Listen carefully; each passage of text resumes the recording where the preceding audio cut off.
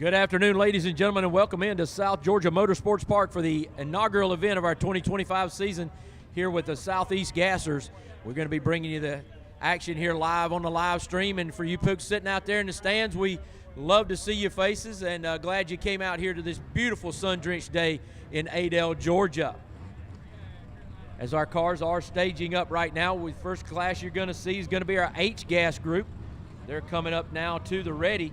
This is going to be the maiden voyage right here for Robert Frazier in his new car, the Volvo, who will be in the Race Motorsports Insurance right-hand lane. Robert Frazier out of Bristol, Tennessee, longtime runner of the Barracuda, the 65 Barracuda that he ran in all different race trims. A brand new race car for he and his wife Rita, and they're going to go down the track alongside another Tennessee volunteer. That is Todd Hines in the corn pop. That's Studebaker that sits in the quick time performance lane. Once again, we'll have 2 rounds of qualifying here, then we'll move into our elimination bracket here today.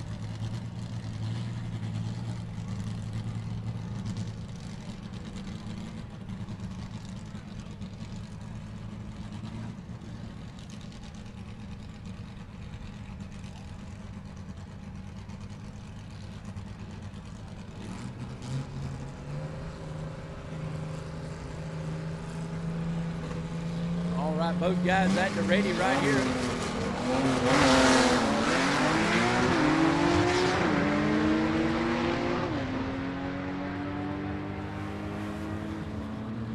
Robert Frazier taking his time getting off the line, but man, he gets down the racetrack really perfectly. The first pass under power for that car down a racetrack, and what a job they did, he and his wife Rita, in preparing that car.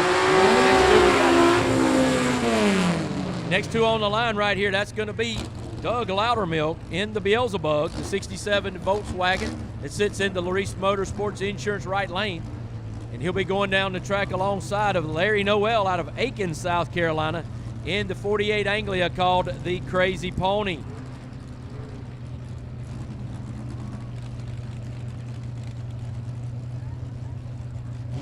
H-Gas, a new class for us this year, as it is running in a championship format.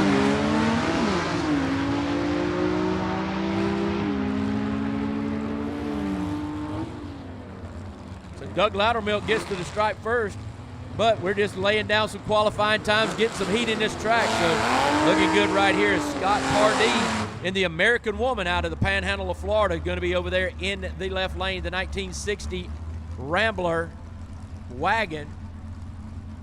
He's going to go down the track alongside of Kevin Dwyer out of Peachtree City, Georgia, in the 1966 Dodge A100. Got a 225 slant 6 in that thing, and that's what you're going to see here in the H-Gas category. A lot of 6 cylinders and some flathead V8s are going to be the motor of choice here. Lots of 6 cylinders, maybe even a 4-cylinder slips in there from time to time.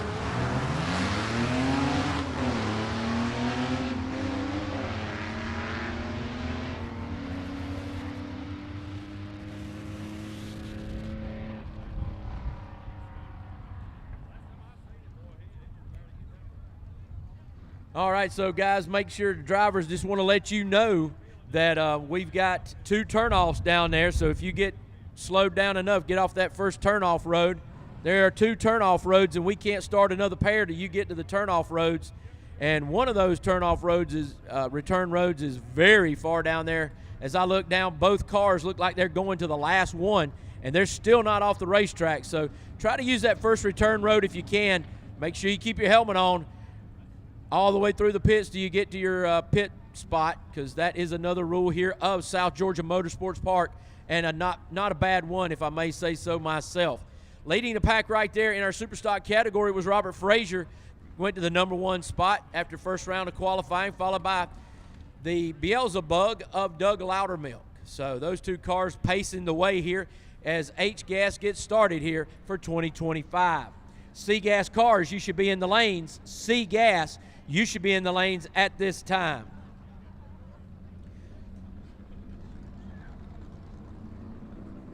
Super stock cars will be coming up to the ready in just a moment as we get those drivers buckled in. SEGA cars need to make your way to the lanes. Not going to be a bad idea for our B-Gas guys to start motivating to the line as well. So make your way to the lanes, B-Gas. B-Gas, let's make your way to the lanes as well.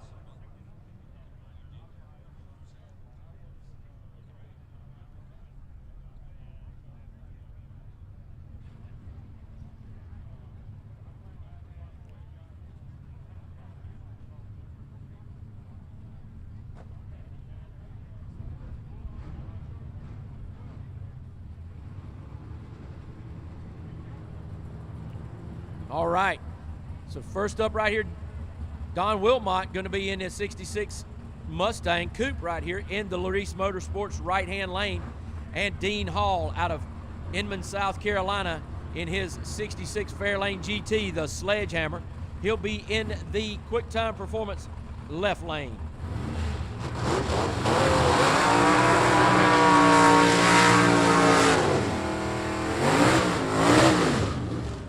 Doug Loudermilk, a top 5 finisher last year in our points category in the super stock division. So we're glad to have him back out here starting the 2025 campaign, as well as Dean Hall. He usually makes a few selected events. He's chosen to make the pull to get down here to our race here this weekend. So a couple of good cars right here, steady competitors for us. I am David Lancaster, the voice of the Southeast Gassers, bringing you all the action here today. We are live streaming on YouTube in the Southeast Gassers channel, as well as on Facebook on the Southeast Gasser Association Facebook page as well. So make sure you tune in on those for all the action here this weekend from South Georgia Motorsports Park.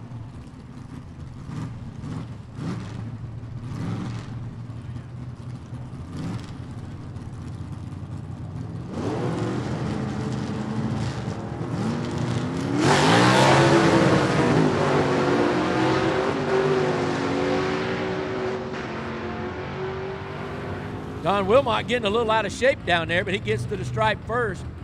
Looked like when he had that car shifted from 3rd to 4th gear, got a little out of shape, but nonetheless, he gets to the stripe first. Next up, going to have Bryant Dalton Sr. here in the Larice Motorsports right lane. Rob Walden out of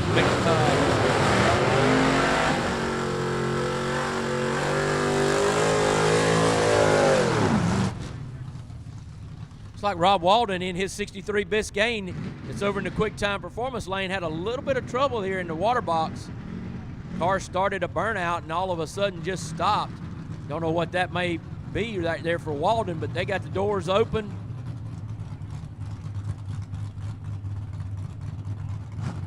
They're going to push him back. So Rob Walden, as long as he doesn't leave the staging lanes, he may be able to make another pass right here in first round. But don't know what that might be. They're going to try to get him fixed and get him back up here to the line. So Bryant Dalton Sr. will have a single in this qualifying attempt for him in first round.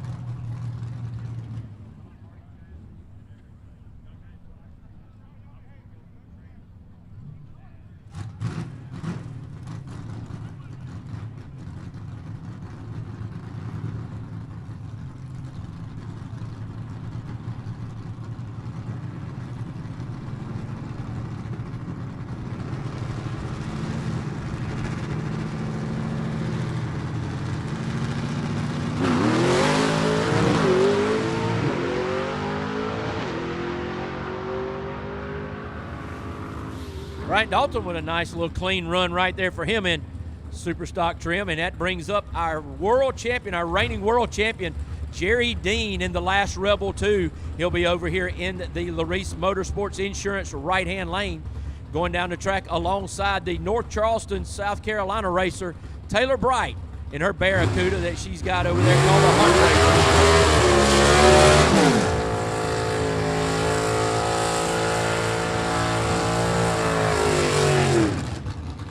Didn't take Taylor long after last night's practice session. She's coming out of the water box with a good smoky burnout. These super stock cars have to run on a spec 7-inch racing slick. That really is the great equalizer in this class. You can have a car like a Jerry Dean small cubic inch, small weight to ratio to get that tire to stick. Then you got other cars out here with the big motor, the big car like the Biscayne of Rob Walden, but they still got to make that 7-inch slick work.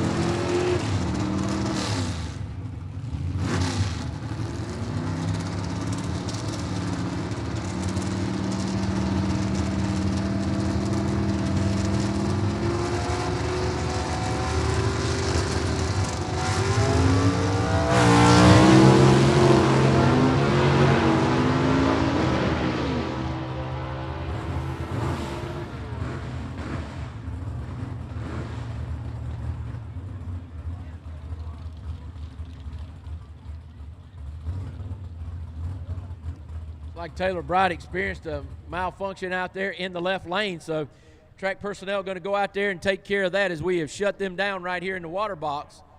But Jerry Dean with a great run right there.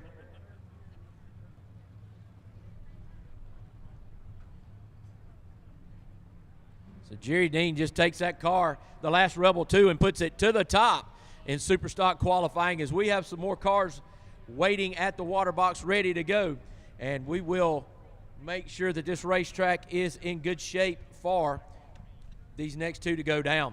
Talk about our presenting sponsor this weekend. That is Harbin's Mechanical. It was founded in 1990 by the current Vice President David Harbin and his wife Pam, who is the president. They share a passion for excellence and will do whatever it takes to ensure customers are completely satisfied. Their motto at Harbin's Mechanical is, customer service and hospitality are the keys to success. Harbin's have made the Atlanta metro area leader in commercial HVAC and refrigeration services. 2 decades later, Harbin's dedication to quality products and superior customer service is still the force behind the company's success. It's that passion for excellence that continues to make them stand out from their competitors in the metro Atlanta area. Harbin's Mechanical has a reputation as an industry leader and will offer a full complement of customized HVAC and refrigeration services to serve all of your facility's heating and cooling needs. The expertise they have lies in installation and maintenance, as well as repairing commercial HVAC equipment for your business of any size. Whether you need a small office system or a large cooling tower, a rooftop package or a split window system, even the specialized application for a large commercial system, they'll take care of you with expert workmanship and top-of-the-line products at Harbin's Mechanical in the metro Atlanta area.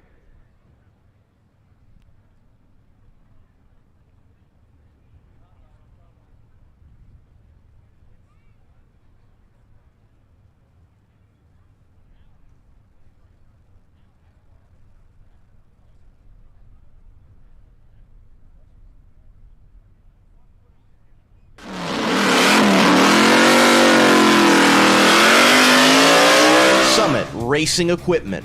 From the store, the catalog, or online, you can get your street rod, hot rod, personal ride, and even race car, including a Southeast Gassers Association ride, ready for action. Build with Summit Racing Equipment.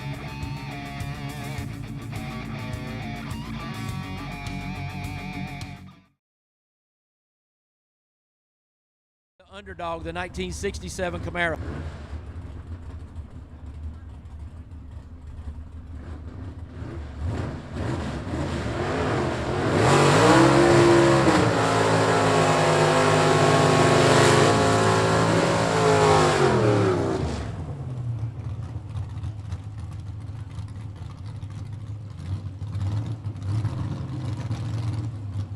Hayden, Alabama, where Alan Lovelady calls home.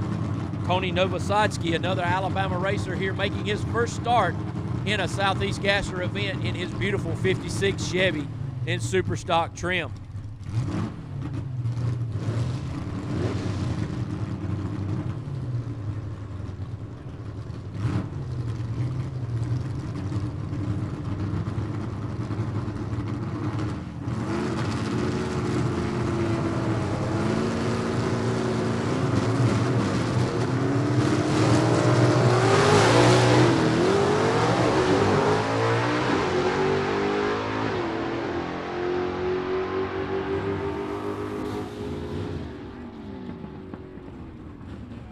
All right, couple of good clean passes right there, and that's a confidence builder for both of those guys, especially Novosadski as he is making his first ever attempt here. And we will move into our gas categories.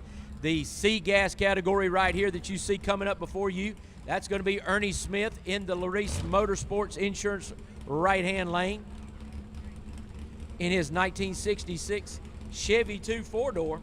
And he's going to go down the track alongside of the Loganville, Georgia racer, Jimmy Huff, in the Hoopty Coupe out of the Georgia area.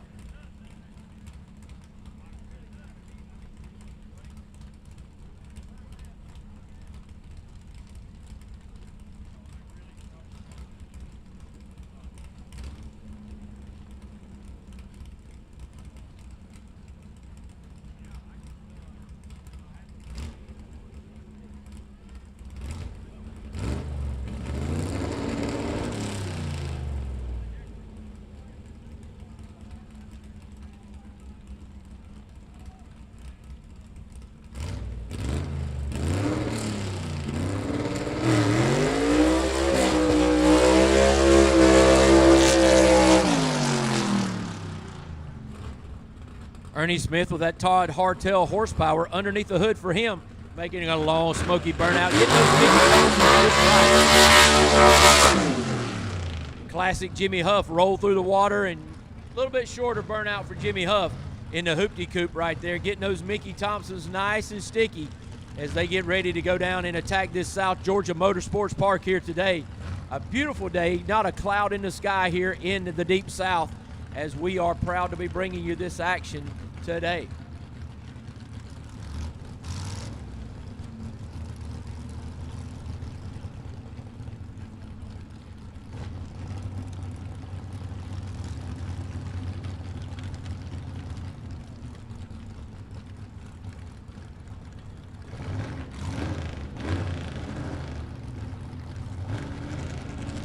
Both drivers into the free stage.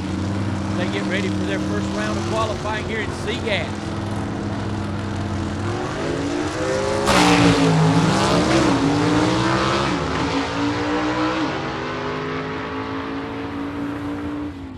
Good run by both drivers right there. And folks, if you're tuning in for the first time or you've never experienced Southeast Gassers before, C gas category runs, all our gas categories run on a weight to cubic inch ratio. And that ratio for our C-Gas cars, they have to weigh 10 pounds per cubic inch of displacement that they claim. So if they claim that they're running, a 400 small block, of course, they're going to have to weigh 4,000 pounds. And they do their math and they build their cars accordingly to that. But that gives you a little indication of what these cars are capable of and what they have to weigh. Want to have greetings to all our friends in Canada up there. Dean Sutherland, we're glad to see you coming on our Facebook, YouTube, right here, and chiming in. We got a lot of people online. And let us know where you're from. Western Massachusetts, Billy O'Connor. Glad that you're tuning in today. You got people out there, Lee from Lyons, Oregon. Says it's raining out there in the Pacific Northwest, so he's enjoying the action here, watching these beautiful cloudless days at South Georgia. So, man, got a lot of Sweden in the house. So if you are online and listening to our live stream either on Facebook or YouTube, give us a click, like it, subscribe to our page, and share it. Let your friends know about it as we try to bring you some of the best action of four-speed racing in the world, and we call that the Southeast Gasser Association.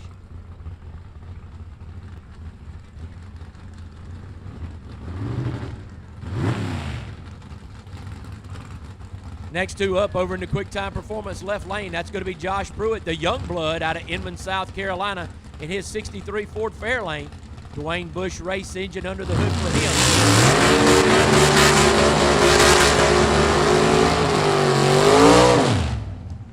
And in the Larice Motorsports Insurance lane here on the right-hand side will be Randy Kiefer out of Cookeville, Tennessee, in his 1956 Pontiac Chieftain wagon with a 406 cubic inch Butler Performance motor underneath the hood.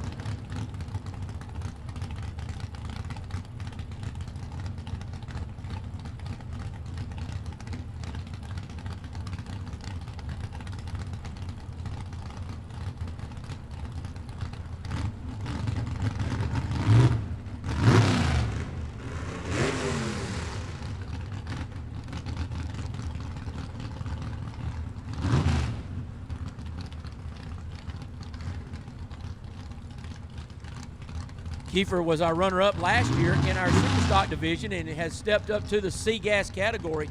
So a lot of change has been made to that car in the off-season. Josh Pruitt been working tirelessly to get that young blood back in shape as he became a new father in the last year or so. His son Tate came into the world. He's taking a little time off the back on the Wow, Josh Pruitt with the wheels up! Second gear wheel stand as well as he takes that 63 down the track to a good representative run. What a job right there. Put your hands together for the young blood, Josh Pruitt.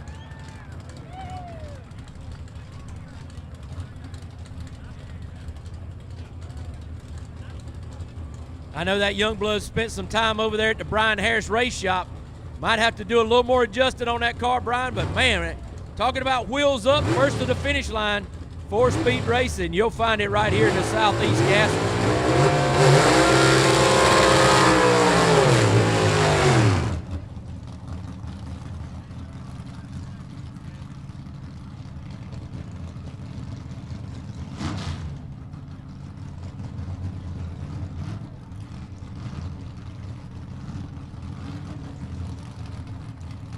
Next pair going to find Diana Casto in the Quick Draw Falcon out of Sandyville, West Virginia.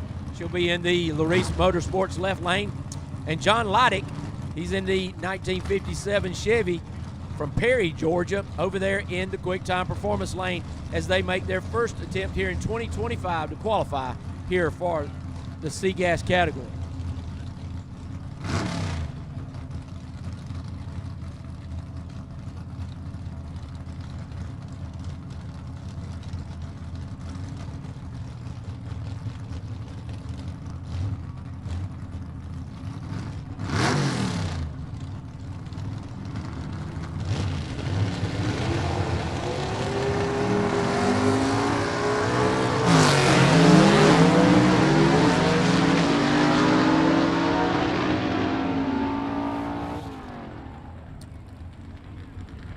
Like the red light got turned on right there by Diana Casto. She left a lot early.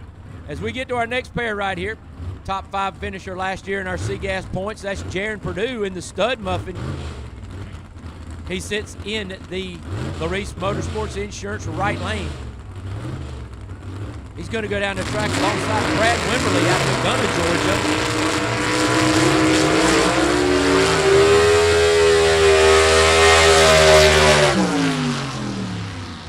Listen to that small block scream right there in that Stud Muffin. Gene Fulton power underneath the hood right there. 292 cubic inches the last I heard for him. And Purdue won 3 events last year in our C-Gas category. Looking to try to start off 25 in a great way again.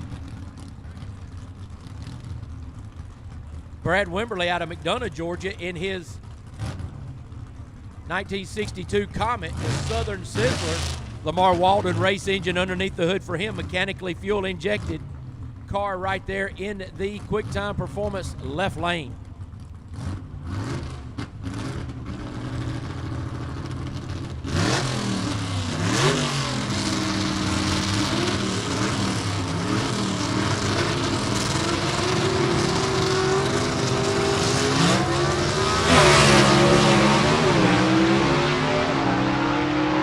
Second wheel gear stand right there for Purdue from Peoples, Ohio, as he takes the car down the track to a good number right there. That may be one that scares the record books right there as Jaron Purdue takes it to the top of C-Gas qualifying as we've got a few more cars to go. And I'm going to call A-Gas to the lanes. A-Gas competitors to the lanes now, please. We need to mobilize and get to the lanes now, please. Last pair in C-Gas, going to find Heath Adams out of Greenville, South Carolina in the 53 Chevy. The Rusty Bullet will be over in the Quick Time Performance lane on the left-hand side. The 55 Chevy of Alfred Adams out of Clover, South Carolina will be in the right lane.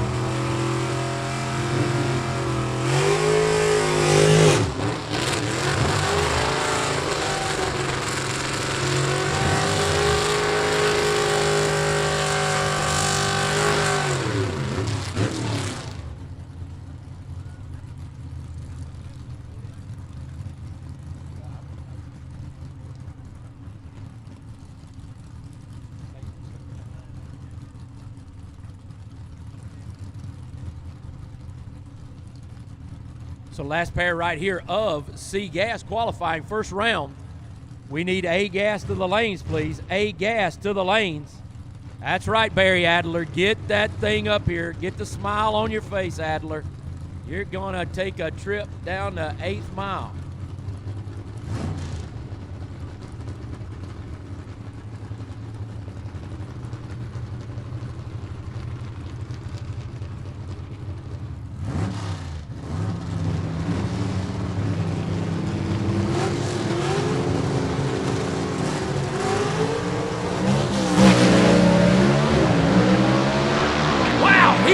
With a handful of wheel as that car continued to skate toward the center line. I could see the tires turn hard to the left.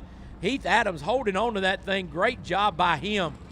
Man, that was a ride for Heath Adams as that car went toward the center line very hard. He had that wheel jacked around and cranked to the left.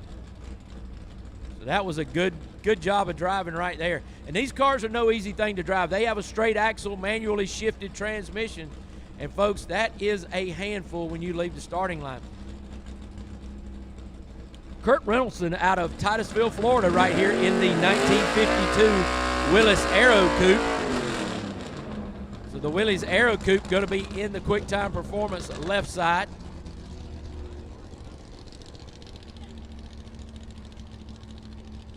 Kurt and his dad, Roger, a real labor of love on this car as they have put that together. See Dad Roger back here near the checkered flag, getting some video of his son. Car they call the Pandemic because it was put together during the pandemic. They've been working on and massaging this car, making their first attempt down the racetrack today. First time ever in Southeast Gassers, their first race attempted. So glad to have them.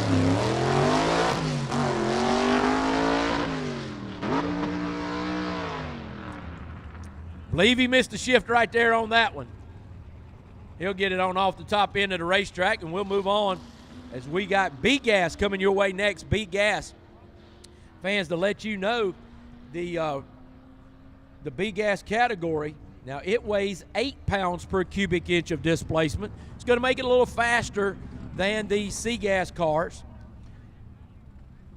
So that's what you'll be seeing coming your way next. Will be our B-Gas category.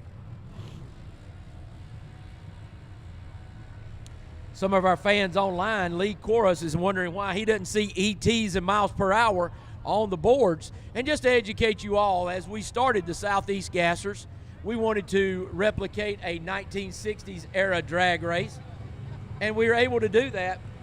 But our founder, Quayne Stott, did not want the times or the mile per hour showcased on the scoreboard. Now, yes, they had scoreboards in the 60s, but that was something that Quayne did not want to do, and we're keeping with that tradition as it's been one that we enjoy here in the Southeast Gassers. Our cars are bracketed by their elapsed time in qualifying that you're seeing take place before you now, but they will not be any times shown on the scoreboards or miles per hour.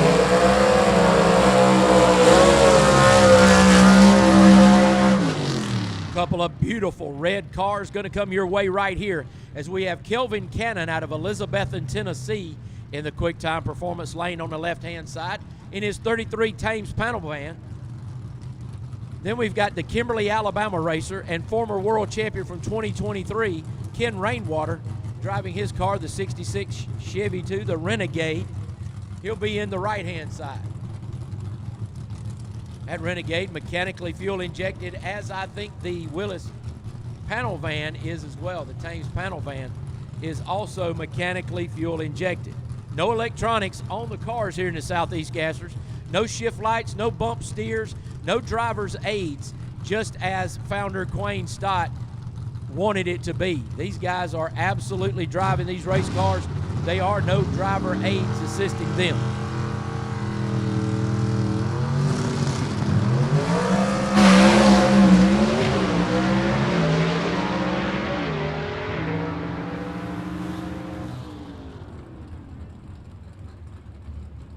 Once again, we need A gas to the lanes. This is your last call. A gas We need you in the lanes, please. Next up, a couple of veteran racers right here. This is going to be Art Copeland in the Barracuda over there in the Quick Time Performance lane. His car called the Ain't Done Yet. He's going to go down the track alongside John.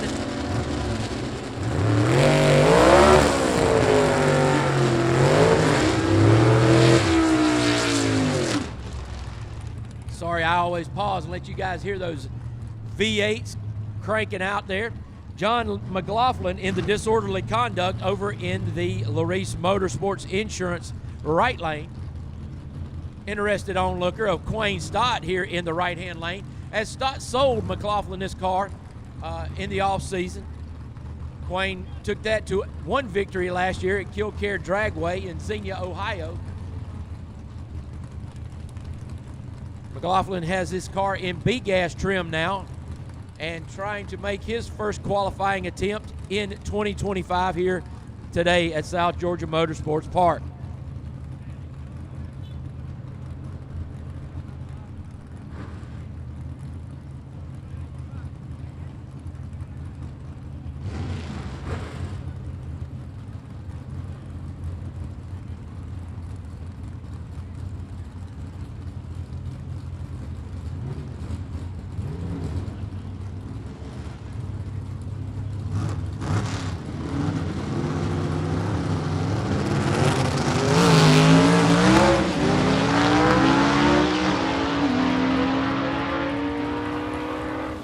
Man, good run by both drivers.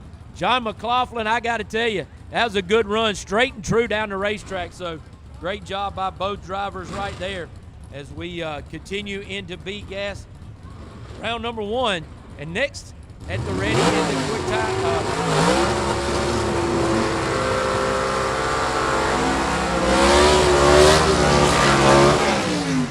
Once again, in the quick time performance lane, you're going to have the 1951 Henry J of Gary Smith out of Leesville, South Carolina. Over there, Gary Smith been racing with the Southeast Gassers a long time, a veteran here. He has taken a couple of tumbles in that car and brought it back to life. That Henry J has been a stalwart with us, the chicken bone as it's called.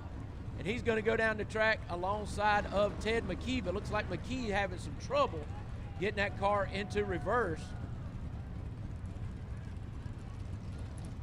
McKee been battling some clutch problems last night in practice.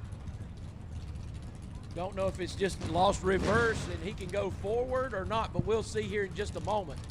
As it looks like that is exactly what happened. He just needed a push back to get the car back to the staging lanes, and it looks like it'll go forward just fine. And that is what we see right here in front of you. The 24 world champion, the 23 world champion in Ted McKee sits in the Race Motorsports Insurance.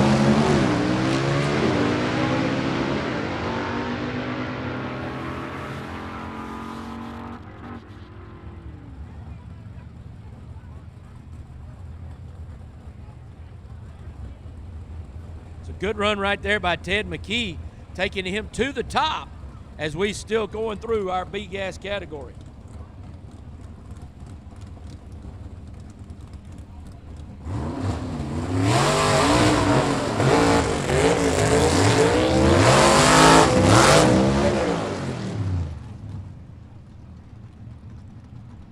All right, Rodney Lash in the Little Tantrum, going to be in the Race Motorsports Insurance right-hand lane.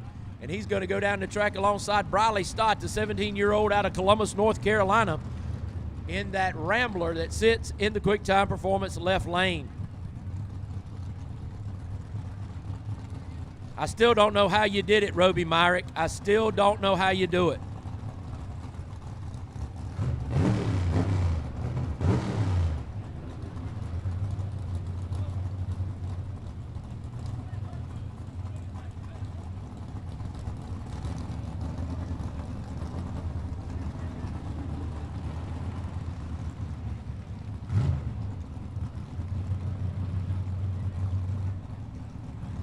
So both guys easing into the pre-stage right here. Lash is going to be the last one to go in that beautiful 55 that he has. Heather Peak helping train up some future backup girls out there on the Rodney Lash car. Now we're into the stage in both cars, and here we go.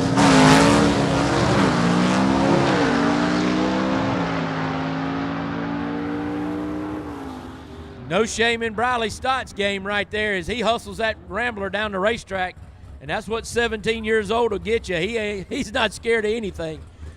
But right now, Ted McKee still sits atop the qualifying board right here as we continue on.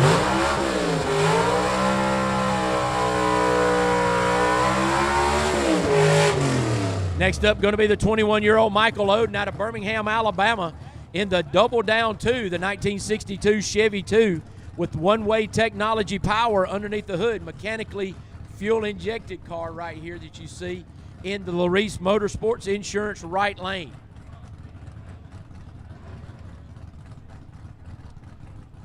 Oden, the winner last year at our Gulfport, Mississippi event, trying to find victory lane here in 2025 and get an early start.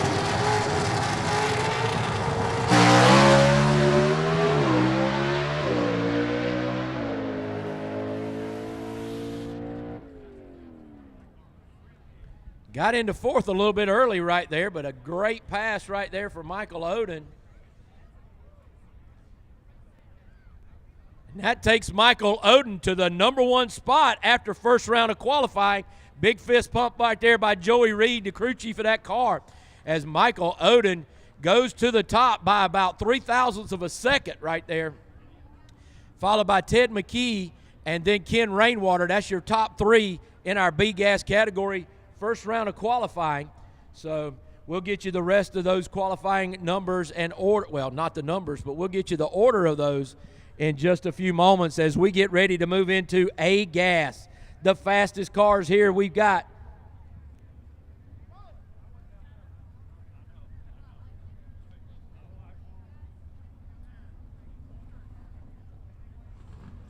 So A-Gas, the fastest cars on the property here today, and a former world champion going to bring that 58 Corvette right out here to the Larice Motorsports Insurance right lane.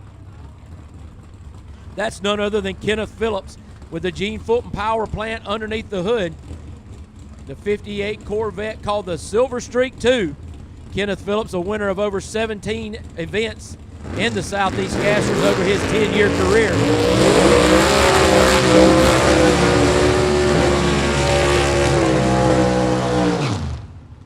He's going to go down the track alongside the Wapaka, Wisconsin driver, Greg Stelz, in his 1957 Pontiac. The Joker, he calls it, over in the QuickTime Performance lane, being backed up by his wife, Leah Stelz, to the attention of his crew behind the car. He also carrying a Gene Fulton power plant underneath there, 477 cubic inches, a big block Chevy in the left lane, 431 cubic inches in the right-hand lane. So let's see how the light car does in the right lane and the big car does in the left lane. This is going to be a good one in either way you cut it. You could see this race easily in second or third round of our A-Gas eliminations today, but you're seeing it first round. They're going to go down the track alongside each other.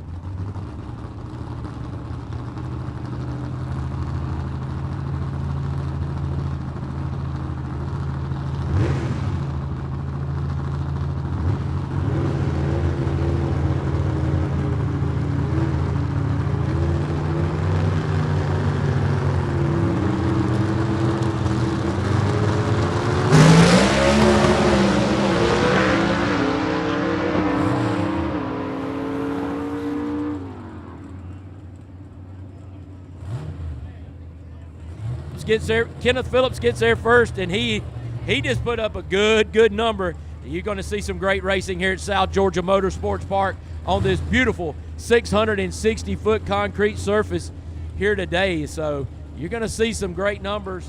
Well, you're not going to see them. I'm going to see them up here, but you're going to see some fast racing.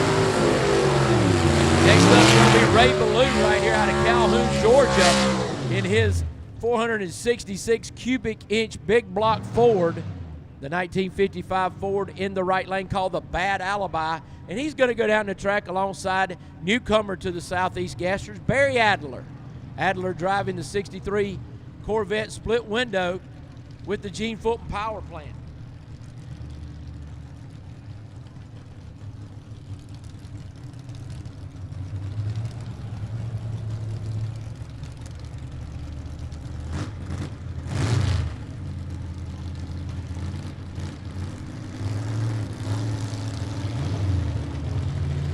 Robin Harris helping bring up Ray Ballou, and Mary Beth Haynes helping bring Barry Adler up to the line, part of our backup girl crew that works here. Adler with a plethora of people around his car checking it out. That car bringing a lot of notoriety, as it was the car formerly known as the Frequent Flyer, campaigned by Alan Gaulden out of Land O'Lakes, Florida.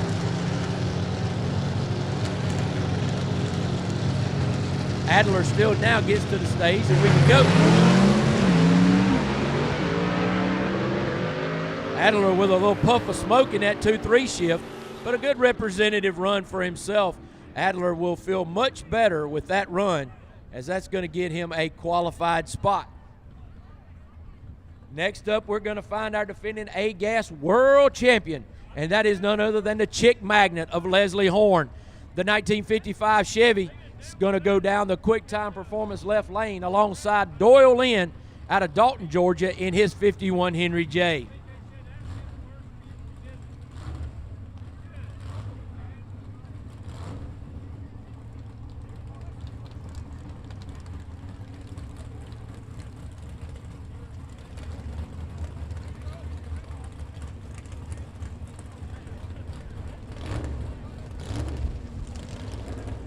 All right, chick magnet of Leslie Horn in the quick time performance left lane, 477 cubic inches of Gene Fulton power.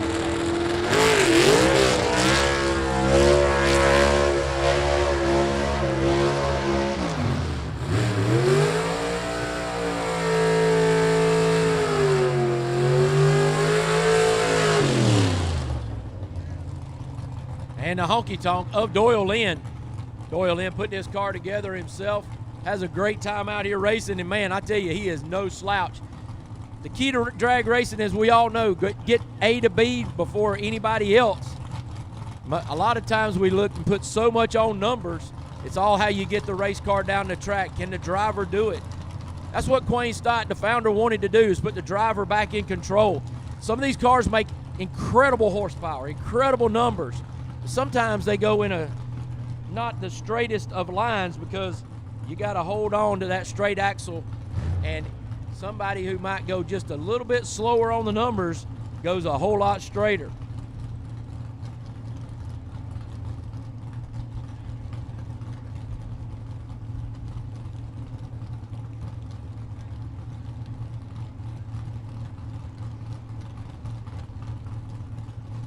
A little comment from one of our YouTube watchers, Lee out in Oregon, says, first time watching this racing, and these guys are fun to watch.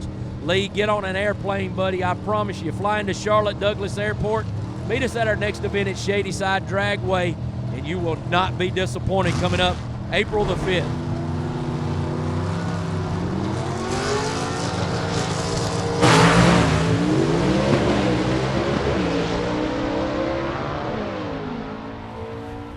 Leslie Horn with an uncharacteristically bad light right there, and not a representative number for his performance, but still nonetheless gets down the racetrack and gets a qualified time. Next up, a couple of more veterans right here, guys that's been with this association for years. Going to find Barry Lynn in his 65 Chevy Chevelle wagon, the little red wagon, over in the quick time performance lane on the left-hand side. And Ben Christopher in the Happy Days out of Boiling Springs, South Carolina, will be in the right lane.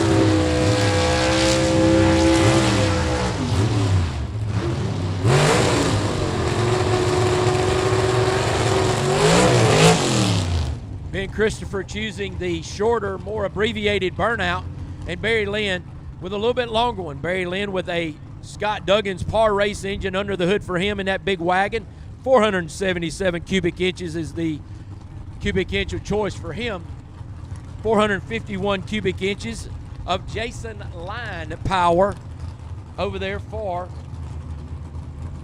Ben Christopher. I need H-gas and super stock to the lanes, please, for your second round of qualifying. H-gas and super stock to the lanes, please, for your second round of qualifying. Ben Christopher really been working hard on his program in the last couple of years. Saw some glimpses of that last night as he attempts to make his first pass in qualifying here today at South Georgia Motorsports Park.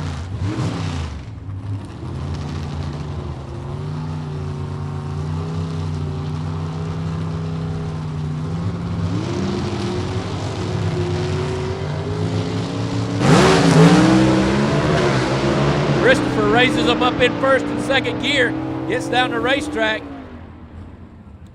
So Ben Christopher gets down through there. Barry Lynn running some of his best numbers he's ever ran. So this South Georgia Motorsports Park got a lot of teeth in that track today. So we're seeing some great numbers. Next up, the absolutely two of the most beautiful cars you'll see out here. These paint jobs are exquisite. And the craftsmanship on these cars, second to none. That is Alan Pittman sitting here in his 41 Willis, owned by Mike Sward, with the Gene Fulton power plant underneath the hood in the Larice Motorsports Insurance right lane.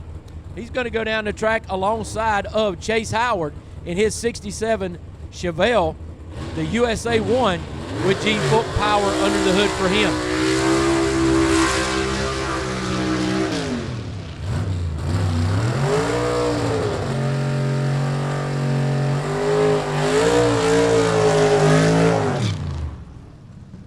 Last year, Alan Pittman struggled mightily with this car that he built himself for Mike Sward, and drives it as well. So they just could not get a handle on this race car through all 10 events last year.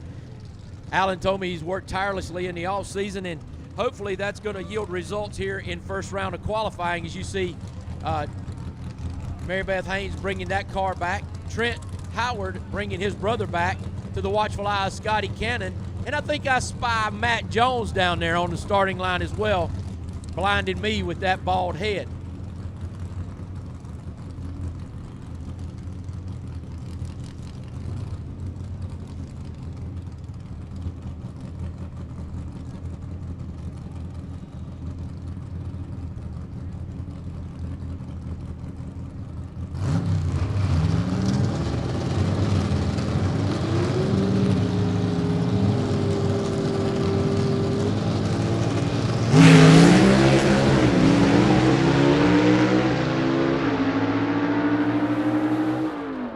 Mike Sward, you got to feel good about that one, buddy. And I know Alan Pittman does as well. Those two cars right there separated by 4 thousandths of a second at the finish line. Two good runs right there. That's what you're going to see in A-gas category here today, as well as all our categories. Some good heads-up racing. Most of the time, it's going to come down to that final stripe down there where we've got a finish line camera for you on the live feed. Looks like the number one spot in the first round going to go to Kenneth Phillips, and we'll get you a full rundown of our qualifiers in A-gas in just a moment. Let me go back and give you the qualifiers that I do have, as H-gas and super stock need to be getting to the lanes now, please. H-gas, I see a few of you. Super stock, we need you to the lanes as well. Leading H-gas qualifying is none other than Robert Frazier out of Bristol, Tennessee, followed by Doug Loudermilk. Larry Noel in the Crazy Pony clocks in third, followed by Scott Pardee, Todd Hines and Kevin Dwyer rounding out that field. Superstock first round of qualifying is led by Jerry Dean, the defending world champion. Bryant Dalton clicks in at number 2, followed by Don Wilmot. Alan Lovelady in the 4th spot. Tony N is going to be in the 5th spot, followed by Dean Hall, Taylor Bright, Rob Walden, and Johnny Royals.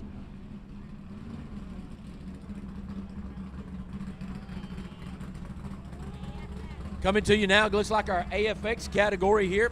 First up, going to be Todd Wimberly in the Southern Comfort, the 1965 Ford Falcon.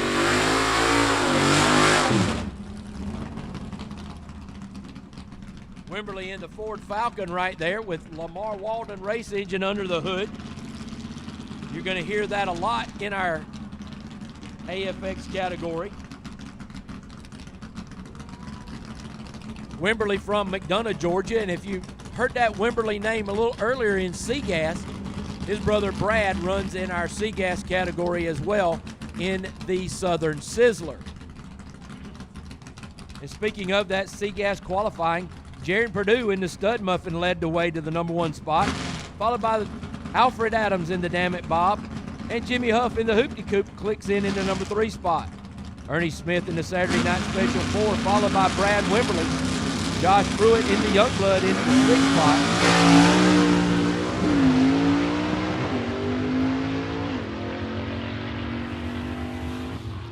Nice pass right there by Todd Wimberly as he takes that car down the racetrack. Next up, AFX, going to be Robbie Walden driving Sam Gable's Moonshot 2.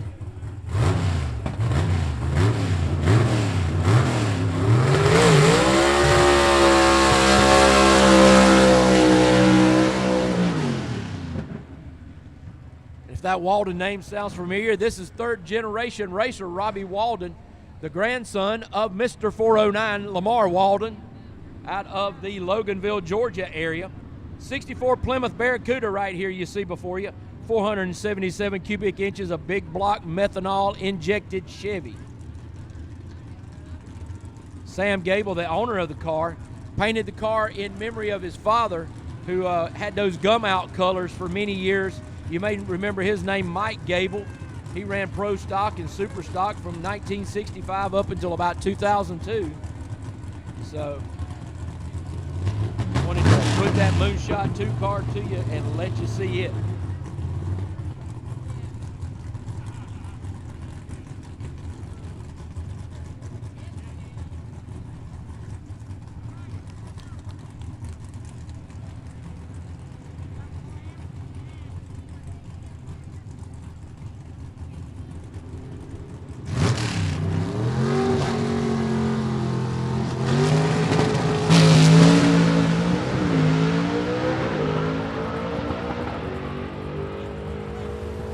Gotta say, I love the way that big Barracuda just sits down in the back and keeps eating as he burns up this South Georgia Motorsports Park right there in that one. And nonetheless,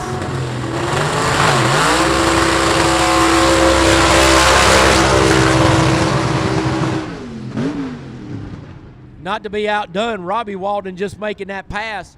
Here's his dad, Rob Walden, campaigning the car that is a replica of the Houston Platt car from 1965, the Dixie Twister. So Rob Walden driving this car that is owned by Rocky Platt, and Rocky, the son of Houston Platt out of Atlanta, Georgia. Going ahead, and Rocky being our race director here this year for the Southeast Gassers, he's letting his car be campaigned by Rob Walden.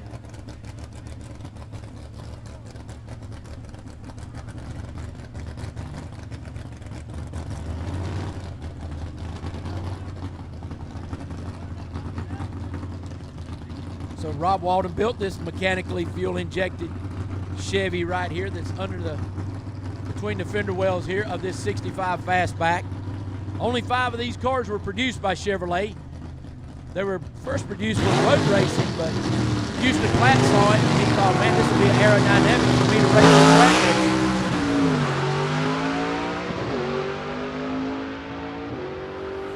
That 65 Fastback never caught on in the road racing application, but Houston Platt was very instrumental, and he won many races in that car. Now, got another Platt coming your way. This is Rocky's cousin driving a tribute to his dad, Hubert Platt. So you had Houston and Hubert Platt, 2 brothers out of the Atlanta, Georgia area.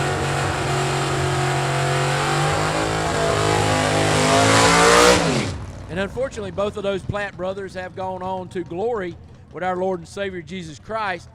And Hubert Platt was a factory Ford driver for many, many years. And the Platt brothers, both in multiple drag racing halls of fame. And Alan Platt, owner of this car, the Georgia Shaker 3, the replica of his father's car, again with a mechanically fuel injected motor.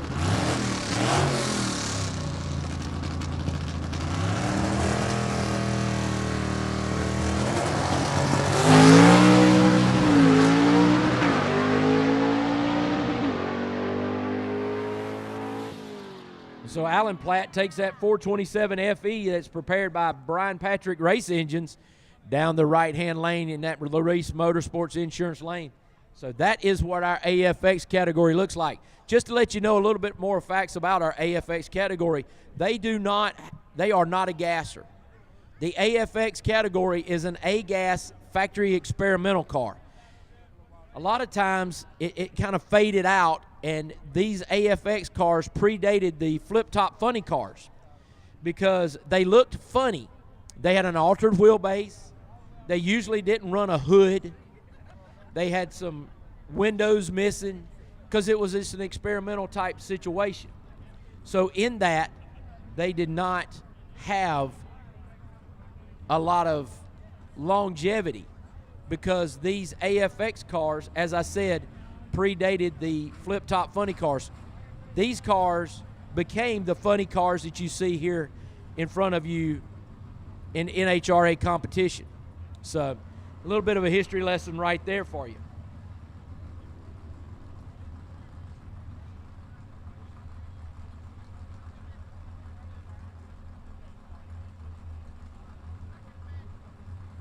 So Kevin Dwyer, the number 6 qualifier in our first round of H-Gas, he's supposed to go down the track alongside Todd Hines, who's our number 5 qualifier. Hines still trying to get everything worked out. And while he does, I'll give you a quick rundown of B-Gas qualifying after first round. Michael Oden, number 1 in the double down 2. Followed by Ted McKee in the Rocky Top Missile. Ken Rainwater out of Kimberly, Alabama in the Renegade follows in 3rd spot. 4th is going to be held down by the Young Gun, Briley Stott. 5th spot, Kelvin Cannon in the Loose Cannon. Art Copeland clocks in the 6th spot, followed by John McLaughlin, Rodney Lash, and Gary Smith rounding out the field.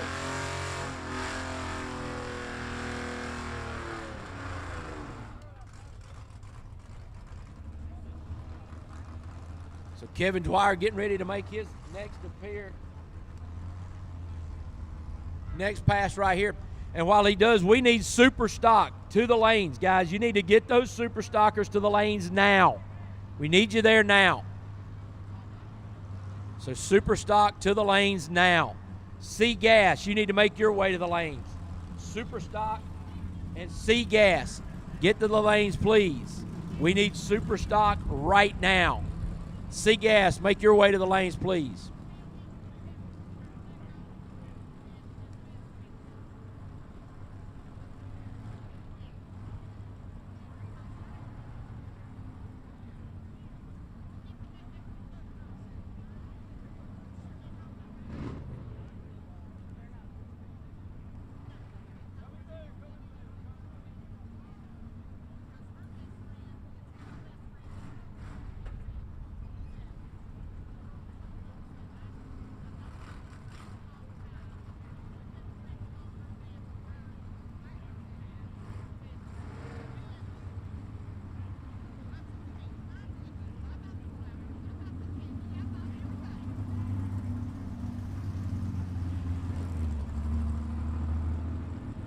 All right, looks like both those guys have elected not to take a pass this time, and they found something to work on their car. So Hines and Kevin Dwyer retire their cars in this round of qualifying. They'll be back for another round as our H-Gas, being it's a brand new class, is going to run 3 rounds of qualifying today. I was just notified of that.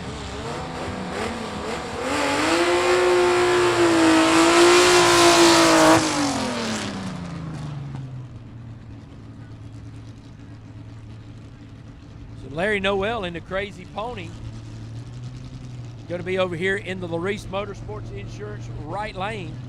He clocked in the number 3 spot after round number 1, and the number 1 qualifier after round number 1 going to be Robert Frazier over in the Quick Time Performance lane.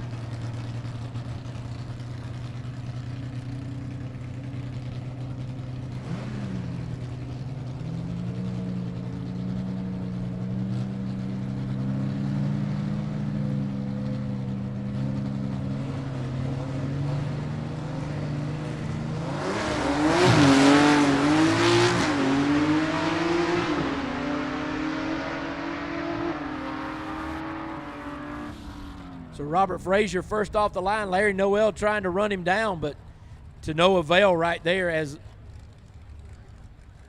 Robert Frazier lowers his elapsed time by a 10th in the second run under power for that car.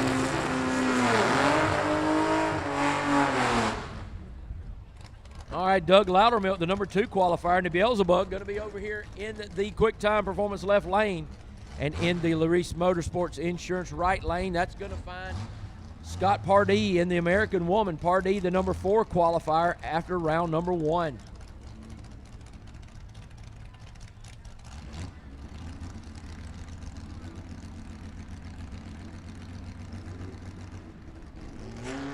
SEGA, you need to make your way to the lanes. SEGA, make your way to the lanes, please, now.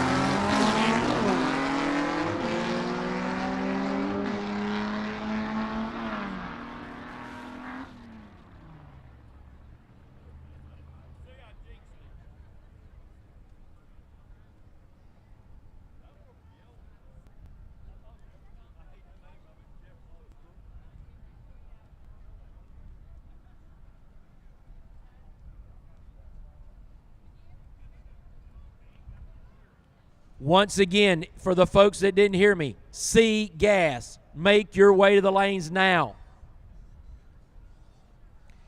As we continue through, giving you a rundown after first round of qualifying, we're to A-Gas now. Kenneth Phillips, the Silver Streak 2, clocked in the number 1 spot, followed by the newcomer, Barry Adler, in the 63 Corvette. Got a couple of Corvettes leading the way here after first round.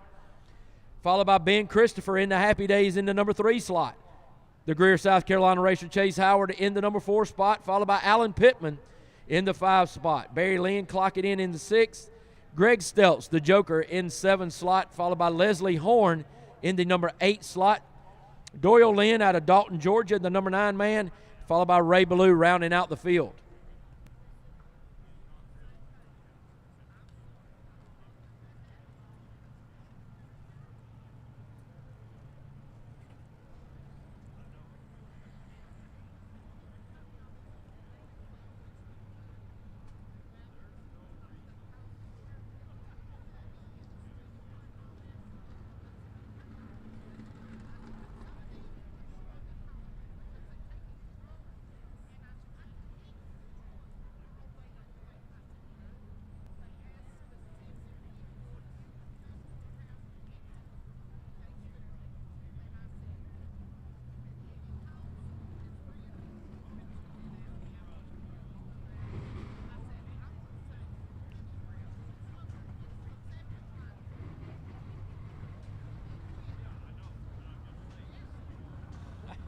Listen, you're going to go, you want to take these back and keep bringing them back?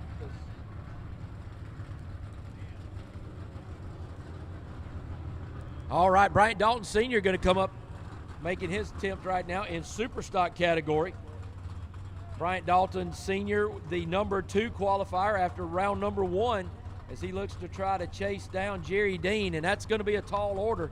Dean laid down a blistering elapsed time in round number 1, so don't know if that's going to be enough to take out Jerry Dean. I am David Lancaster, the voice of the Southeast Gassers, bringing you the action here today on our live stream on YouTube and on Facebook. So you can check us out at Southeast Gasser Association on the Facebook page. Make sure you like, share, and get notified when we go live. You can also catch us on the YouTube page.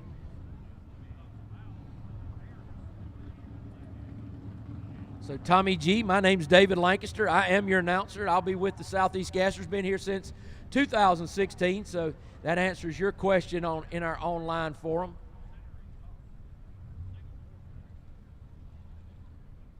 Let us know where you're clocking in from and letting us know where you're watching us from. I believe Lee might be making a trip from Oregon. He said he's absolutely hooked. So love to see you, Lee. If you get out to one of our events, make sure you come see the bald-headed dude in the tower, and like to welcome you.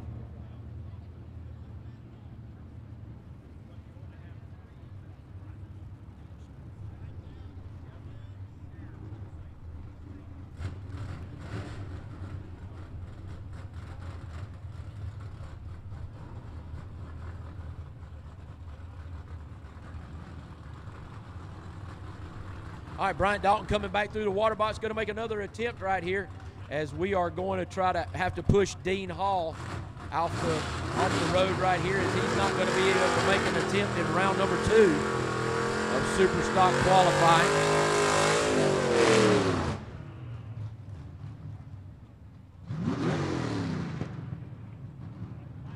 Bit of housekeeping here. We've had a cell phone turned in up here to the tower.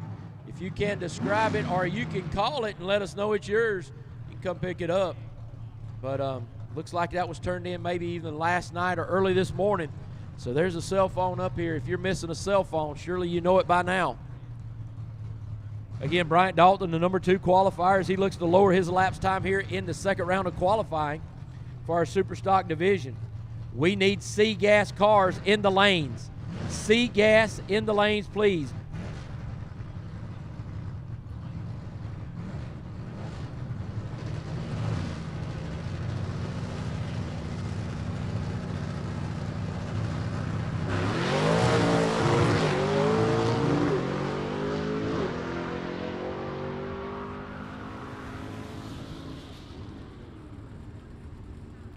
Bryant Dalton not going to lower his elapsed time that time, so we will keep him at his current elapsed time as we get ready for the next 2 to go down the racetrack. That's going to be Tony Novosadski here in the Larice Motorsports Insurance right lane. Try saying that a couple of times real fast. Tony Novosadski in the 56 Chevy, the right lane. In the left lane in the quick time performance side is going to be Don Wilmot, a top 5 finisher last year in our Superstock category.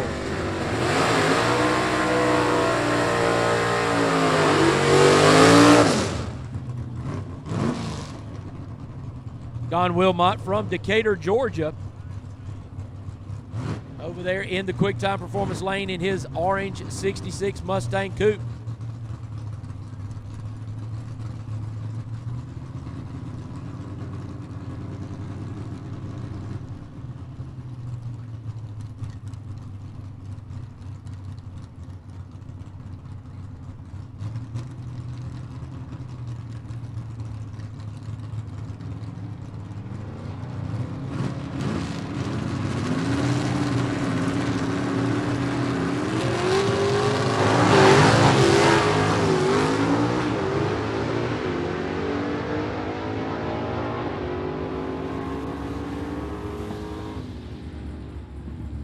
So no improvement by Wilmot that time on his elapsed time.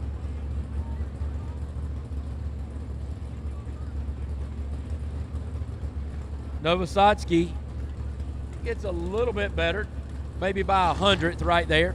So an improvement nonetheless, as we have Taylor Bright up here in the Larice Motorsports Insurance right lane, the number 7 qualifier after round number 1. She's going to go down the track alongside number 1 qualifier and defending world champion from Lacey Spring, Alabama, none other than Jerry Dean in his Chevy 2.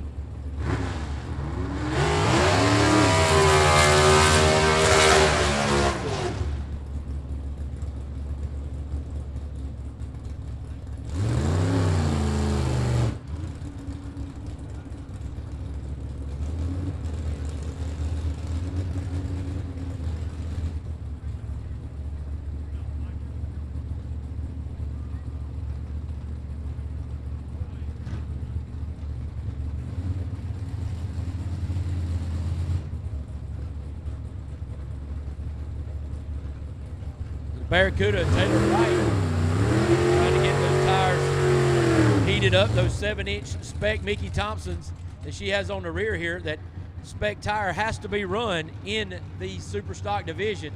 The great equalizer, I like to call these tires, as the different combinations you can put together in Superstock here in the Southeast Gassers really makes it unique. Karen Mitchell, the crew chief for Jerry Dean, bringing him up to the line, as that combination of Mitchell and Dean, just a juggernaut last year in this category. Winners of 8 races and a points championship.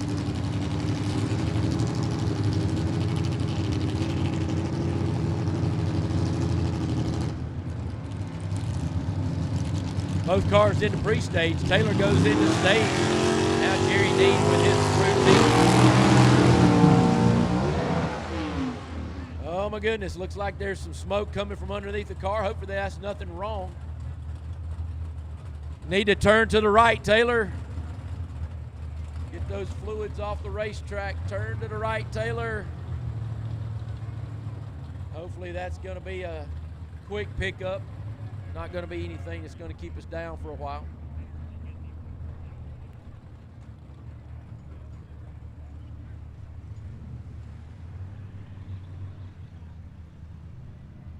So Taylor Bright looks like she may have had some catastrophic failure right here in the LaRace Motorsports Insurance right lane. And speaking of LaRace Motorsports, they've been a family business in the insurance industry since 1939, and much of that time they've been very passionate about racing.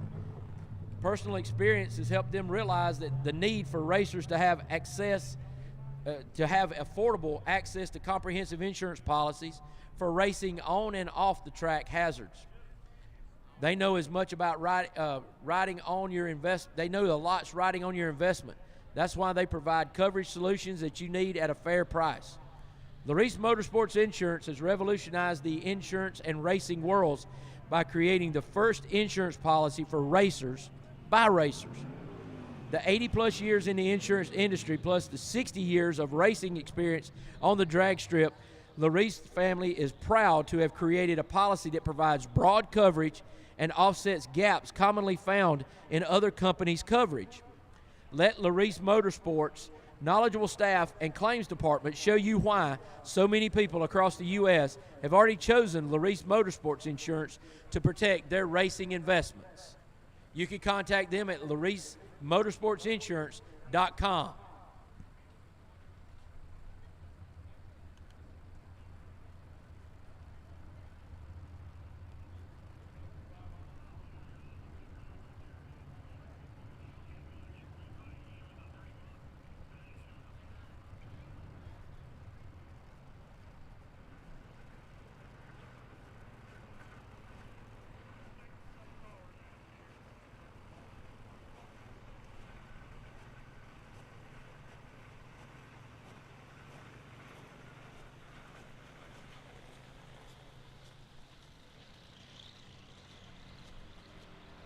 Going to try to take some questions from our live feed people here that are online with our YouTube page.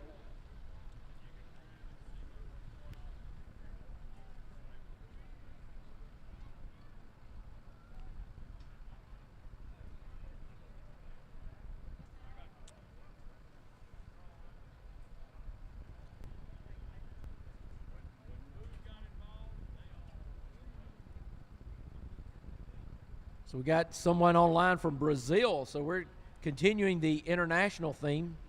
We've had Brazil, we've had Australia represented, we've had Canada represented, the United Kingdom, Ireland, all kind of people out there. So let us know where you're from as I'm looking on the YouTube page right here. So trying to take some questions during this downtime. Tommy G, I appreciate the compliment. No, we don't. Charles Fritz, no, we don't run anywhere up there. We are the Southeast Gassers. We don't get up to the Pennsylvania area to race, although we have Pennsylvania racers come race with us. Probably the closest we'll get to you will be our Killcare Dragway event in Xenia, Ohio, Charles. So asking if there are any races in Pennsylvania. So Shane, we appreciate you listening in Ballina, Australia.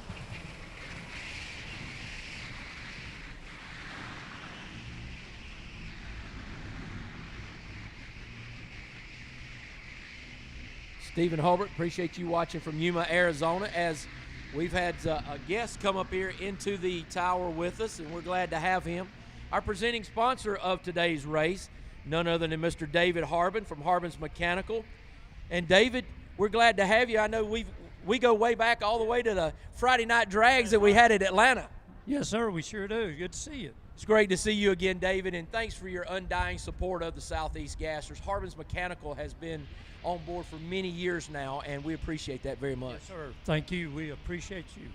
Well, David, what first attracted you to nostalgia drag racing? And I know you're a drag racer at heart, but what attracted you to the Southeast Gassers? I think the biggest thing is the family that surrounds it. Everyone loves each other, treats each other with respect, with the drivers and all the crew members. Everybody cares for each other. It's not a bad issue. It's a good thing. It really is, and it can only be experienced. I mean, when you get on the ground here, you feel that. And, you know, I joke around with Quayne now. You know, when he had it, I said, Quayne, it's a family. And he goes, why do you call it a family? And it was that exact thing, David. I mean, I joke around with people, and I said, if you ever leave a Southeast Gasser event hungry or thirsty, it's your own fault, because people are cooking out here, they're camping out, and it's just a great atmosphere. That's correct. It's beautiful, and we appreciate the opportunity to be here. Well, you know, talk about what you do at Harbin's Mechanical. I can read it, and I know you're HVAC specialist, and you're here in the metro Atlanta area, so I know Georgia's home for you. Yes, sir. Yes, sir. I've been in the HVAC business my whole life. My father gave me a vacuum pump and a book in the 70s and said, son, this is what you need to do. My father was an aircraft mechanic, and back in those days, Delta Airlines, I couldn't work there if he worked there. So he said, well, you need to do this. And you know what? There's a lot to be said for obeying your parents and doing what they say, because it's been success from day one. And there's a lot of issues, but obviously we're so blessed, and Harbin's has just grown and grown, and now I've been operating Harbin since 1992. Started off with just me, one truck, and now we're blessed with 22. Well, it seems that your business has grown as the Atlanta metro area has grown. I mean, that area is vast. Yes, sir, it sure is. And my customers have been such a blessing. Speaking of family, two of my largest customers I got through the racing. Ed AMS and the drag racing. You know, it's a bunch of guys, and we like to smell the excitement. And I met these guys, I gave them a card, and I've been working for them ever since. Well, there's something to be said that family extends further, and when you show that love and support, I mean, it just continues to grow. And now at Harbin's, your involvement here with the Southeast Gassers, does any of your employees enjoy coming out? And I know you're doing 2 events with us this year in Georgia, both our Georgia events. Does any of your employees enjoy coming out and taking part in this? Yes, sir, they do. Unfortunately, it's just like we talked about this morning in the driver's meeting. There is so many things going on this time of year. There's all the family events. So unfortunately, no one was able to come from Harbin's. Not because I'm a slave driver. They were all invited, but they're family people, and you know, that's what they do. So I'm just glad that I was able to make it this time, even though I've got a bum foot, but I'm still out here, and I still want to be here. Well, it sounds like you've taken your family's advice and run with your father's advice, and you've made this into a wonderful, thriving business. And we just appreciate your involvement here with the Southeast Gassers and all that you bring to us, and the vibrant sponsorship. And hopefully when we get to our Ringgold, Georgia race on August the 2nd, we'll have some of those people out there, and we can all enjoy some great family time together around a barbecue or something of that nature. That's right, and we just appreciate it. And thank you guys. Thanks for being here. Thanks to all the spectators and all the drivers. And I was just talking to Stephen Smith, and he's like, gosh, Dave, you know, I'm sorry there was only 50 cars here. You know, it's just the way it is in these kind of situations. And I'm thinking, only 50? Come on now. Yay, I'm happy about that. And if there's more than 50, then wow, let's get with it. I think you'll see more than 50 at our August event. A lot of guys still waiting on parts to come in. You know, it's so hard to get pistons and rings and push rods right now. A lot of our guys are still, you know, getting those motors for 25 put together. And, you know, a lot of guys are running stuff from last year that they're trying to just piecemeal till they get their stuff in. So you're going to see more people pick up as this racing season picks up and gets further into it. So, you know, our next event at Shadyside Dragway, I mean, a lot of times we'll have 90, 95 cars there. So, yeah, 50 seems a little bit low, and we apologize for that. But there again, there are 50 hot race cars, and we got some great action coming their way today. Yes, sir. It is amazing, and it sure is great to be here. And wow, what a blessing with the weather. Come on now, let's say about that. Yeah, not a cloud in the sky. It's a Chamber of Commerce type of day, as they say. Yes, sir. Thank you guys for having me, and I sure appreciate it, and everybody be safe. Well, we appreciate you. That's David Harbin, Harbin's Mechanical Services. For any of your HVAC and mechanical needs here in the metro Atlanta area, give them a call at any of your, find them at harbins.com. All right, so harbins.com can get you in touch with David Harbin and everything that you need.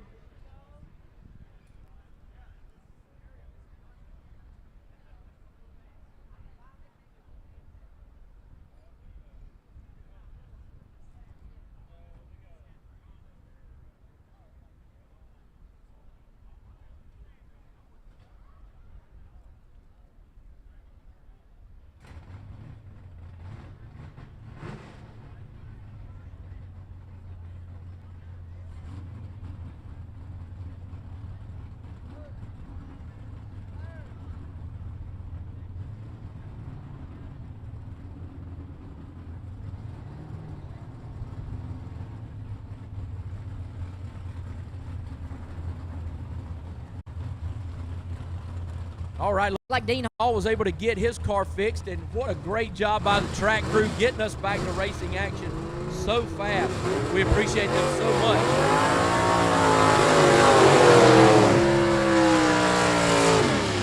So Dean Hall right here in his 66 Fairlane GT, going to be in the Larice Motorsports Insurance right lane.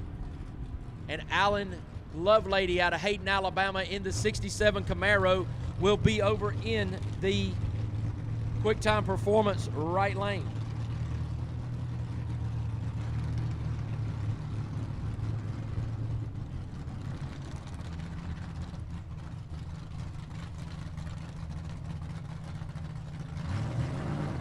Lovelady clocked in at the number 4 spot after first round of qualifying, and Hall qualified in the number 6 spot, hoping to make better of those qualifying times in this pass.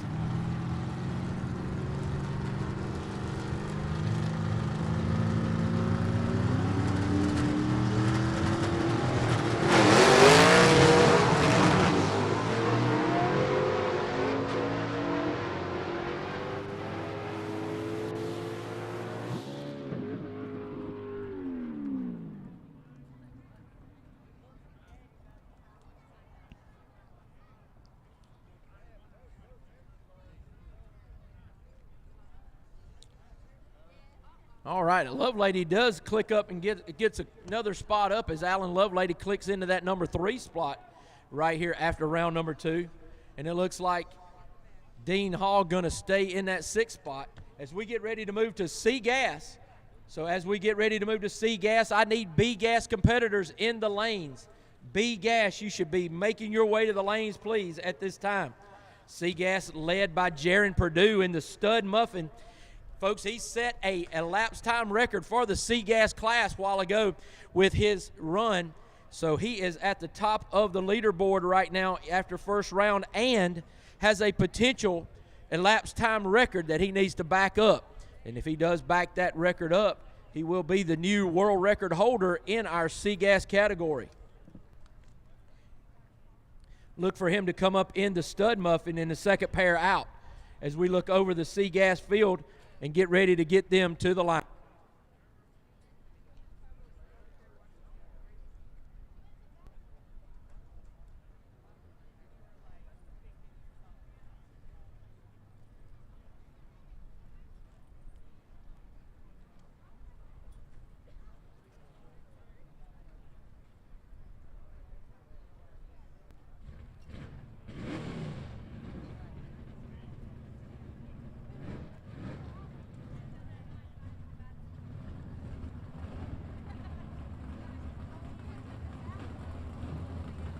All right, Diana Casto going to be the first one up right here. She's sitting in the number 11 spot. She did not make a good pass in the first time, so she is the final qualifier after round number 1, but she's got a chance right here to really make an improvement and get up in board.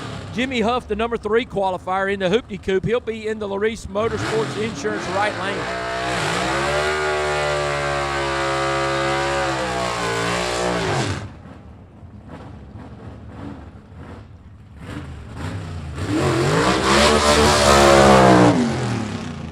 There's something about that rolling burnout. I kind of like it. Jimmy Huff just rolls through the water, continues on with his momentum, and strikes the hides on those Mickey Thompsons, getting them ready in that Hoopty Coupe out of Loganville, Georgia.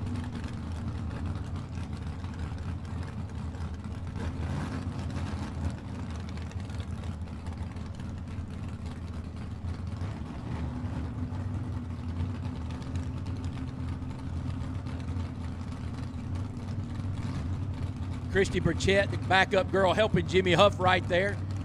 Diana Casto already up to the line as they get ready for pre-stage. Second round qualifying here in C-Gas, 10 pounds per cubic inch. These cars have to weigh.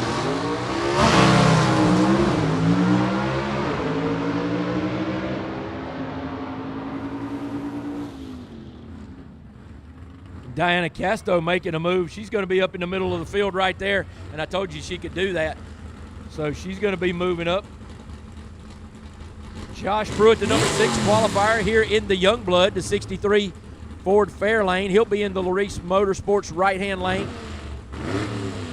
And Jaron Purdue out of Peoples, Ohio, now we talked about before, number 1 qualifier after round 1. He's looking to back up that potential world record elapsed time.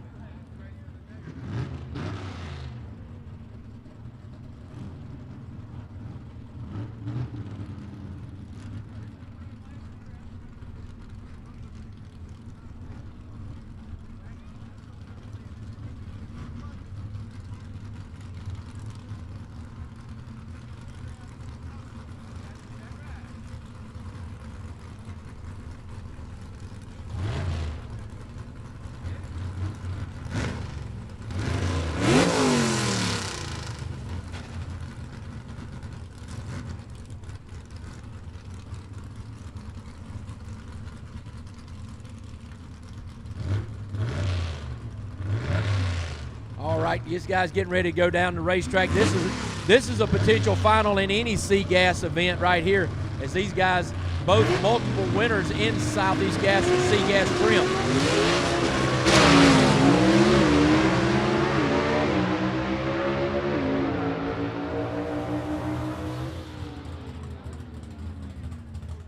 Couple of good runs right there, and I tell you, Jaron Purdue only 1,000th off his elapsed time record from the first run, so that's going to keep him at the number 1 spot. Josh Pruitt going to be in the number 4 slot. He'll stay, he'll jump up 2 spots, but we just got started with C-Gas.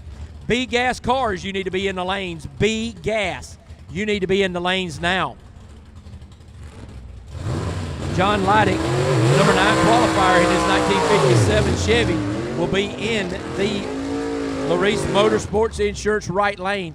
And Ernie Smith, the number 4 qualifier in the Saturday Night Special out of Spartanburg, South Carolina, will be in the Quick Time Performance left lane.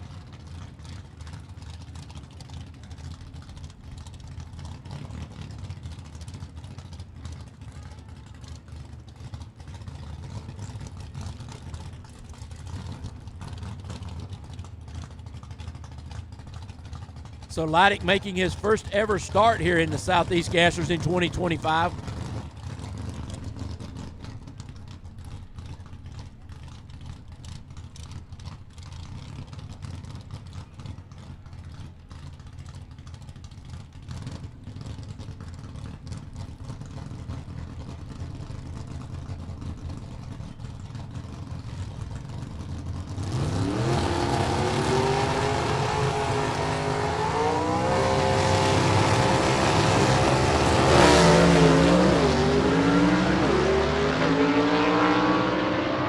John Leidick leaking some smoke out of the right bank right there as he gets to the line second. Ernie Smith trying to improve on his time and he does not. So Ernie Smith not faster in second round of qualifying.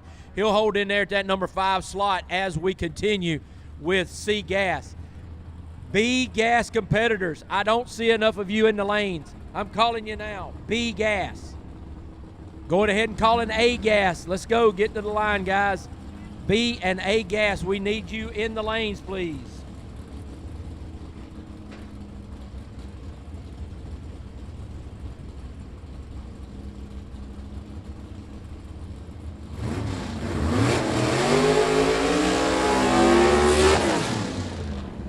Alfred Adams in the Damn It Bob, the 1955 Chevy, over in the Quick Time Performance lane, sits in the number 2 slot after first round of qualifying. He's going to be going down the track alongside the number 10 qualifier, Kurt Reynoldsson, out of Titusville, Florida, in the Pandemic, the 1952 Willys Aero Coupe. That sits in the Larice Motorsports Insurance right lane.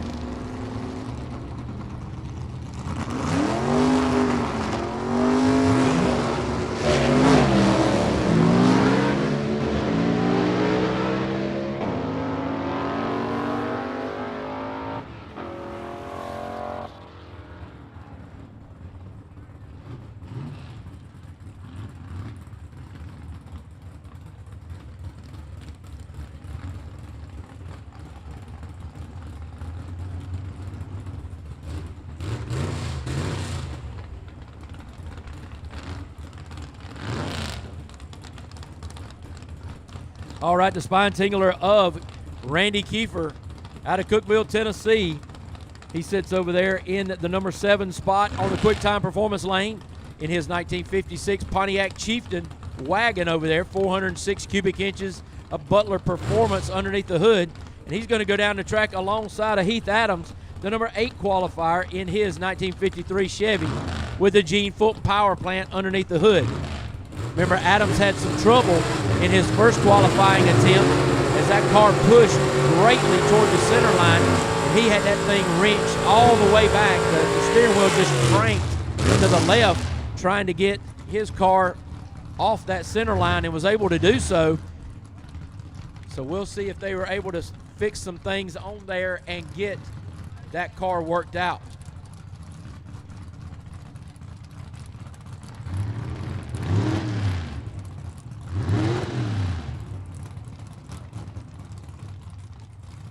B Gas, make your way to the lanes. A Gas, make your way to the lanes.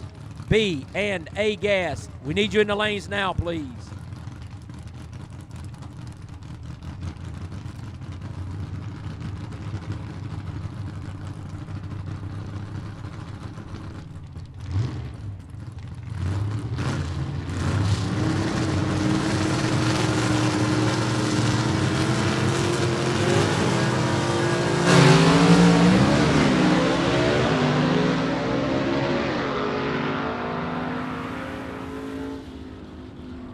Heath Adams making a good improvement right there as he is going to move up the leaderboard in qualifying as we get ready. Yeah, Heath Adams shoots to the number 4 slot with that run. Looks like Randy Kiefer going to be stuck in that number 9 slot after round number 2. And Brad Wimberly coming up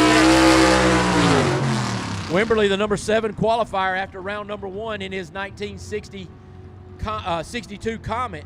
The Southern Sizzler out of McDonough, Georgia. Lamar Walden race engine underneath the hood, mechanically fuel-injected car. Robin Harris, the backup girl, bringing him back. So a nice improvement by Heath Adams, shooting all the way up to the number 4 slot with that pass there in C Gas.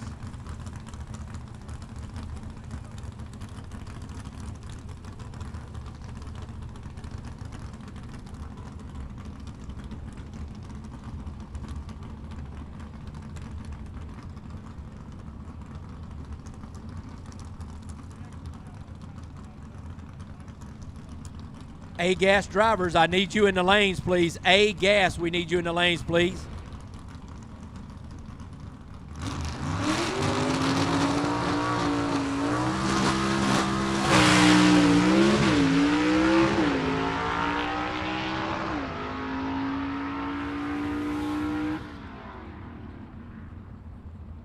So Wimberly decreases his elapsed time a little bit there.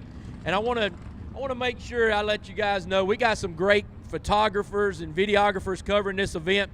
I want to give a shout out to my man down the racetrack, John Four. I see you down there, buddy. We're glad to have you back, John. I know you've been battling some health issues over the last few years. We're glad to have you at a Southeast Gasser event. So Brad Wimberly jumps into that number 7 spot in qualifying with that run right there. And we'll bring you the final rundown for C-Gas momentarily as we move into B-Gas. Second round right here.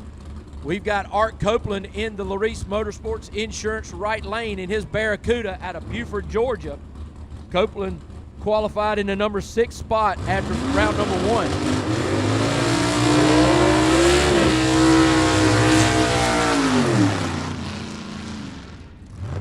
He's going to go down the track alongside John McLaughlin in the disorderly conduct, the 48 Willis that sits in the Quick Time Performance left lane.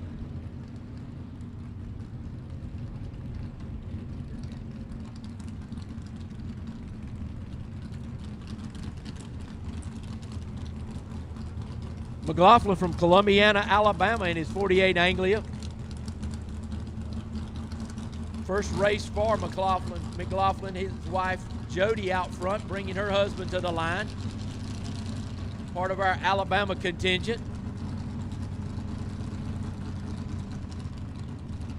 A lot of cars out of Alabama racing with us now. We're glad to have each and every one of them, as these cars both sit in pre-stage waiting to go in.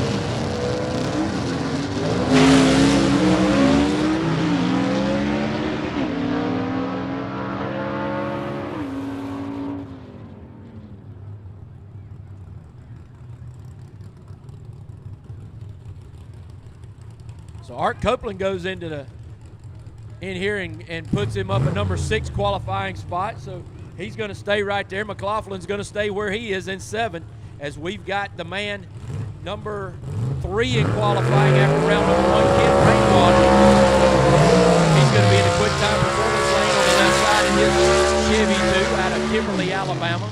One-Way Technologies providing some heads and some performance there for Ken Rainwater in the mechanically fuel-injected car that he drives. And Kelvin Cannon out of Elizabethton, Tennessee. He's the number 5 qualifier in his 33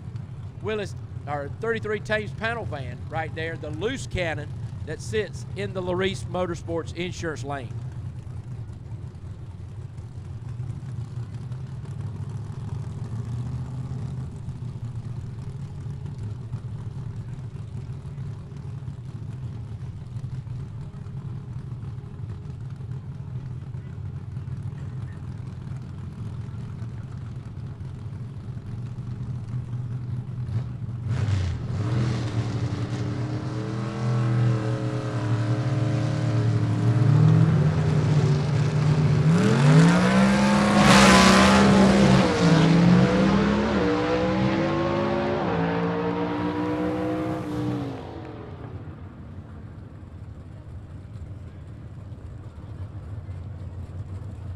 Ken Rainwater, he shoots it right there, and that makes a good run for Rainwater.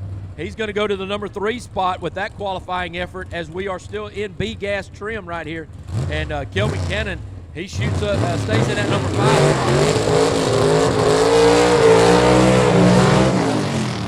spot. So the young gun, Briley Stott, the 17-year-old, he's going to sit right here in the Larice Motorsports Insurance lane in his Rambler.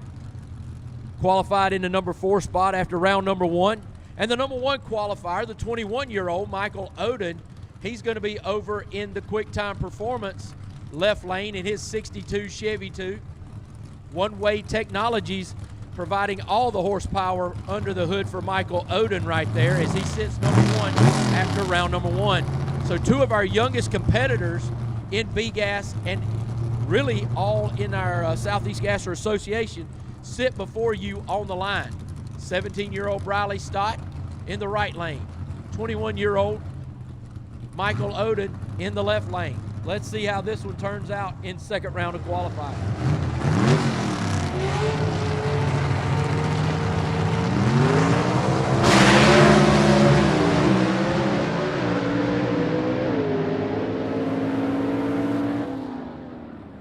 Michael Oden does not go faster. It looks like he's going to stay in that number 1 spot for right now as we've got more cars coming. Riley Stott going to stay in that number 4 slot, so no change for either driver as we get ready for Ted McKee, the number 2 qualifier in the QuickTime Performance left lane in his car, the Rocky Top Missile.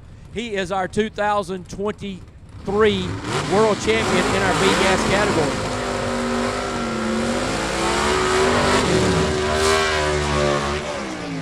And in the Larice Motorsports Insurance lane, that's going to find Gary Smith out of Leesville, South Carolina, in the 1951 Henry J called the Chicken Bone. Gene Fulton Power underneath the hood for Ted McKee.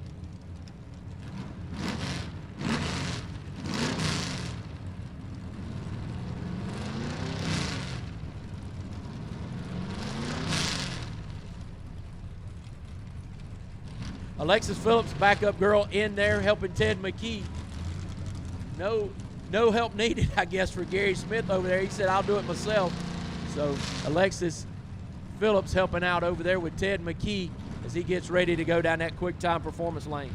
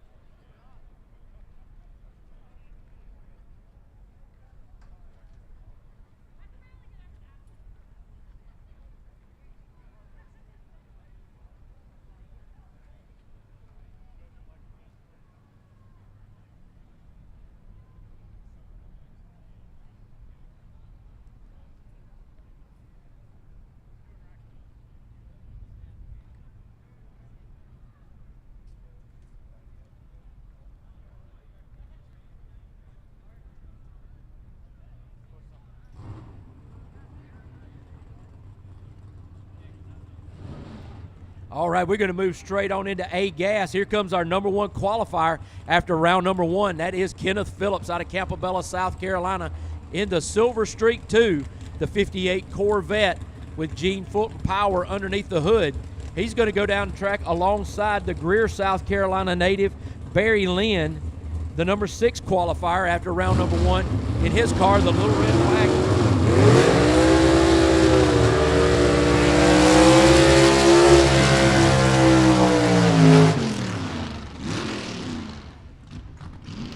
This is definitely one of the contrasting styles of cars as we have the small 58 Corvette in the QuickTime Performance left lane and then the big 65 Chevelle 2-door wagon sitting in the right lane. But I promise you, Barry Lynn has kept creeping the ETs down for his car, continually working on it. Brian Harris helping out with the chassis as well. Robin Harris, the backup girl, out in front for Barry Lynn, and he possesses 477 cubic inches of par race engine underneath the hood.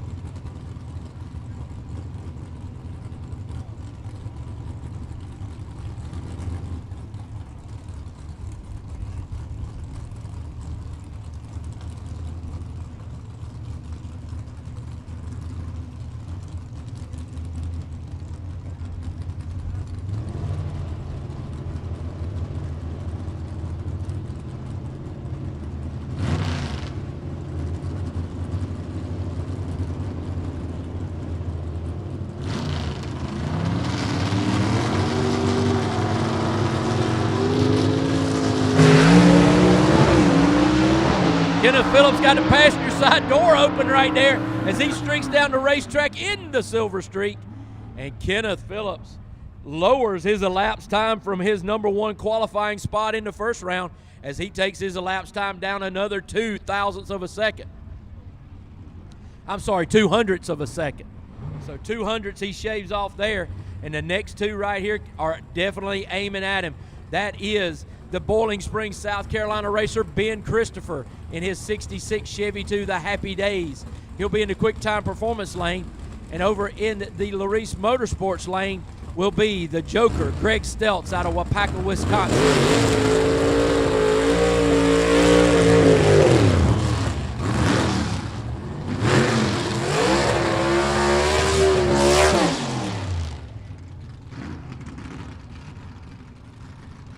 Greg Stelz in the Joker, the 1957 Pontiac, from, as I said, from Waupaca, Wisconsin, possessing the Gene Fulton power plant, 477 cubic inches under the hood for him. Actually dropped a valve last night in testing, and he's in his backup motor right here in the Joker. Ben Christopher with a brand new bullet in his race car. That is provided courtesy of Jason Line. Yes, that Jason Line from Pro Stock fame. 436 cubic inches, I think Ben told me, or maybe 451, a big block Chevy. I'll have to confirm that with him.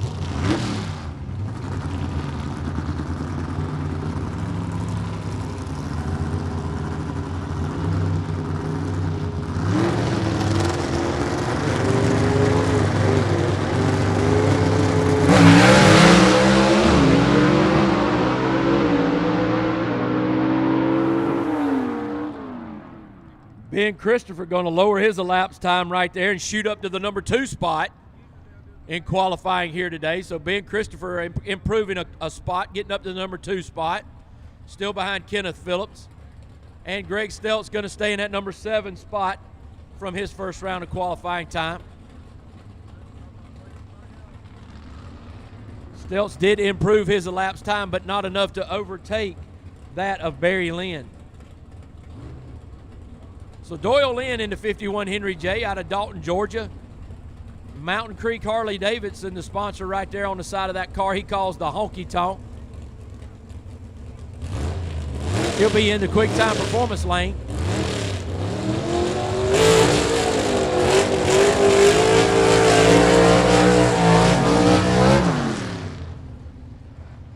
Going down the track alongside him is going to be our defending world champion for 2024, Leslie Horn, in his beautiful 1955 Chevy, the Chick Magnet, 477 cubic inches of Gene Fulton power underneath the hood for him.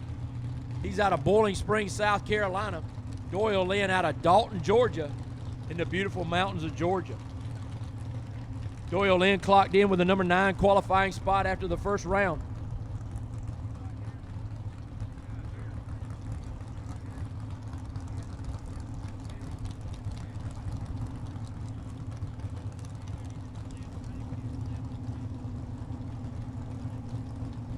Superstock, need you to the lanes, please. Superstock, need you to the lanes, please.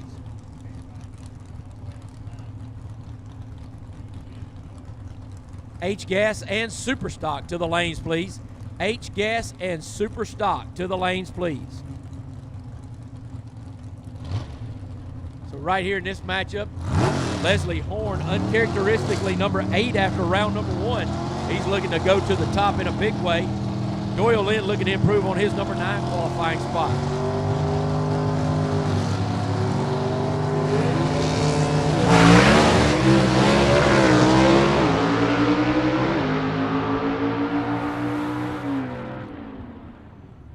So Leslie Horn does improve, but noticed a little bounce right there before he got going good on the starting line.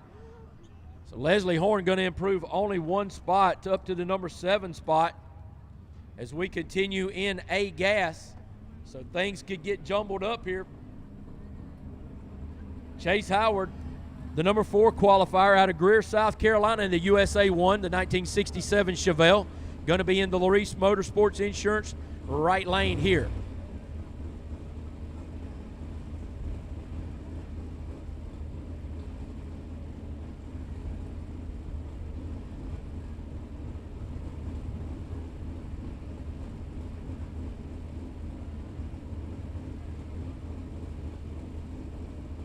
Looks like the person that was going to go down the track alongside of him having a little bit of trouble getting started. That's Ray Ballou in the bad alibi. Looks like he's going to go ahead and take a single on this second qualifying here today.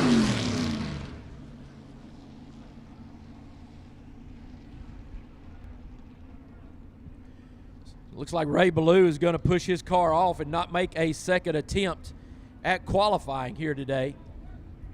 Hopefully he can get that car fixed and get it ready for first round of eliminations coming your way in just a few moments.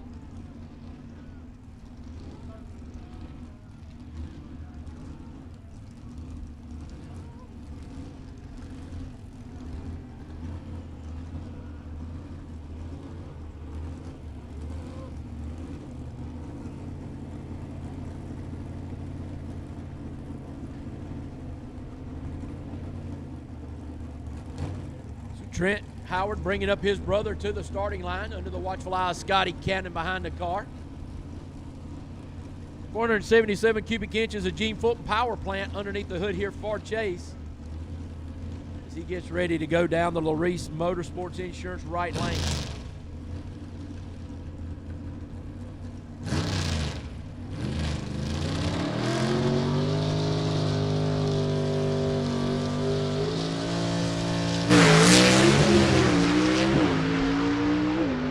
Car moves violently toward the center. Chase Howard did not panic one bit, drives it back to the center and gets that car down the racetrack. Chase Howard does not improve his time, but what a good run for him under race conditions.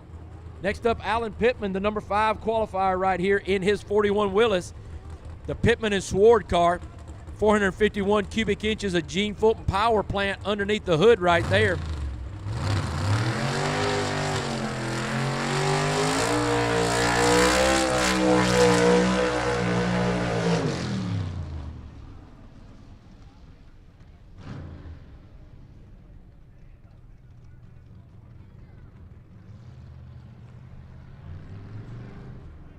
So as Pittman backs up right here in that beautiful car, if you get a chance to get out and go over to his pit, go over and look at that car. It's just beautifully engineered, as many of our cars are here. Beautifully engineered car, as many of them are here in the Southeast Gassers Association. Mary Beth Haynes is going to bring up Alan Pittman to the starting line. Car that's probably been photographed as much in 2024 as any of our cars is that car of Alan Pittman's. Mike Sword, the owner right here, and Alan Pittman went in and said, hey, we're going to put this car together and try to get it to the top. Last year had a very difficult year with handling on the race car, plenty of horsepower, but Alan Pittman, former world champion in the pro modified ranks, teaming up with Mike Sword of Sword's Grading to put this car in front of you right now.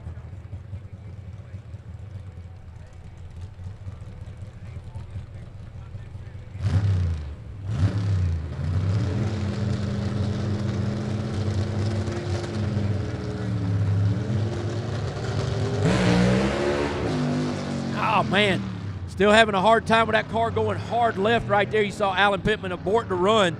Now, something to build on, though, he had a good solid run in round number 1, getting him to that number 5 spot. So that car can go straight, and he's not one to be looked over in first round of eliminations as we get ready to get those started after a few moments here.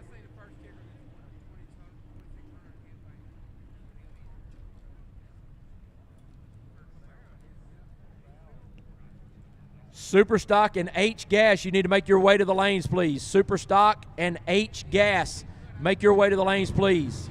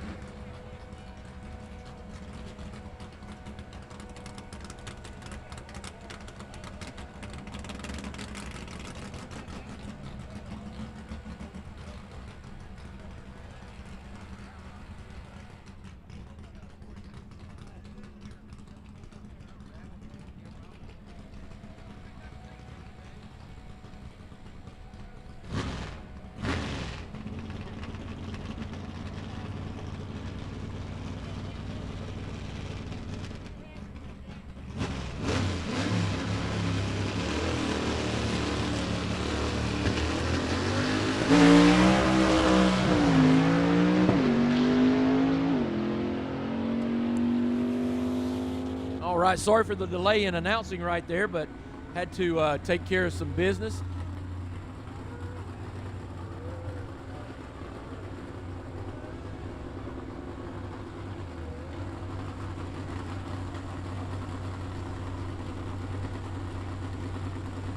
All right, so got to do a little housekeeping right here after the burnout.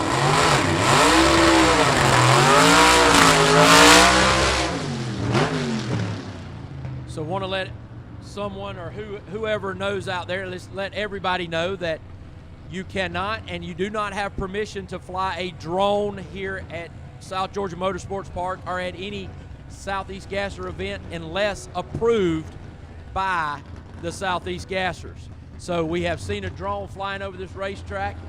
We ask that you cease and desist that at this time. So if you are flying a drone, put it up. You have to have permission from the Southeast Gasser Association to fly a drone. So do not have that out anymore. Thank you.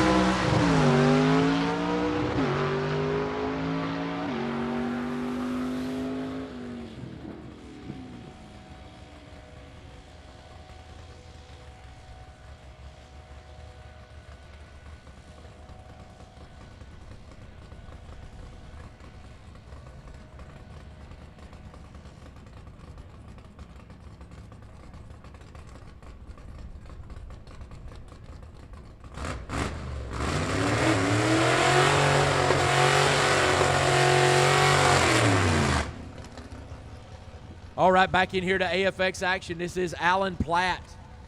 Alan Platt with the 427 FE motor under the hood right there, just like his dad drove back in the day. Blair Patrick race engines underneath the hood for him.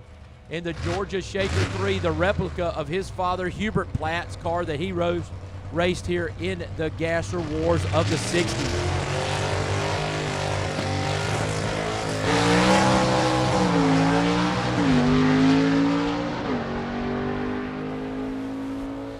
And speaking of the history of the Platt family, there's a wonderful display over at the Alan Platt pit of much of the history of the Platt family.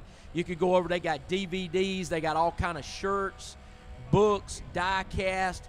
Go over and see Alan and his crew over there. Pick you up something nice from the Georgia Shaker and let them know how much you appreciate the history that he and his dad, Hubert Platt and Houston Platt, did in the 60s.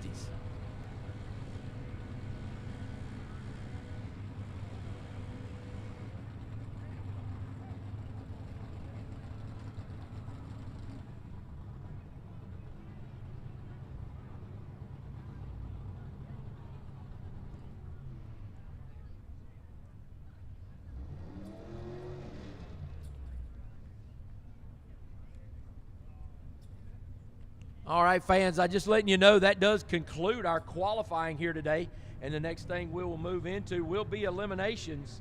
And while we do that, we just want to, again, thank you for you guys being out here today. What a wonderful showing. I got to be honest with you, you fans here that are in attendance, y'all blowing me away. I didn't know we'd have this many people down here today. Thank you all for taking time to come out and watch the Southeast Gassers, and we appreciate every one of you who come through the turnstiles here today. And while we're here, if you want to pick up any of your officially licensed merchandise for the Southeast Gassers, some of these shirts and hats and posters that you see, we got event posters for today's race, as well as many other man cave type things to do. Check out Stephen and Holly Smith right here at Southeast Gasser Gear. They're right behind the tower. You can find them with the big yellow flags sticking up back here. Make your purchase of any officially licensed merchandise, stickers, patches, hats, t-shirts, posters. Even if you need some earplugs, they may have a pair of earplugs back there. You never can tell with Stephen. And he's also got, for display only, some of the new Hot Wheels that are coming out, the 62 Corvette with the Southeast Gasser logo on it. So make sure you go over and find your way there. Make sure you hit the concession stand, get you something to eat, get you something to drink before you head back to your seat. And we will be starting our pre-race ceremonies before too long, and we'll let you know when that happens. But get you a pause for the calls right here, and we'll be back in touch with you in a few minutes.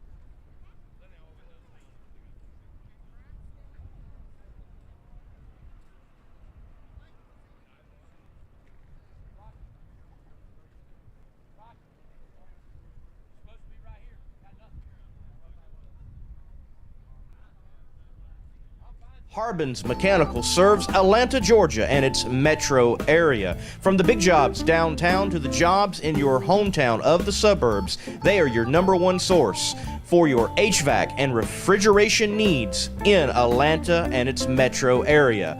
Stay cool in Hotlanta with Harbin's Mechanical Services.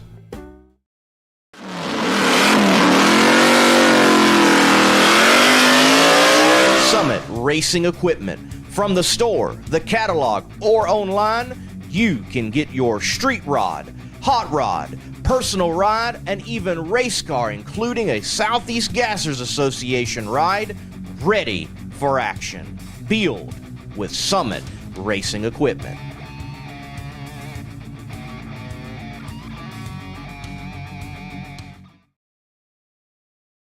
Larice Motorsports Insurance offers drag racers the broadest insurance policies in the industry. Larice Motorsports Insurance was created by racers for racers. Larice insures race cars on and off the track, trailers and equipment. Larice even pays racers contingencies at the fling bracket races. Don't wait until it's too late. Call Larice Motorsports Insurance today.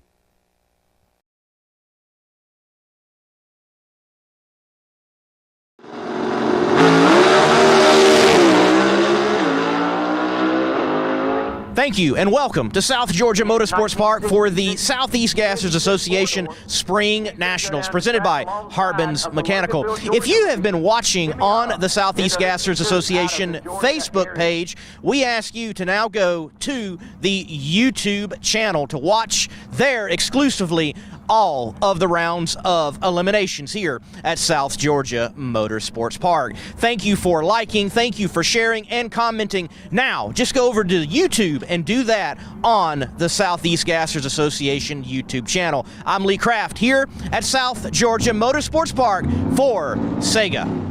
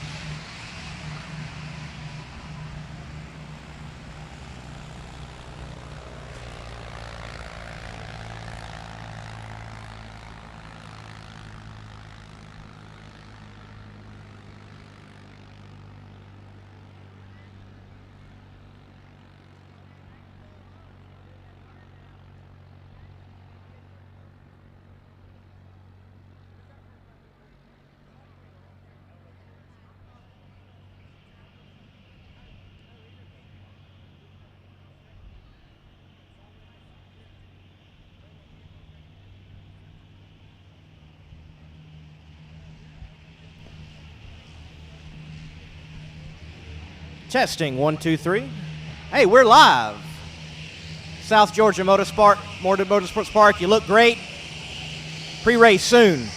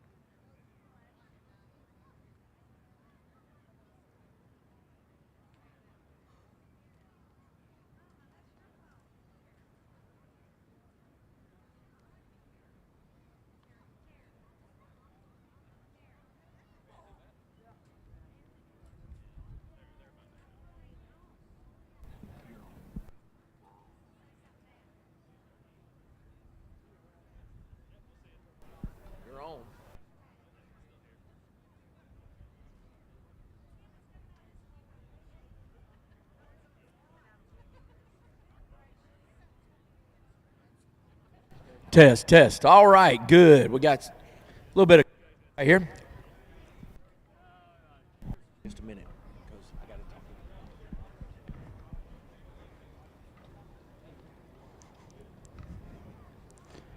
Hey, we just want to thank everybody for coming out here today.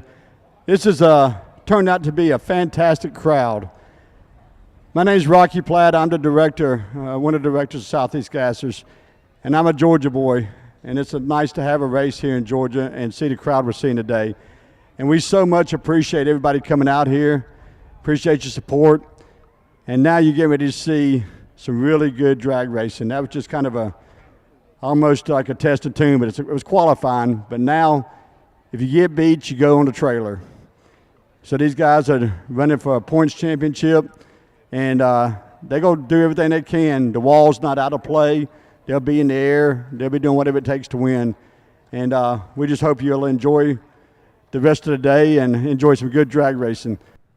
We'll turn this over to our He's going to do some veteran. We pick a veteran for every South Georgia racetrack Motorsports to hold Park. the flag. This is the season opener. And then we'll have a prayer and the national anthem, and then we'll get started drag racing. But thank you again for coming. Ladies and gentlemen, I want to thank you all very much for being in attendance here today.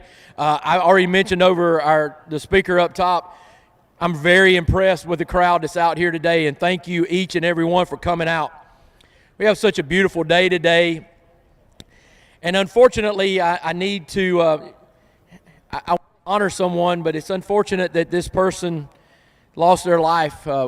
South Georgia Motorsports Park has a wonderful fire and rescue crew that is here for every one of their races, and the Southeast Gassers this weekend, they don't put safety on a second level. I mean, they're second to none. And the crew here unfortunately lost a gentleman who had been a valiant worker with them. He found out he had cancer. He ended up perishing in 7 days because of the advanced aggressiveness of the cancer. And we want to thank each and every one of you and honor this fallen soldier, not soldier, but firefighter that works so hard for you guys, and I just can't say enough that you guys are in our prayers, because it's only with your bravery and your knowledge and your willingness to help people in the time of need that we don't die more. Because I've seen guys rush into structure fires, and I just can't describe the bravery that you guys have. And if you would, I'd like for you to mention this.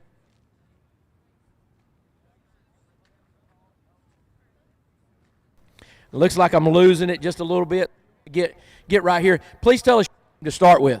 Jeff Junkins.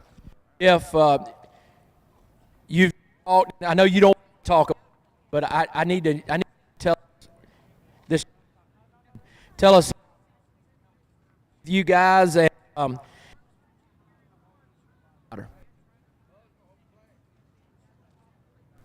Microphone working here? Here we go.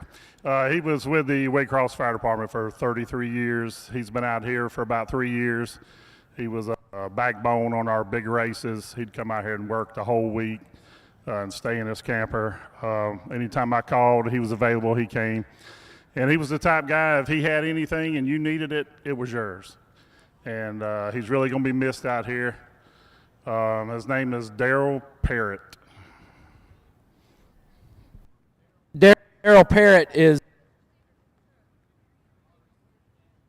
I'm sorry I'm losing this mic, but Daryl Parrott, as you said, he'd give you the shirt off his back, and that's what a lot of you public servants, and I was a public servant for many years as a teacher, you guys do, and the selfless acts that you guys put out there, we can't thank you enough for that.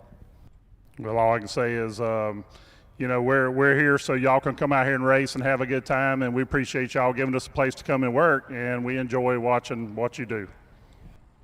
Hopefully this will be the hardest that you have to work today. We pray for safety for everyone. We pray for your department as you guys try to move on without Mr. Parrott.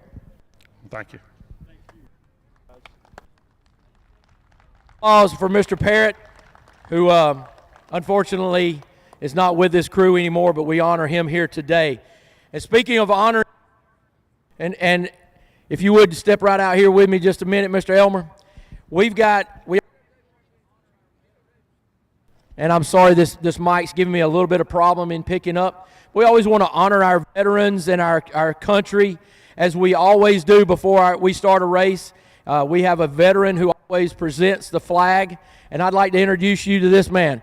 Mr. Elmer, tell us a little bit about yourself. Well, my name is Elmer Sawyer. I've been drag racing for 60 years, pretty near.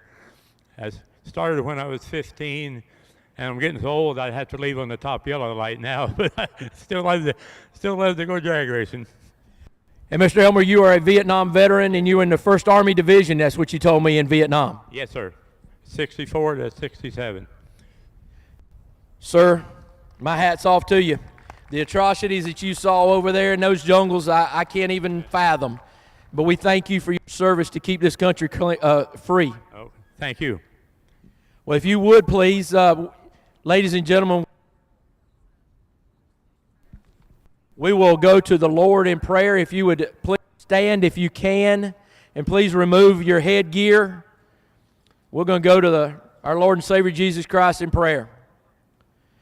Dear Heavenly Father, Lord, I come to you with a heavy heart today for the South Georgia Motorsports crew here, for them losing their firefighter from Waycross, Georgia. Just a tough thing to swallow, a valuable member that's going to be gone. But we know, Lord, that you wrapped your loving arms around him and took that pain of that cancer away, Lord. And we pray that he is with you in glory as we sit here and honor him today. And Lord, our drivers that are here and our fans that have made it here, we pray traveling mercies and racing mercies on them for safety. For everything that they do here today, we pray that we give you the honor and the glory for all the triumphs that we see. We thank you for the beautiful blessings that you show us each day by your nature and your love. And most of all, Lord, we thank you so very much for sending your Son to die on that cross on Golgotha for all our sins, Lord. And we are also so thankful that you don't put a price tag on that. You don't say 3 strikes and you're out. You're always there with open arms to welcome us in. even as us, your children, sometimes mess up. Lord, as we leave here today, let us be a beacon of light into this world to shine your love and tell others about you and your saving mercies. For it's in your name we pray. Amen. And ladies and gentlemen,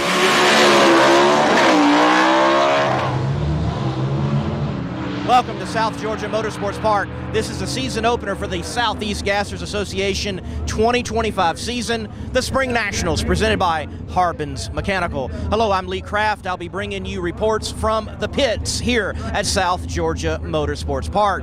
When we think of the hallmarks of SEGA drag racing, it is 1967 style drag racing representing, reenacting, if you will, the glory days of the gasser in drag racing. These drivers have got 3 pedals in their cars, the clutch, the brake, and the accelerator, and they have got to use each and every one of them. And they are manually shifting down 660 feet in competition here in Southeast Gassers Association drag racing.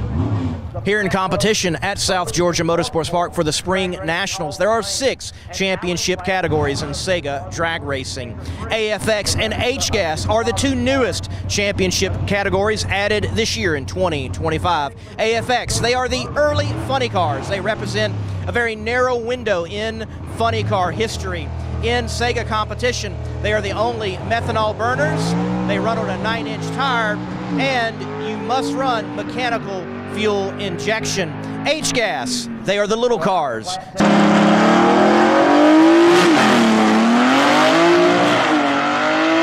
6 cylinders, 4 cylinders, and Volkswagens in that class. Then we see Superstock. The idea behind that class under SEGA rules is drive your car in, change your tires to the Hoosier slick that is specified, and go drag racing within SEGA. Then C-gas, B-gas, and A-gas. A-gas being the quickest cars on the property. C-gas is 10 pounds per cubic inch. B-gas is 8 pounds per cubic inch, and A-gas, they are 6 pounds per cubic inch. It's a beautiful day here at South Georgia Motorsports Park for the Spring Nationals presented by Harbin's Mechanical Services. Great crowd on hand. Thank you for watching on the YouTube channel. Be sure to like and subscribe to the Southeast Gassers Association YouTube channel. I'm Lee Kraft for SEGA. You enjoy the Spring Nationals.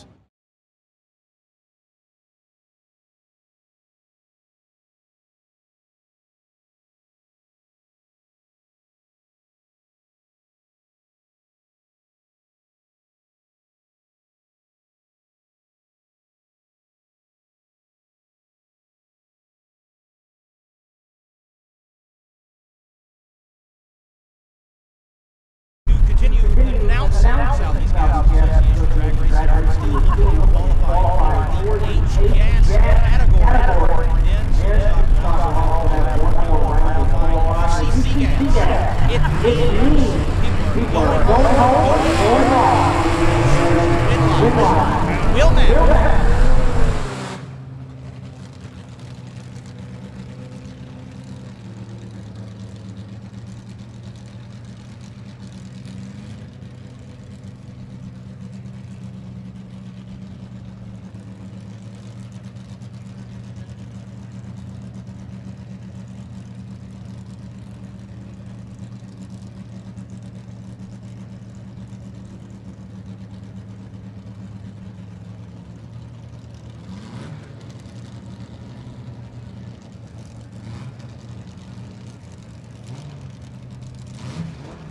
we need Superstock to the lanes, please. Superstock drivers, bring your car to the lanes for first round of elimination.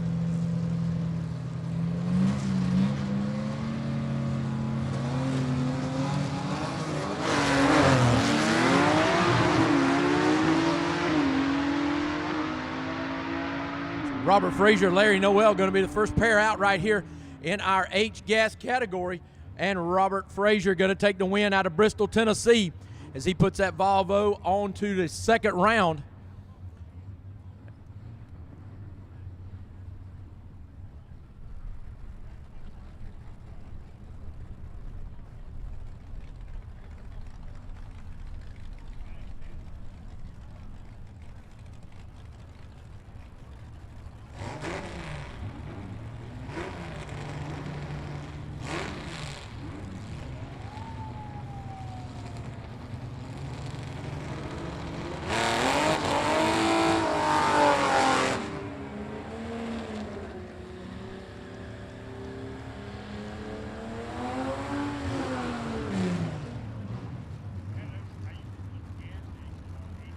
We need C-Gas cars to the lanes, please. C-Gas cars, we need you to the lanes, please. Superstock and C-Gas.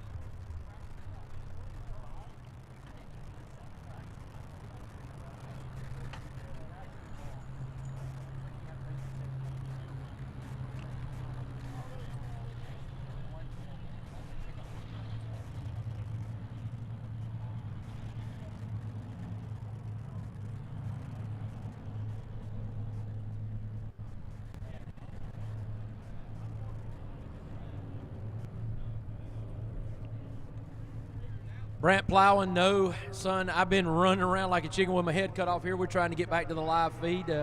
Lots of things and lots of adjustments here. And I do apologize to our people out there listening in live stream land, trying to get everything organized. And frankly, I didn't do a good job of organizing, so I've got to get better at that. So working hard to do that.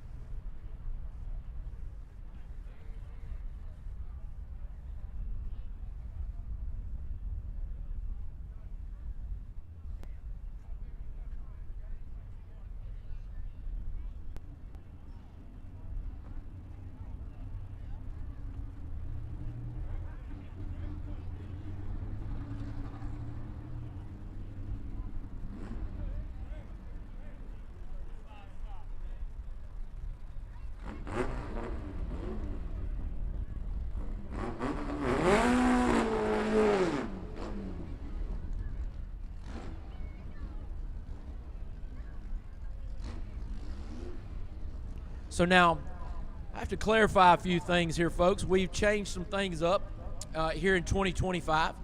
And when you make an assumption, it kind of backfires on you. I made the assumption that we were going with 2 rounds of qualifying in our H gas and our Superstock category today, but that is not the case.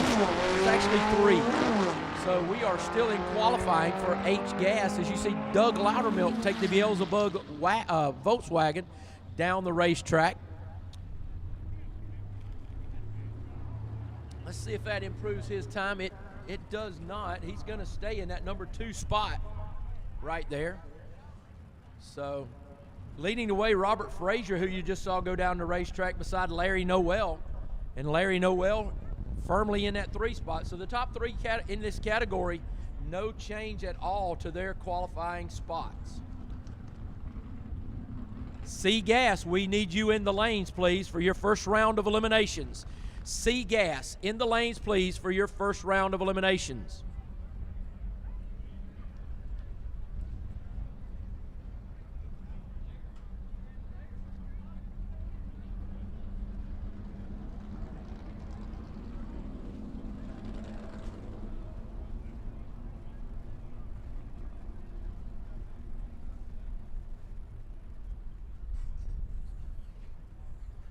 Once again, out there on our YouTube page where we are broadcasting the live feed, want to apologize for any delays that you might have had in hearing my voice as we are trying to work to make this a better broadcast for you. First time I've ever done a live feed in my life. So lots of changes and lots of adjustments, but I welcome them as this racing series continues to grow and as witnessed becomes more well-known nationwide and worldwide, actually, as we have had people on our live feed from all over the world, and we are certainly glad to have you. If you can, help us by liking and sharing and subscribing to all of our social media pages. The Southeast Gasser Association here on YouTube. Make sure you subscribe. Every time we go live,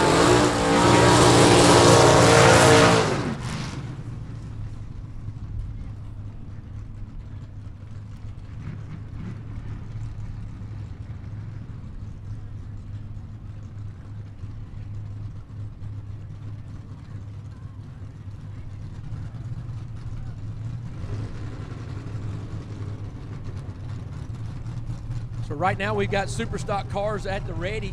We've got Bryant Dalton Sr. over in the Larice Motorsports Insurance right lane. We've got Tony V over in the left lane in his car, the 56 Chevy, the beautiful car. I mean, just a gorgeous 56 Chevy right there. And they're going for their third round of qualifying here today.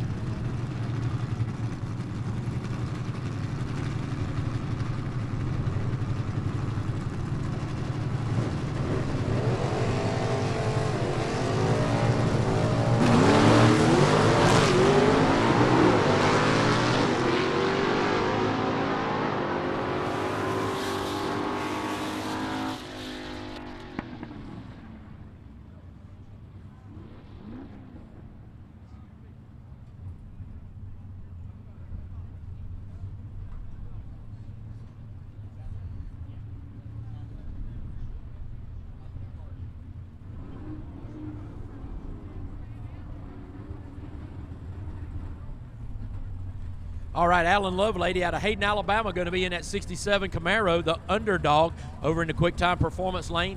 And Don Wilmot out of Decatur, Georgia, in his 1966 Mustang Coupe, will be in the Larice Motorsports Insurance right lane.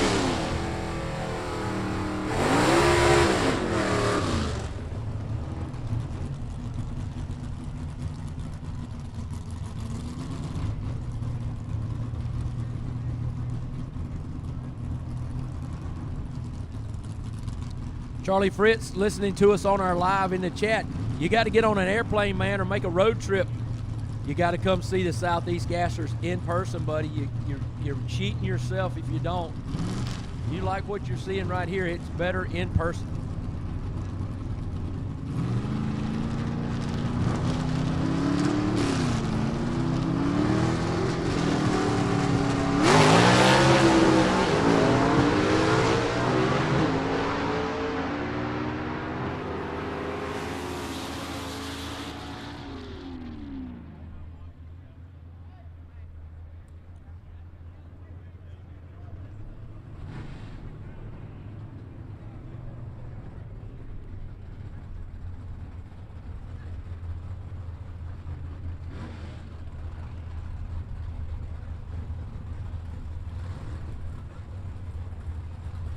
All right, so Don Wilmot takes a win right there as we are in to the next first round of eliminations here. Dean Hall in the Sledgehammer, the 66 Fairlane GT. He's out of Inman, South Carolina. Left-hand lane, which will be the QuickTime Performance lane. And in the right lane, the Larice Motorsports Insurance lane, is going to be our defending world champion, and it is Jerry Dean out of Lacey Spring, Alabama, in his beautiful Chevy 2 called the Last Rebel 2. Karen Mitchell, crew chief for Jerry Dean, out in front of the car, bringing him up to the line, getting him ready to go, as he is making his first elimination run this year in defense of his 2024 World Championship.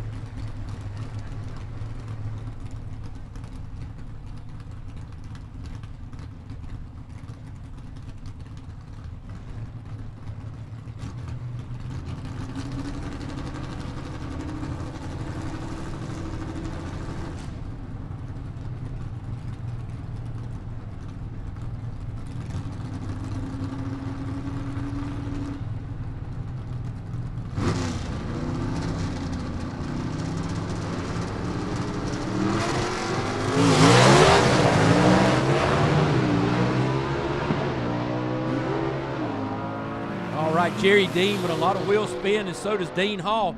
But Jerry Dean able to correct that and get down the racetrack for a round win here in round number 1 of Super Stock. As that, sorry for the confusion over the live feed, because I thought we were having 3 rounds there, so just a little confusion, but we're getting right back on board, and I'll try to keep you better abreast on what's going on. And if you're here live on the grounds and you want to listen to us on the radio station, that's 97.1 is the track radio station that you can listen to everything on right here as we continue to go.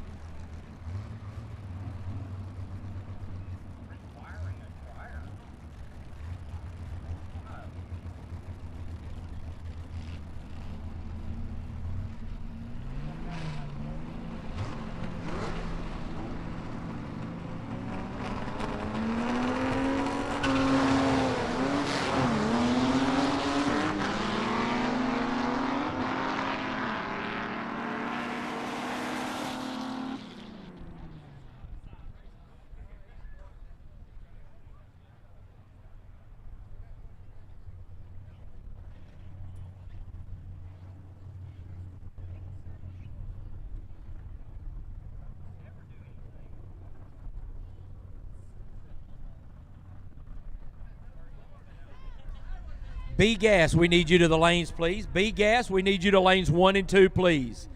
B Gas competitors to lanes 1 and 2, please. Getting ready to get started in our first round of eliminations of SEGA. These cars weigh 10 pounds per cubic inch of displacement. As we get ready to bring those on for you, I want to remind you about mortgage options out of Columbia, South Carolina. Although they're located in Irmo, South Carolina, they offer unparalleled mortgage and refinance services to clients throughout North and South Carolina. So make sure you check out mortgage options. If you got any problems or any time you want to experiment with rates and looking around, mortgage options in Columbia, South Carolina will help you out.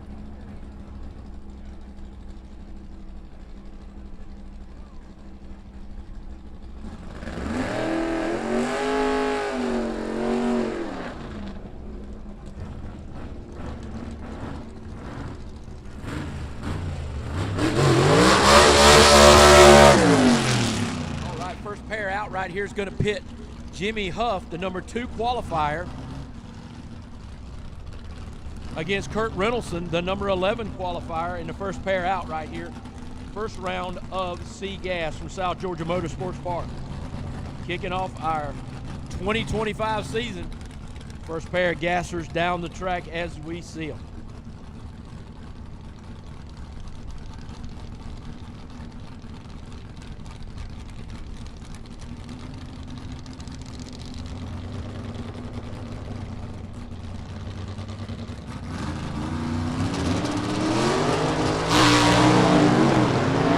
Jimmy Huff with the advantage off the starting line, and he takes that to a convincing victory right here in the Larice Motorsports Insurance right lane. So Jimmy Huff will move on to round number 2, where he'll face the winner of the Josh Pruitt-Diana Casto matchup coming your way in this round.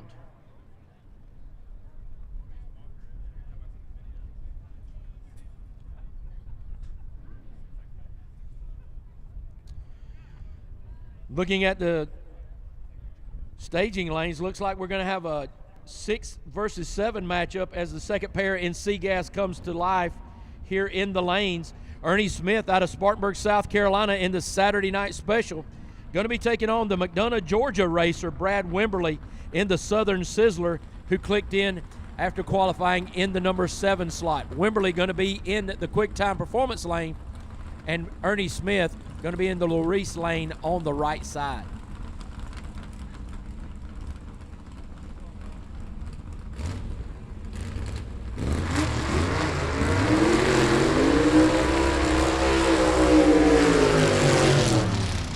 '66 Chevy 2 4-door, the car of choice for Ernie Smith.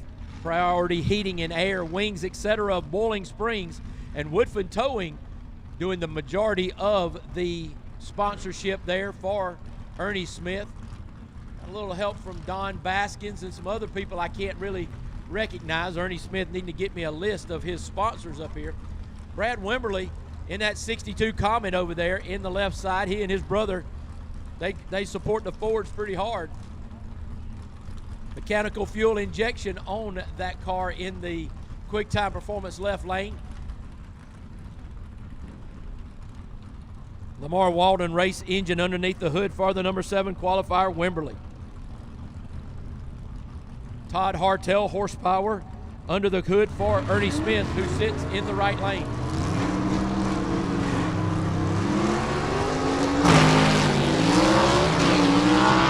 Smith with a starting line advantage. Is that going to be enough to take him through the deep? Wimberly makes that up. But Ernie Smith drives back around him.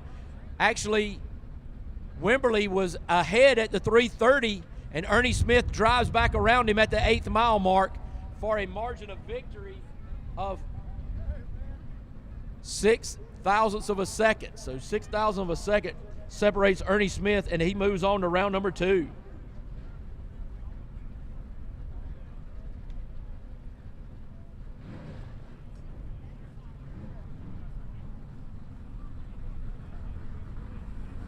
Here's that 5-8 matchup that I talked about before. The Youngblood, Josh Pruitt, the number 5 qualifier, will be in the Larice Motorsports lane on the right-hand side. And Diana Casto out of Shelbyville, West Virginia, in the Quick Draw Falcon, the number 8 qualifier, will be in the Quick Time Performance lane on the left side.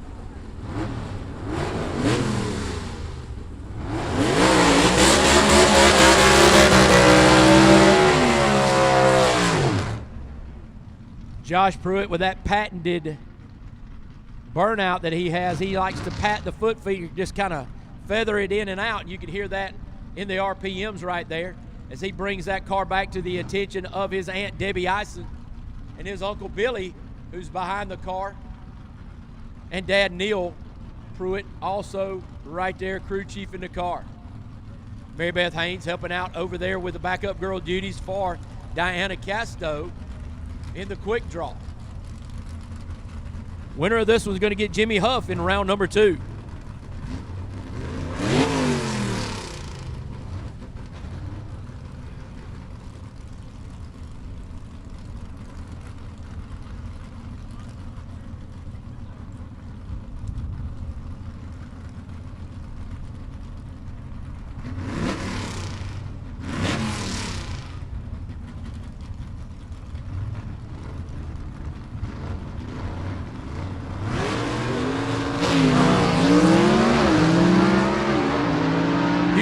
Shot advantage for Josh Pruitt. Is that going to be enough to take him to the end? Yes, it is. Josh Pruitt dispatching of Diana Casto in first round, and he'll move on to take on Jimmy Huff in round number 2. So the Youngblood, Josh Pruitt out of Inman, South Carolina, marches to round number 2.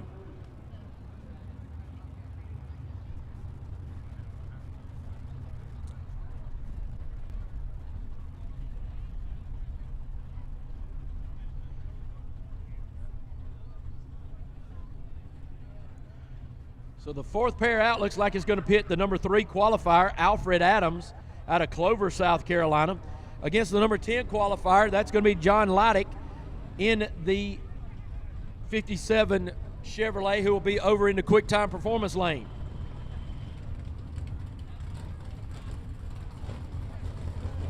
Alfred Adams with the Gene Fulton power underneath the hood for him in that 55 Chevy. Big American flag on the side right there for the Clover, South Carolina racer. Perry, Georgia, where John Leidick calls home in his 57 Chevy.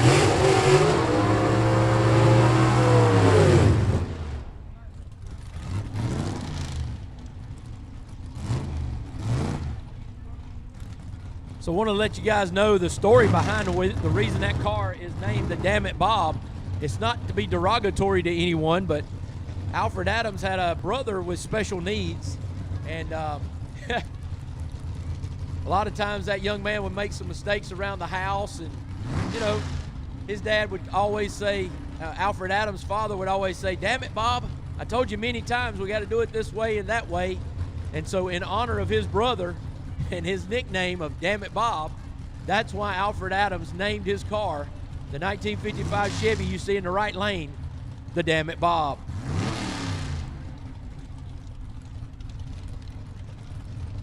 Both cars in the pre-stage. No one wanting to light up the stage light just yet. Lighting goes in first.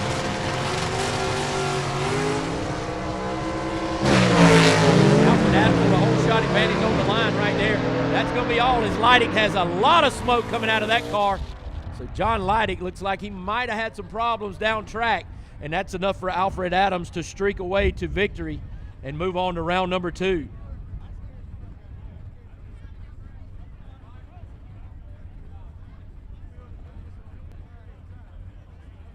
Almost 0.3 of a second advantage Alfred Adams had on the tree right there as he just tattooed Leidick to the tree, and it was over from that point on as Leidick never could recover. As we continue on in C-Gas, the spine tingler of Randy Kiefer coming up into quick time performance lane. He's going to be racing Heath Adams out of Greenville, South Carolina. This is Heath Adams, the number 4 qualifier, Randy Kiefer, the number 9 qualifier.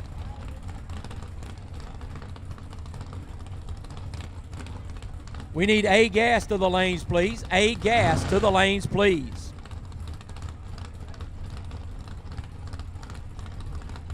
Randy Kiefer, racing Superstock last year, was our runner-up in our points category last year in Superstock, and took the spine tingler, put a 2 beside it, and decided he was going to put it in C-Gas this year.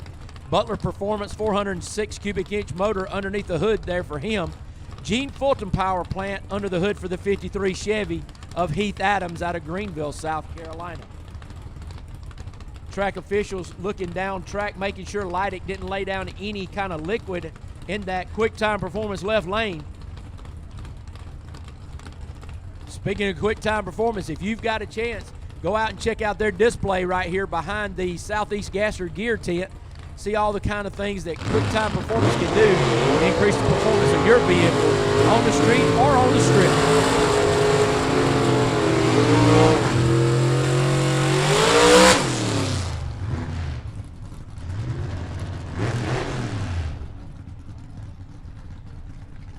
So Cookeville, Tennessee racer Randy Kiefer in the left lane.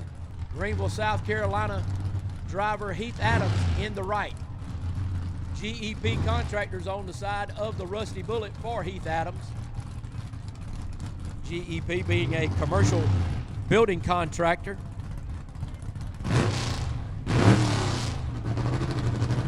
Robin Harris going to bring up Adams to the line. Randy Kiefer sits patiently waiting.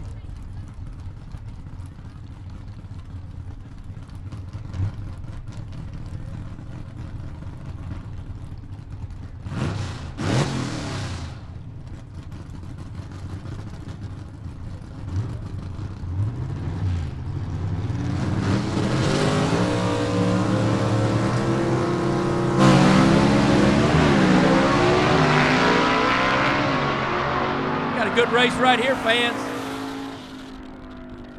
Heath Adams going to take the win right there in that 53 Chevy.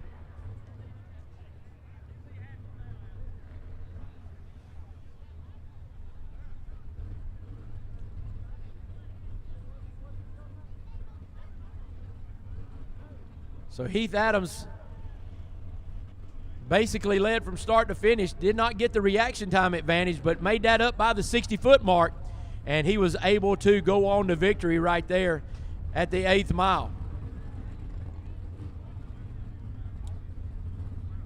Jared Perdue, the number 1 qualifier here today, going to have a bye as he has reset the world record here in that car, and he bypasses the water box. So it looks like Jared Perdue is going to elect just to take the tree here and take the green and cruise on down on a Saturday afternoon cruise here at the South Georgia Motorsports Park, where he'll take on Ernie Smith in the second round.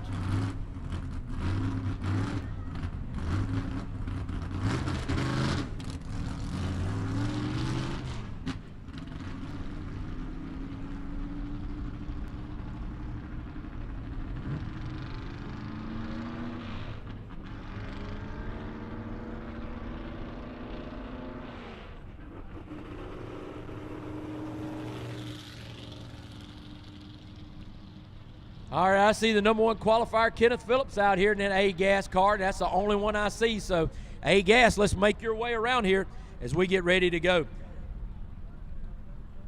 Michael Oden, as we get ready to start B-Gas, Michael Oden in that 62 Chevy 2 with the One-Way Technologies horsepower out of Washington, Indiana, sits at the number 1 qualifying spot in B-Gas as he looks to try to capitalize on that and put this car in victory lane here today. But to do that, he's got a tall order. He's got to knock out Ted McKee, Ken Rainwater. He's got a lot of people to knock out right here. Briley Stott.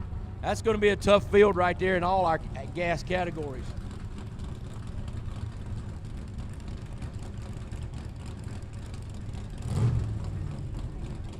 So the first pair out right here going to pit our number 5 versus 6 qualifiers.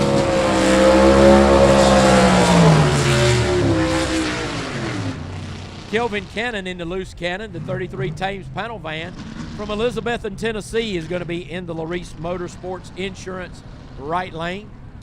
And Art Copeland out of Buford, Georgia, the number 6 qualifier in his Barracuda, the Ain't Done Yet, sits in the Quick Time Performance left lane. Season opener right here at South Georgia Motorsports Park, brought to you by Harbin's Mechanical. Any HVAC or refrigeration needs that you have in the Atlanta metro area, Harbin's Mechanical will be able to take care of that.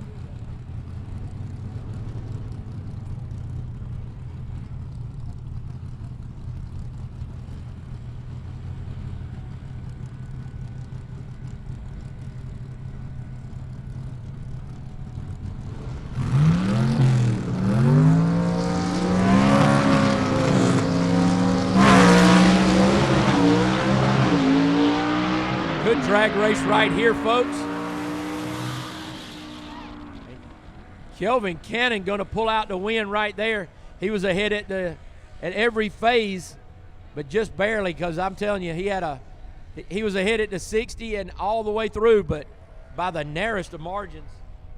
Margin of victory right there, 0.06 of a second. So Kelvin Cannon going to move on.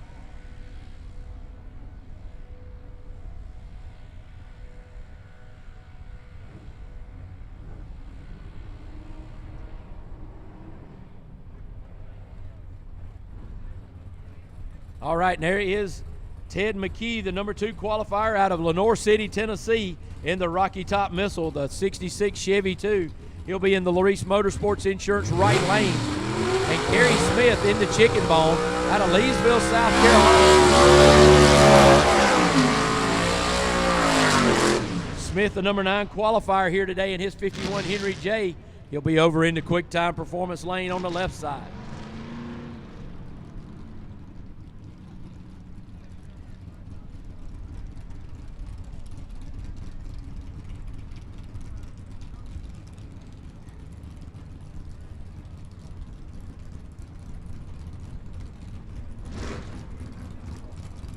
Ted McKee, our world champion from 2023 in this B-Gas category. Sports Gene full power underneath the hood. Gary Smith builds his own motors right there in his Leesville, South Carolina home for that Henry J. A-Gas drivers, we need you in the lanes, please. A-Gas, we need you in the lanes, please.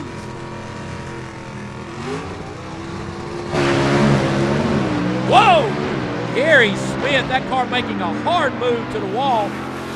And as we've seen so many times, Gary Smith, don't be fooled. That man is a wheel man. He has kept that car with that short wheelbase off the wall, and he'll be able to take it back to Leesville, South Carolina in one piece as Ted McKee streaks on to the victory right there.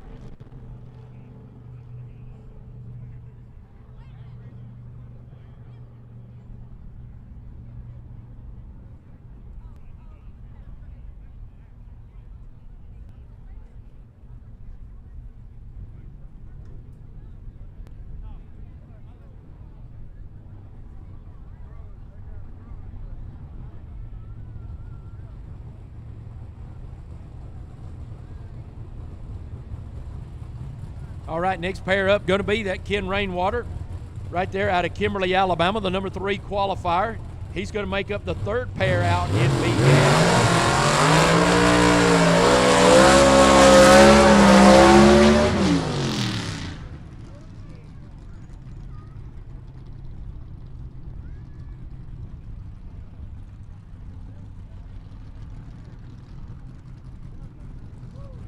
Ken Rainwater going to go down the track alongside of Rodney Lash right here racing him. Lash, the number 8 qualifier in his car, the Little Tantrum, that 55 Chevy over there in the quick time performance lane. And Rainwater in the Larice Motorsports Insurance right lane, the number 3 qualifier here today.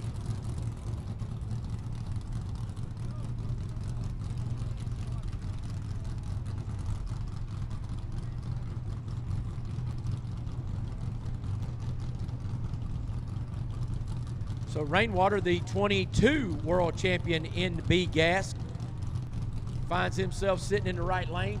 No slouch right here with that mechanically fuel injected motor that he has underneath the hood for him.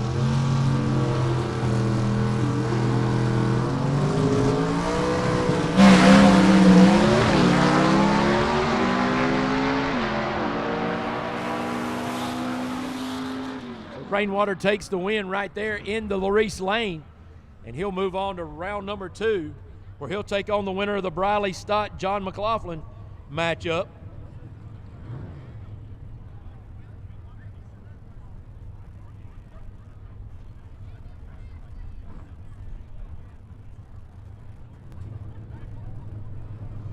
Now that Briley Stott matchup that I just mentioned, Stott the number 4 qualifier, McLaughlin the number 7 qualifier. That's going to make up the 4th pair out right here.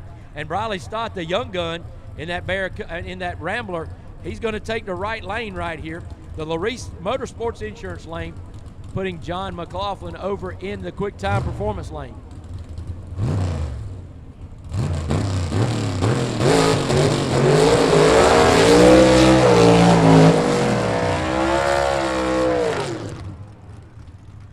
McLaughlin in the 48 Willis right there, the disorderly conduct. Beautiful race car right there, the green. He hails out of Columbiana, Alabama. His wife Jody out front bringing her husband back. Can't help but think but Jody wearing that tie-dye Flower Power shirt right there in honor of Cynthia Phillips, and a shirt that's worn many times by her good friend Gina Oden as she here backs up her husband Todd.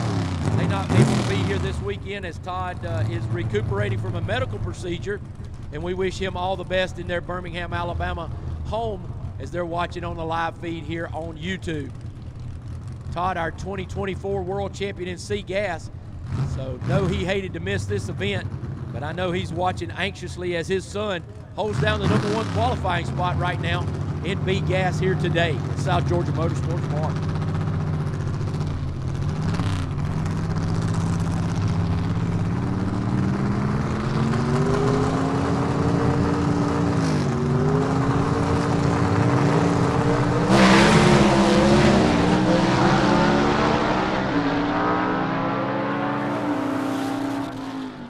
Riley Stott takes the win right there, but another good run for John McLaughlin as he gains experience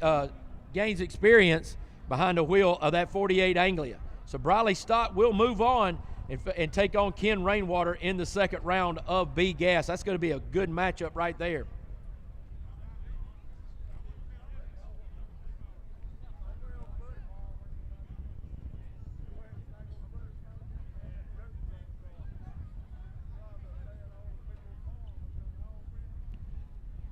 Hold the race cars, please. Hold the race cars, please. We've got a fan that has jumped over the fence. You need to move back over the fence, sir. You are in an unauthorized area. Thank you very much. Fans, do not jump the fence, please. That puts your safety in danger, and we can't allow that. Thank you very much for your cooperation, but don't do that again, fans. We want to put on the greatest show we can for you, but safety is of the paramount for us.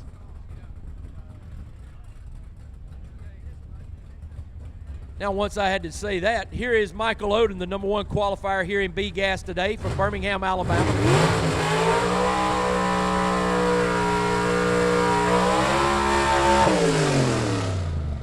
Oden driving a 1962 Chevy 2, the Double Down 2.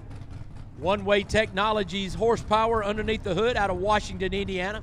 Jeff Jones and his great staff out there providing the mechanically fuel-injected power that sits underneath the hood of this car.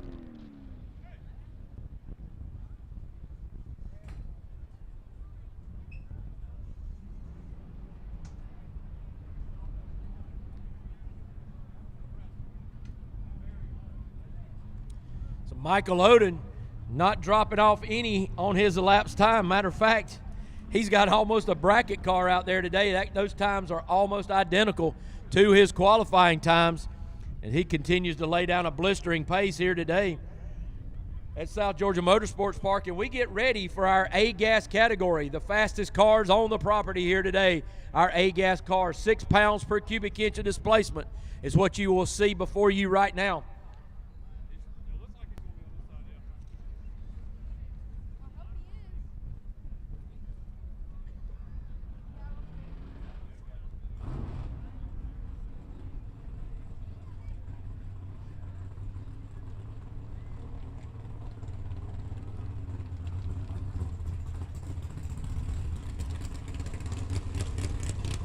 Looks like Kenneth Phillips, our #1 qualifier here today, is going to have a competition single because Ray Ballou unable to make the call.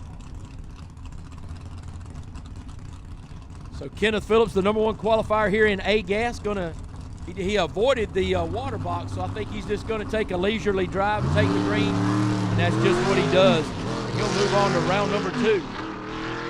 As a matter of fact, Kenneth's going to be very fortunate. Unfortunately, Ray Ballou unable to make it here. Competition single first round, and by virtue of being that #1 qualifier, he's going to get a bye in round number 2. So Kenneth Phillips has a a great day right into a semifinal, and that is the perks of being the #1 qualifier here today with this number of cars.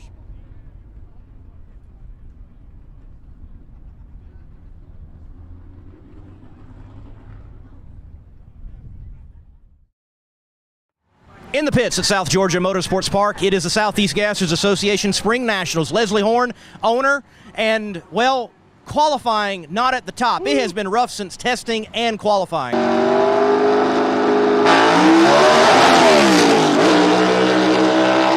I tell you, I told Brian earlier, I think it was the shenanigans from winning the last 5 in a row because we have really put us in it. 2 transmissions, no brakes. I don't have hardly no brake pedal now. I put 2 master cylinders on it, done broke a shifter completely off, so I got the shifter all taped up and all. We're going to just go do what we can do and make it roll. Round 1, eliminations of A-Gas next.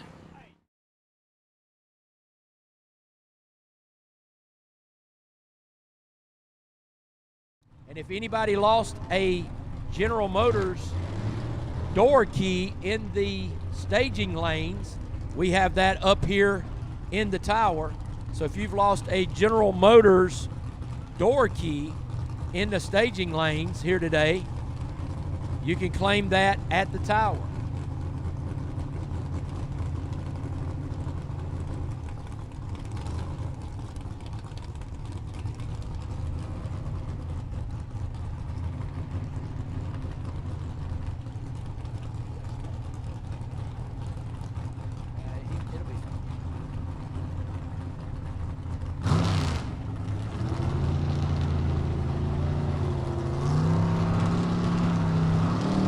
got Ben Christopher and Doyle Lynn, first pair out here in A gas. Doyle Lynn turns on the red light, giving Ben Christopher 3 shot at it. Here he goes. Ben Christopher takes the win right there, and he'll move on to the second round in that matchup of a 2-9 qualifying, the first, or actually the second pair out here today. So Ben Christopher will move on.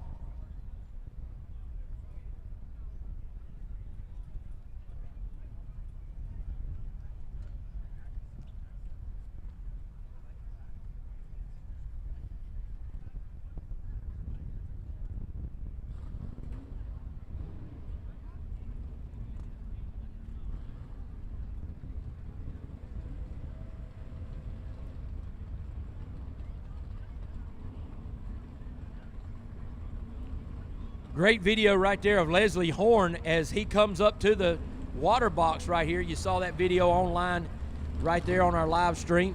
And Leslie Horn will be over in the Quick Time Performance left lane in his Chick Magnet, the 1955 Chevy. He's going to be racing Chase Howard in the 67 Chevy Chevelle, the USA 1, who sits into the Larice Motorsports insurance lane.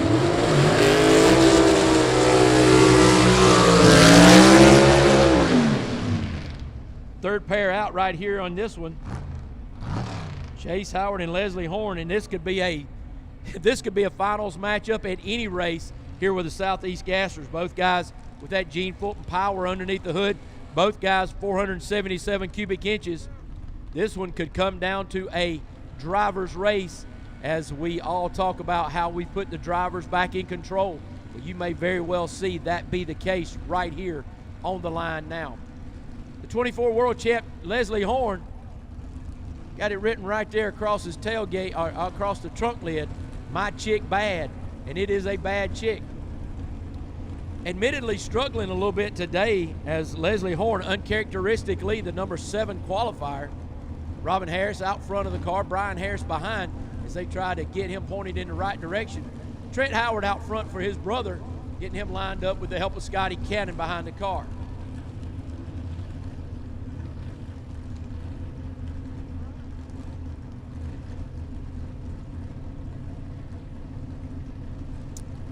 Speaking of Scotty Cannon, I know that with he and Alan Pittman and Quayne Stott, that makes up 8 Pro Modified World Championship years that is in attendance here today at South Georgia Motorsports Park. Just a tribute to the kind of performance you're seeing out of these cars, and these guys are some of the best in the world.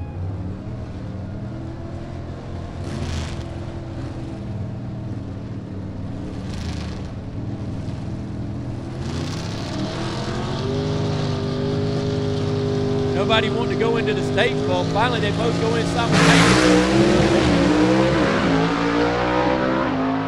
Leslie Horn with a starting line advantage, and that carries him to a win. I'm telling you, folks, the 60-foot numbers were 1/10,000th off. Then it got to be stretched out just a little bit, and at the end, Leslie Horn taking the win as he is potentially set a new elapsed time world record right there. Has Leslie Horn. That right there is a potential world record run by Leslie Horn. He's got to back it up, though, but that right there was a blistering pace set by Leslie Horn.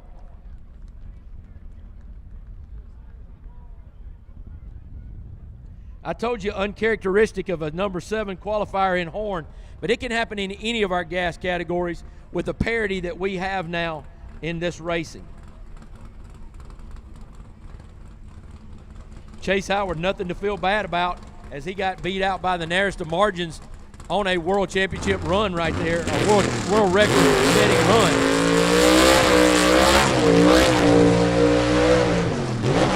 And speaking of a quest for world championship, or a quest for world record elapsed time, Greg Stelz has been on a mission, and admittedly, he told him, he said, "I'm coming here to reset the world record." He said that 2 years ago. Stelz unable to do that so far, but it's not because of lack of trying. Greg Stelz, a tireless worker, and that 1957 Pontiac that he possesses right there, that's being backed up by his wife, is a testament to that. Gene Fulton power underneath the hood of that 477 cubic inches right there. as he's going to take a shot in the same lane as Leslie Horn just went down to try to chase that record. This is going to be a competition single right here for him, as the number 3 qualifier, Barry Adler, has had a motor go south on him, and it's kind of unfortunate too. Adler never made it to eliminations, as this was his first race ever with the Southeast Gassers. A definitely a good runner, qualifying into 3 spot, but unable to make it as he has had a motor expire on him.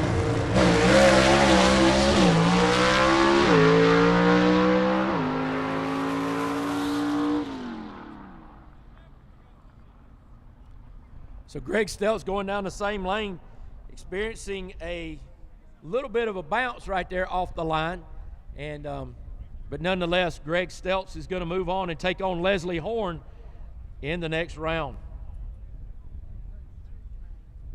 And as you can tell, Leslie Horn, you can assume Leslie Horn will have lane choice in that matchup. We need Chase Howard's crew to come pick him up at the top end. Chase Howard's crew, you're going to need to go down and hustle and get your man, as he is unable to make it back to the pit. The 5-6 matchup finds Alan Pittman out of Greenville, South Carolina, in the 41 Willis, the Pittman and Sword entry, in the Larice Motorsports Insurance left or right lane.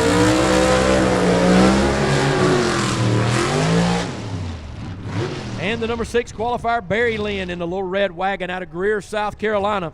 He's going to find himself in the quick time performance lane. This is going to be a good matchup right here. Now, question is, can Pittman get this car down the racetrack and get it handling correctly? Because if he bobbles just the least little bit, Barry Lynn been making some very consistent elapsed times, and is some of his fastest that he's ever been in this 65 wagon, and he can definitely put Pittman on the trailer with a good run.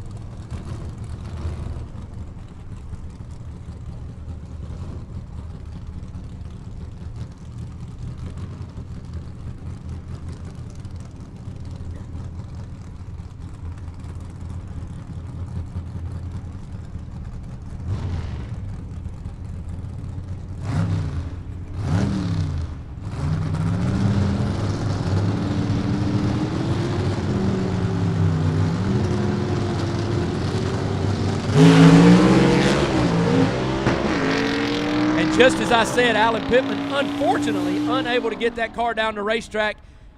But Barry Lynn looks as if he turned on the red light. So Barry Lynn gives that race over to Alan Pittman. And I know Barry's going to be kicking himself.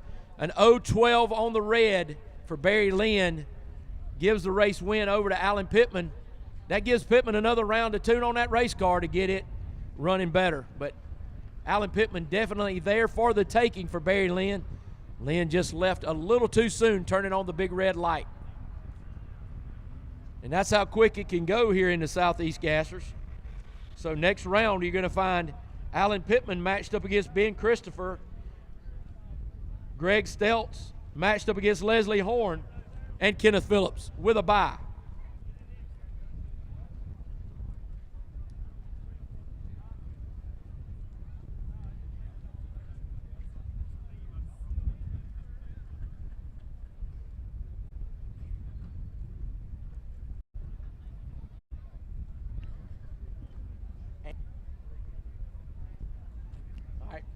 H-Gas and Super Stock to the lanes, please. H-Gas and Super Stock, we need you in the lanes, please, now. H-Gas and Super Stock to the lanes.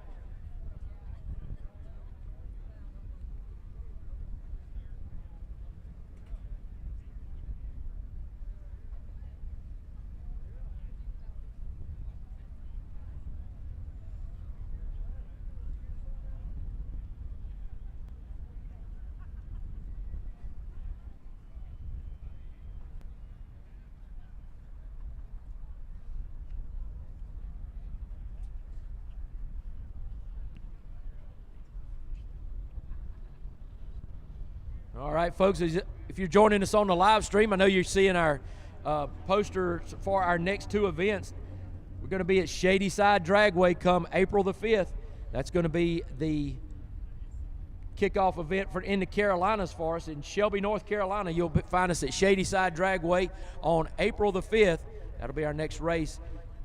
Usually that's one that's so well attended. We usually have about 2,500 fans up there, maybe about 90 cars, as a lot of our cars originate in that Carolinas area. And some of them unable to make the trip down here, the 6-hour trip to South Georgia Motorsports Park this weekend. And then after that, we're going to have the Bama Brawl coming up May the 2nd and 3rd down at Holiday Dragway down below Birmingham, Alabama. It's about 45 minutes out of Birmingham before you get to Tuscaloosa. And that's going to be a big one as well with all our Alabama contingent. We're calling it the Bama Brawl, and that's going to be coming up on May the 2nd and 3rd. So if you have a chance, all you people watching out there in live stream land, you got to get on, you got to put boots on the ground right here. You got to smell the burning rubber, the racing fuel, and I promise you, when you come, you will not be disappointed in this 4-speed action that we bring to you.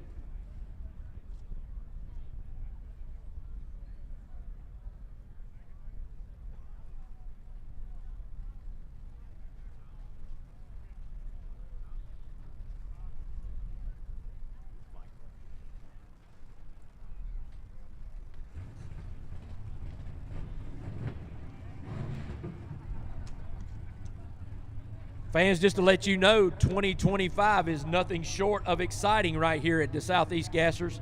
In our gas categories, we have new records being laid down every moment.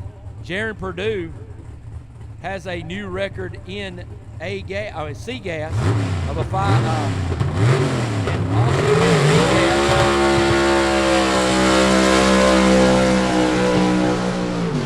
and in B gas, you got Michael Oden looking to back up a record run that he just made in B gas. That is also confirmed. So he has he used it as a backup. So Michael Oden with a new world record ET in B gas, and Leslie Horn has to back up his last run, and he will have a world record as well if he is able to back that up. So in all three of our gas categories, we see new records falling every round. Now we're into AFX right here. Robbie Walden out of Loganville, Georgia. We're still qualifying here. I'm sorry.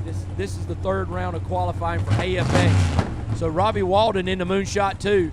Going to take a hit right here on the Larice Motorsports Insurance right lane to see if he can put that Moonshot 2 into the number 1 spot.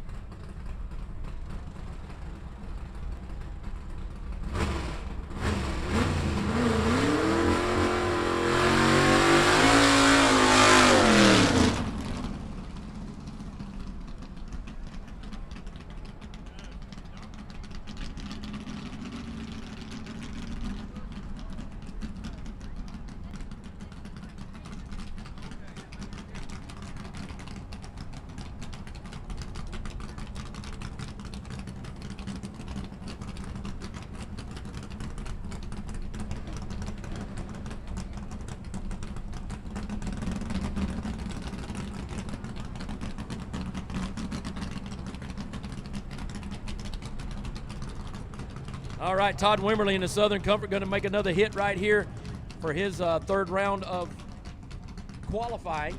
Seems odd to say third round of qualifying in AFX. So he's looking to try to improve on his other time.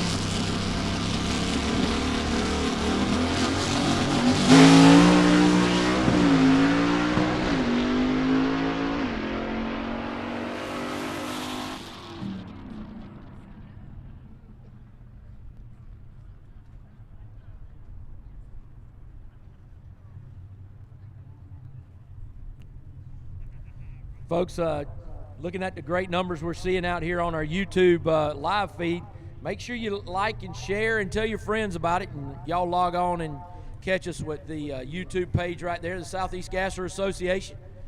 Glad to have you in the chat box. Let us know if you're tuning in where you're from. A couple of people, Tommy G said he likes to see us in London, Kentucky. Well, unfortunately, we're not going back to London, Kentucky, Tommy.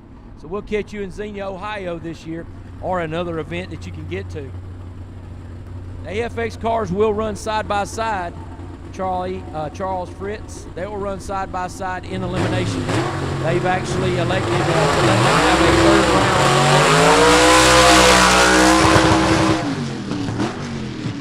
round. This is Rob Walden in the Dixie Twister. Rob out of the Doraville, Georgia area. He is the son of the famous Mr. 409, Lamar Walden. He owns and operates Lamar Walden Automotive there in Doraville, providing power for many of the racers we have out here, and I think exclusively into the AFX category until we get another few cars in this category. I know Gordon Rundle in Speedway, Indiana is building a beautiful, the Colossus. I think his is a Cornet or Barracuda. He'll have it out pretty soon. There'll be some more cars in this AFX category in a championship format this year.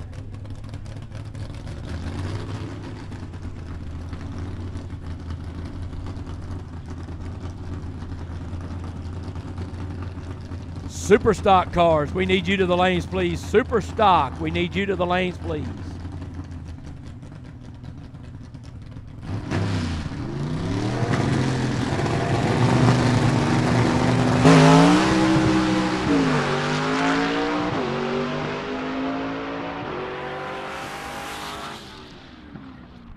So Rob Walden right there running down the racetrack. I think he's going to have a tough time when he races his son Robbie, as Robbie can sure saw the tree down. Rob is a little tardy on that pass as he let the clutch out a little late. As we get ready for Alan Platt to bring his car up, the replica of his father Hubert Platt's car, the Georgia Shaker 3.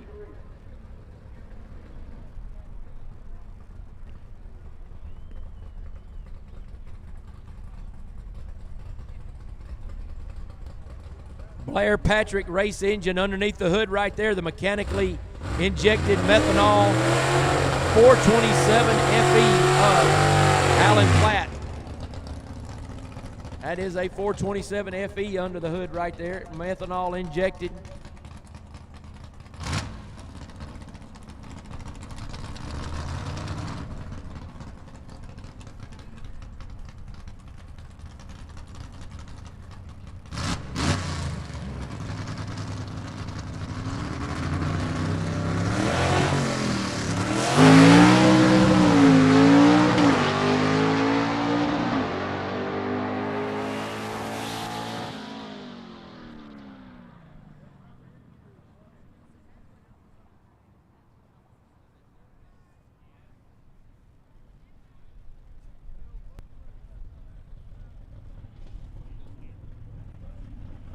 C-Gas, we need you to the lanes, please. C-Gas, we need you to the lanes, please.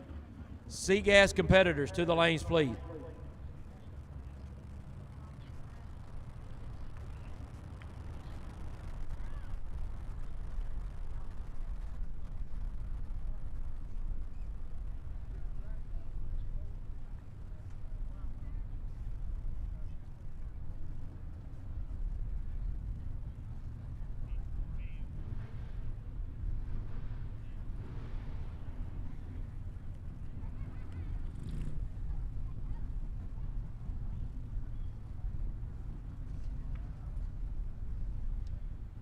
Once again, Harbin's Mechanical, the title sponsor for bringing you this race here today, founded in 1990 by current Vice President David Harbin. His wife, Pam, the president of Harbin's, has that family approach to customer service and hospitality being the keys to their success. That's made Harbin's Mechanical the Metro Atlanta's leader in commercial HVAC and refrigeration services. So if you have any needs or desires in the Metro Atlanta area for HVAC or refrigeration services, give Harbin's Mechanical a call, or you can reach them at harbins.com.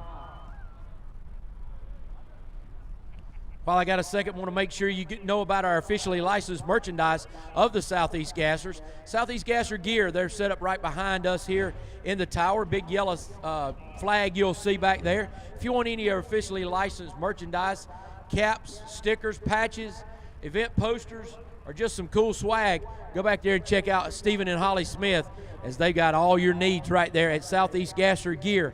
And if you're listening to us over the World Wide Web and watching us on our Facebook or YouTube live page, you go ahead and go on to southeastgassergear.com and you can check out their full line of things and make purchases online, and they will ship anywhere in the world.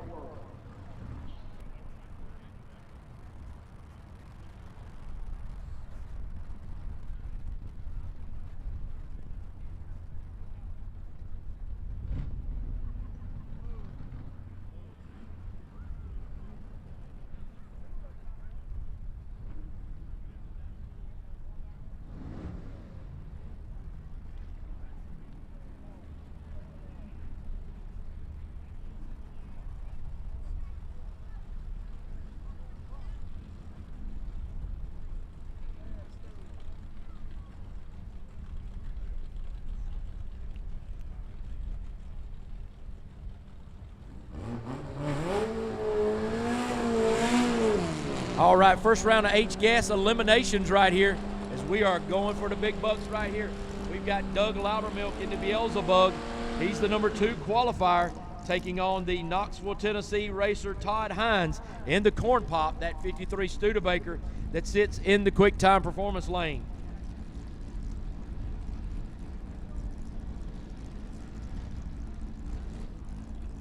Loudermilk in the Larice Motorsports Insurance lane here on the right-hand side. You would think he has the definite performance advantage, but once again, as we've seen, you got to get it to that 660-foot stripe.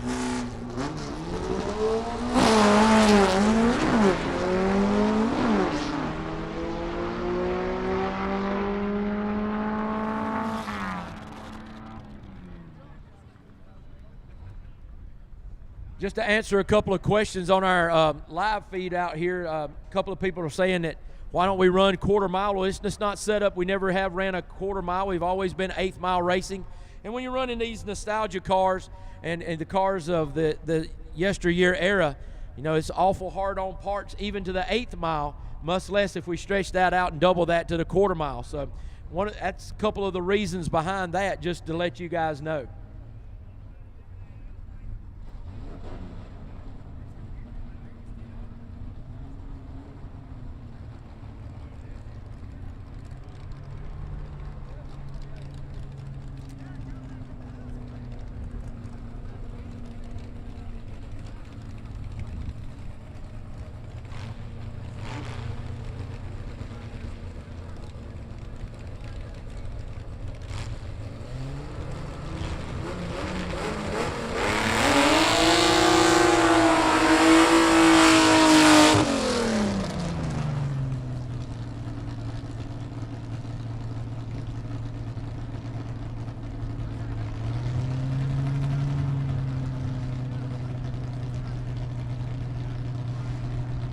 Number 3 qualifier, Larry Noel in the Crazy Horse, the 1948 Anglia from Aiken, South Carolina. He sits in the Larice Motorsports Insurance right lane.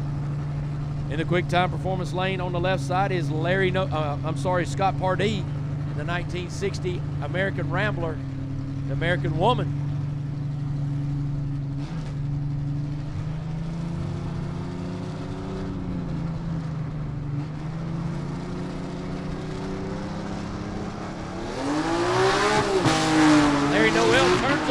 Light, Scott Pardee going to be the benefactor of that, and he'll move on to round number 2. But Larry Noel letting the clutch out too early, and that's going to put him on the trailer here today.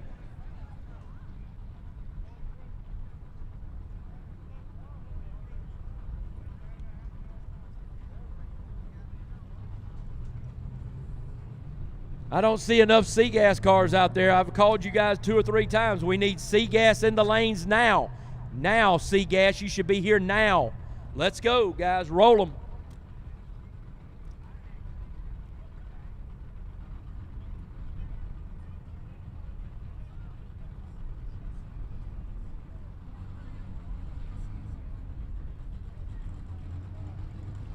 The number 1 qualifier in H-Gas today, Robert Frazier out of Bristol, Tennessee, brings his newly constructed car.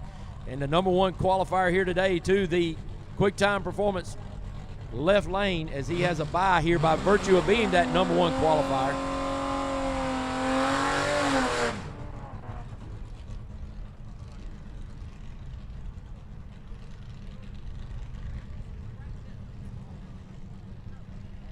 So it looks like he did a burnout through the water box right here. So Robert Frazier going to make a pass right here for a lapse time so he can have, or try to have, lane choice over Scott Pardee, the guy he's going to be racing in the second round coming up.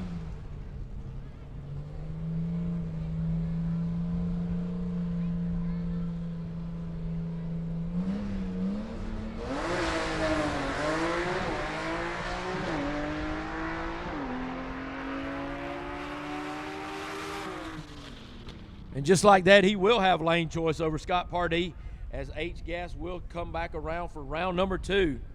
We're going to take a moment right here and do a little track prep as we get ready for the next class to come out. It's going to be our SEGAS class. They're going to be at the ready after a little short prep we do of the track here.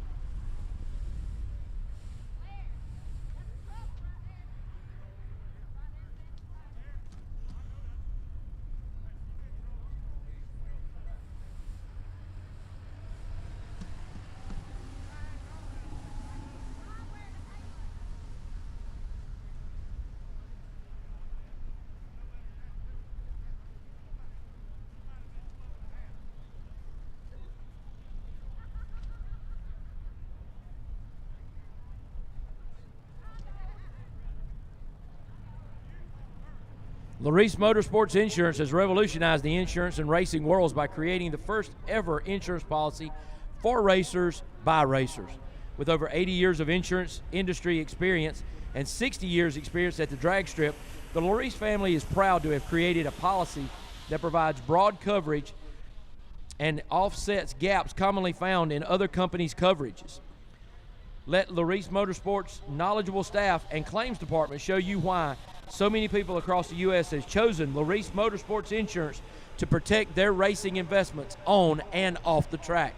Give them a call at Larice Motors, or give them a look at LariceMotorsportsInsurance.com on the World Wide Web.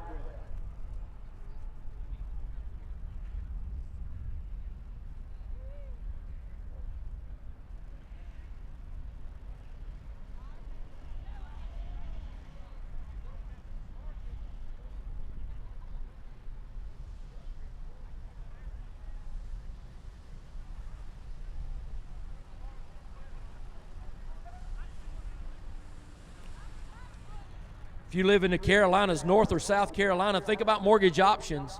Don't leave your dream home up to chance. Contact Mortgage Options today. Although they're located in Irmo, South Carolina, they offer unparalleled mortgage and refinance services to clients throughout both North and South Carolina. The Mortgage Options team is committed to providing clients with the highest quality home loans combined with some of the lowest mortgage rates available in all of South or North Carolina. Whether you are This hot rod, the Stud Muffin in Seagas competition, has a history, championship history, too, matter of fact, with other drivers. The man now holding the reins is Jaron Perdue, and you took this hot rod with some help from Quayne Stott to a new record, 595 with a 3. Yeah, we was fortunate enough to be able to move the record again. I think we had the record at a 596 from Gulfport, so we was fortunate to be able to move the record this weekend. I'm pretty grateful for all the help that Quayne's given us with this car. It wouldn't be where it's at without him, and I greatly appreciate that. Jaron, what brought you to Southeast Gassers Association drag racing? You hop in the car last year, and this car was turned on, and you also started to show a lot of skill as a driver. We had the Adams County Outlaw car and ended up blowing an engine. And when we blew the engine, I was going to have one built, and this car came available. So, again, I was fortunate enough to be able to get the car, and it was ready to go. So you'd be crazy not to start running it. So that's what we done. I'd been wanting to run with the Southeast Gassers for a really long time, and I kind of done some dirt track stuff. Dad's drag raced for 50 years, so it's been something I've been wanting to do, and when I've got the opportunity to do it, I had to jump on it. So that's kind of the story of me getting here to an extent. But that Adams County Outlaw car, we ran it one season, and then I think 2 races into last season maybe, and that's when I ended up with this car. So hopefully, we're gonna try for a championship this year is our goal. So we'll see where we get. Jaron Perdue is becoming the resident Stud Muffin in the Stud Muffin. Seagas Eliminations next.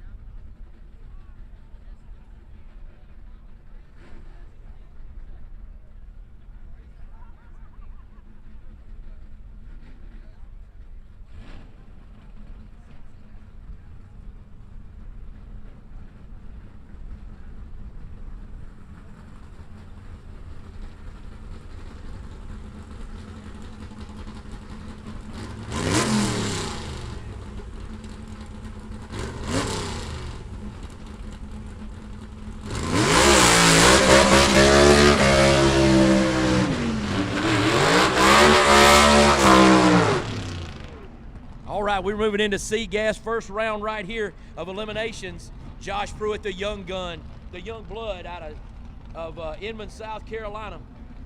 Going to be in the mortgage option, the Larice Motorsports Insurance right lane. Looks like they got a little problem down there, going to the attention of his crew. Hopefully it's just something to have to push him back, but Jimmy Huff already here in round number 2. Sorry, this is round number 2. So Jimmy Huff and Josh Pruitt going to be the first pair out. Oh man, I don't like that look from Billy Ison.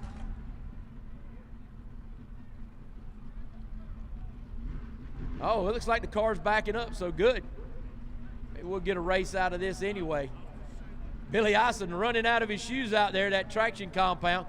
Hey, looks like Josh Pruitt making a slow attempt but to get back here, but Jimmy Huff waiting patiently, showing some sportsmanship to let Josh Pruitt get back to the line. Winner of this one going to go to the semifinals and receive a bye, so it's a big, big round right here. Whoever wins this round is going to go get a bye all the way to the finals. So Josh Pruitt going to try to knock Jimmy Huff off right here, but what a show of sportsmanship by Jimmy Huff in the hoopty coop right here out of Loganville, Georgia, patiently waiting for them to get their stuff together. Can't say enough about that, and that's why that man won our Sportsman of the Year award a couple of years ago. The Sonny Hall Sportsman of the Year award was bestowed upon Jimmy Huff for stuff just like this. I'm telling you, it's a big racing family. Jimmy Huff wants to win right here, but he wants to do it the right way. And what a show of sportsmanship by Jimmy Huff. Got Larry Floyd here with me in the Josh Pruitt turns on the red light, so Jimmy Huff takes the win anyway. Larry, when you're in a situation like that and you got a car that's malfunctioning, you're hustling, trying to get back, how nervous does that make you as a driver? Well, that makes you pretty nervous. I mean, everything's going through your head. You're just wondering what's going on and what you got to do to get down the track. I mean, the ultimate goal here is to win. So, yeah, you just got a bunch of stuff going through your head. You think that might have contributed to the red light that Josh Pruitt just had? Well, obviously it could have, because red light, you got to pay attention to what you're doing. You can't just sit there and wait on it to turn green. You got to be on your ball and go. And when you got a lot of things going on, it's tough. It's tough to keep that in your mind. So it could be. I don't know. Maybe something's wrong with the car. You just don't know. So. True that, and we've seen Josh Pruitt put it in victory lane over 12 times in his SEGA career, a guy that you fought many battles with when you drove the Stud Muffin car for Leslie Horn to a championship. And Larry, a little bit of insight in this SEGA category, as Jaron Purdue already has a world record elapsed time in that car, and you got a lot of experience in it. When you drop the hammer in that car, what does it feel like?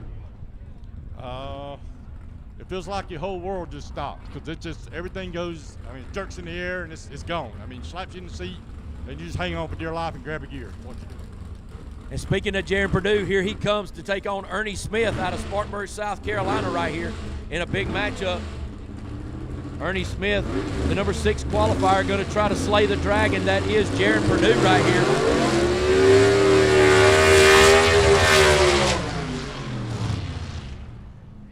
We need A gas to the lanes, please. A gas, we need you in the lanes, please now. A gas to the lanes. Second pair out in C gas, Jaron Purdue, Peoples, Ohio, being backed up there.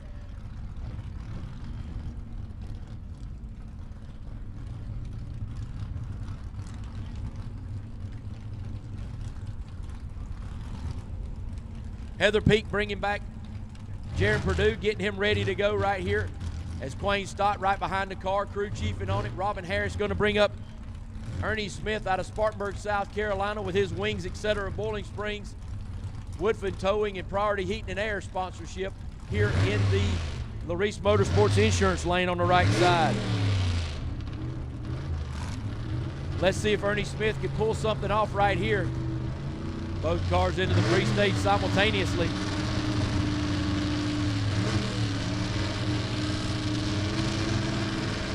Little cat and mouse going on here, people. Purdue goes in first. Ernie Smith gets to get in there. He's going to get timed out. He gets in. Here Purdue tattoos him to the tree. Ernie Smith trying to play some games on the tree right there, but Jaron Purdue having nothing to do with it as he takes that car down the racetrack to a very consistent time as he backs up that World Championship elapsed time.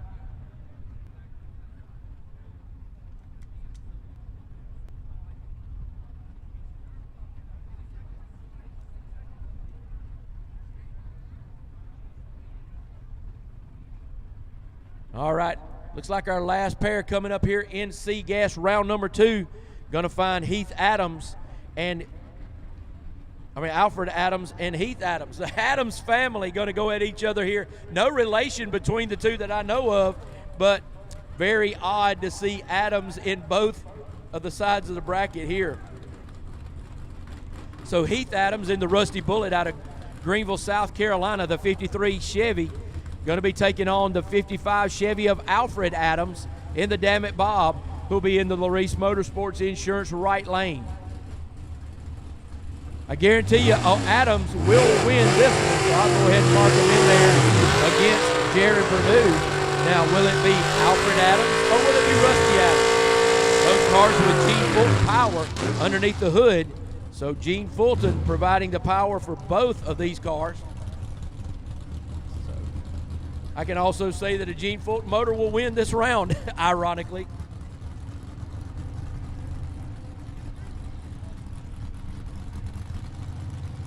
Chrissy Burchett bringing up Alfred Adams to the line, and Robin Harris helping out over there with Heath Adams, bringing him back to the line under the watchful eye of his crew.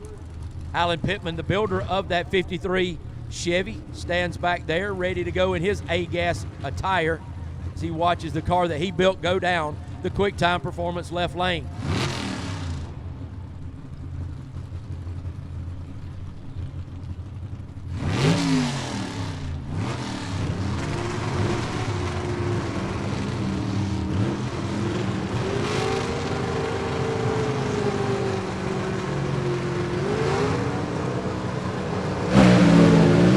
Good lead by both drivers, almost heads up off that. Alfred Adams ahead at the 60-foot mark, and Alfred Adams gets beat as he loses it in the top end. So the reaction, that's a whole shot win right there for Heath Adams. Heath Adams takes a whole shot win as he treated him. He had a 110 reaction time to the 160 reaction time of Alfred Adams. And he takes the whole shot win with a slower elapsed time than Alfred Adams had, but all the while, a great run for Heath Adams as he makes it his first semifinal of his Southeast Gasser career. And Larry, as we saw the Stud Muffin go down the racetrack, does that bring back any memories for you and the thoughts of you getting back into the seat of a Seagas car? I don't know about getting back into the seat, but yeah, a lot of thoughts there, a lot of memories. Had some rough times, as you well know, but had some good times too. And hard work, Leslie Horn, obviously, Brian doing all the work, Brian Harris. Yeah, and then Gene Fulton behind the motor. So, and then you got Roby for transmissions. You can't lose with that combination, point blank. Well, and the Gene Fulton motor underneath there, and we know that you guys ran a 287 one time. I knew that was in there for a while, and a 292, and you know, a lot of our fans on our live stream right here, they talk about hearing the 10,000 RPMs and dumping the clutch. How is it to sit there and watch that tachometer go over 10 and then dump the clutch? Well, I'm going to be honest with you. We had a tachometer in there, but I never looked at it. What I would do is I'd pull up there, light the first light, I'd put pedal to the floor, and I'd hold it there until it was ready to go. And whatever left at, it left at. So we look back and see it would leave between 10 and 11,000 RPMs every time. But that's what the motor, little 287, that's what it needed. If I left at 8,000, it'd just fall on the space. So me and Leslie talked about it, and he said, if you can't run it, then I'm going to put somebody in the wheel. I said, well, hang on. Well, very well put right there. But, you know, how hard was it on pistons and rods and things of that nature? We went through motors probably every 4 races or so. I mean, it was just stretched the valve train so bad, turn it that high. But Gene stayed on top. Gene stayed on top of it, of course. And 287 was our motor. That was the main one we ran. And it did put out a lot of horsepower. It did put out a lot of torque. But man, he get down the track. That's Larry Noel. Larry Floyd. I got so many Larrys. He's a good friend of mine. He's a former world champion in 2018 himself in the C-Gas category, as well as you are, Larry Floyd. As we move into B-Gas right here, number 1 qualifier here, Michael Oden, trying to back up a record that he had set a little bit earlier for elapsed time, and he's going to be taking on Kelvin Cannon. So first pair out right here. Michael Oden out of Birmingham, Alabama in the double down 2, the 62 Chevy 2. 21-year-old Odin going to be taking on Kelvin Cannon out of Elizabethton, Tennessee in the 33 Thames panel van, the loose cannon, who sits over in the quick time performance left lane.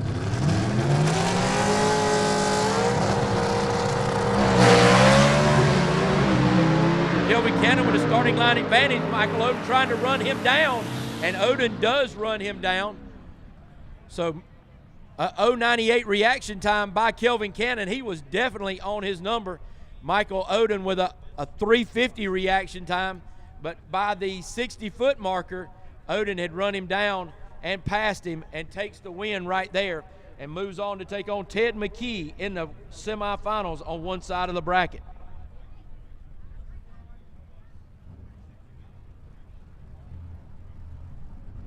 So what a run right there. Michael Odin having a good day as well, building on that momentum of his win down at Gulfport, Mississippi. The one-way technology horsepower underneath the hood right there performing flawlessly, and Joey Reed making all the right calls on that car so far today for that double down 2 to be successful here at South Georgia Motorsports Park.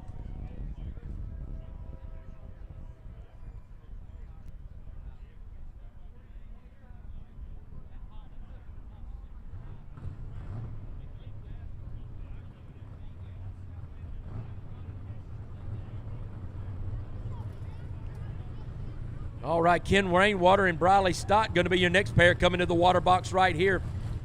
Rainwater going to be in the Larice Motorsports Insurance right-hand lane, putting Briley Stott, the 17-year-old, in the Rambler over in the Quick Time Performance left lane.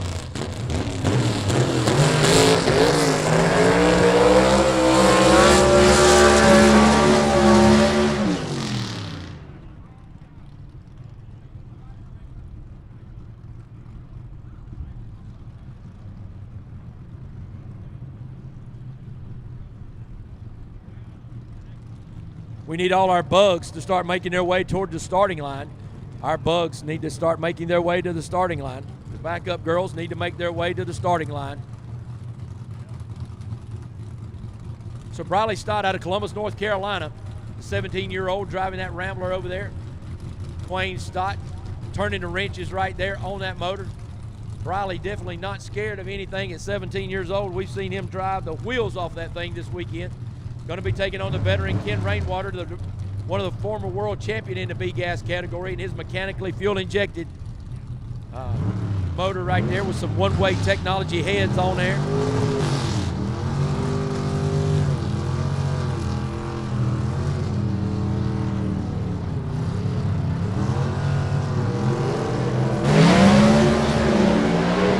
Briley Stott with the starting line advantage.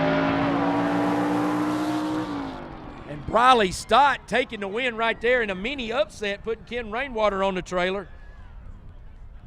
That was a 3-4 matchup in our qualifying, but Briley Stott answered the bell right there with an 0.90 reaction time to the 1:35 reaction time of Rainwater, and that was all it took as he led from start to finish right there and takes the win.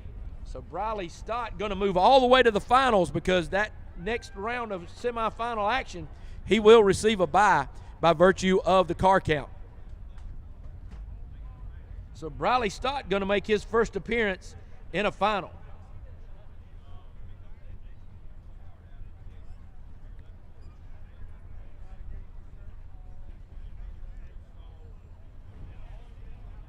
Next up going to be Ted McKee, the number 2 qualifier here today. He'll have a bye run. Be interesting to see if he goes through the water box or if he just takes a leisurely drive. Looks like he's going to head to the box here in the Larice Motorsports Insurance right-hand lane.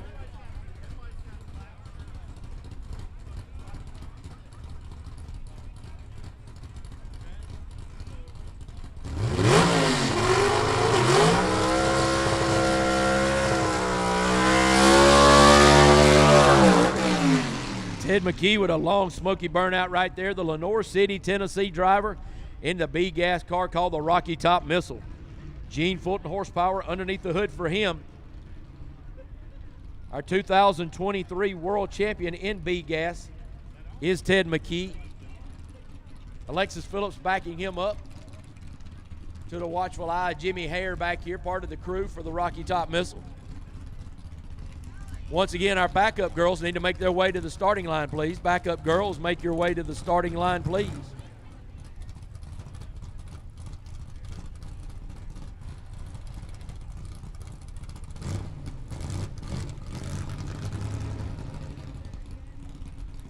So Ted McKee going to try to make a full hit right here to get lane choice in the matchup that he's going to face in the semifinals against Michael Oden.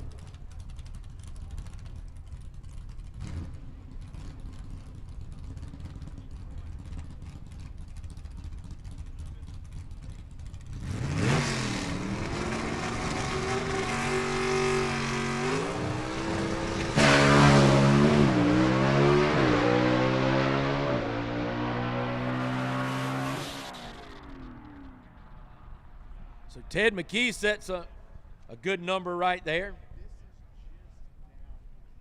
So he'll make it on to the finals where he'll take on Michael Oden.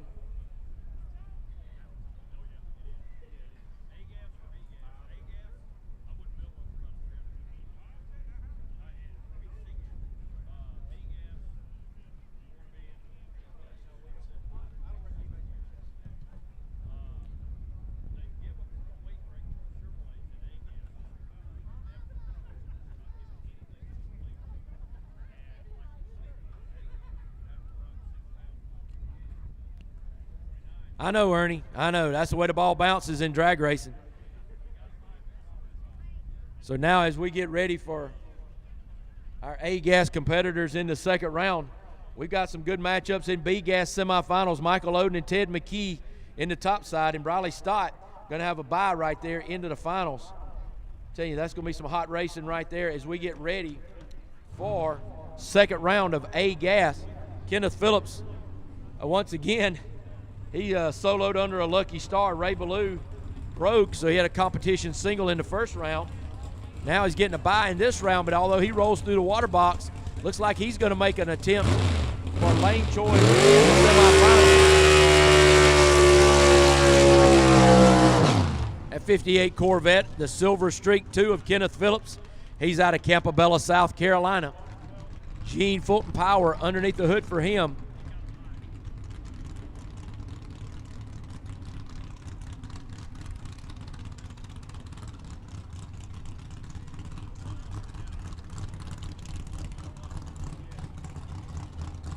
Keeley right out front, one of our backup girls, bringing Kenneth Phillips back. She has a special interest in that Silver Streak too, and the driver. So Kenneth Phillips being brought up to the line by Keeley. Danny and Bully behind the car right there.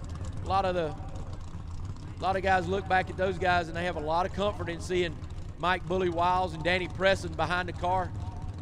They know how to get a car down the racetrack, make the adjustments on it in race day to help that car go straight.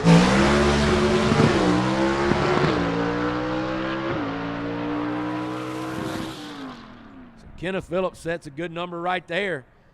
As far as it's gone today, the only one I've seen a lot faster than that might be the Chick Magnet. But again, can the Chick Magnet hold it straight? That's the whole key in all this. We can make a lot of horsepower in these cars, but can you get it from one end to the other in a straight line and get to that 660 mark first? That is the key in all of drag racing, and it's no different here in the Southeast Gassers.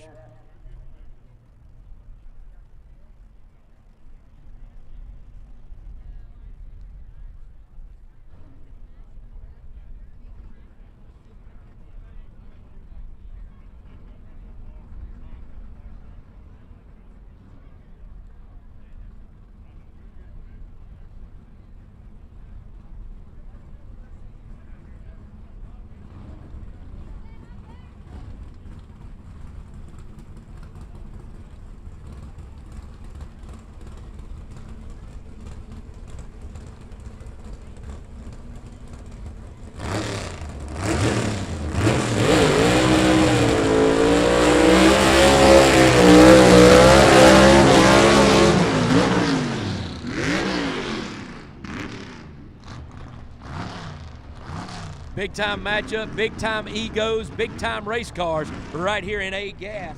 As you see the Chick Magnet of Leslie Horn, the defending world champion, sitting into quick time performance or left lane in his 55 Chevy. Gene Fulton Power for him. Gene Fulton Power also for his competitor Greg Stelz in his 1957 Pontiac, the Joker, out of Wapaka, Wisconsin.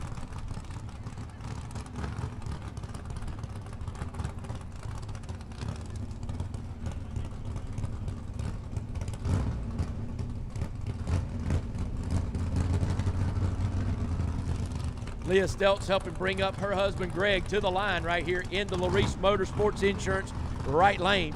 Robin Harrison helping bring up Leslie Horn. Brian Harris behind the race car. Husband and wife combo right there. Brian sets it up, she brings them up. Greg Stelz has a chance to slay the dragon right here, one of his best friends, until they reach the burnout box. And when they reach the return road, they'll be friends again. But right now, he's dead set on cutting his throat. The tension is thick right here as we get ready for this second round matchup to see who's going to take on Kenneth Phillips in one of the semifinals to come.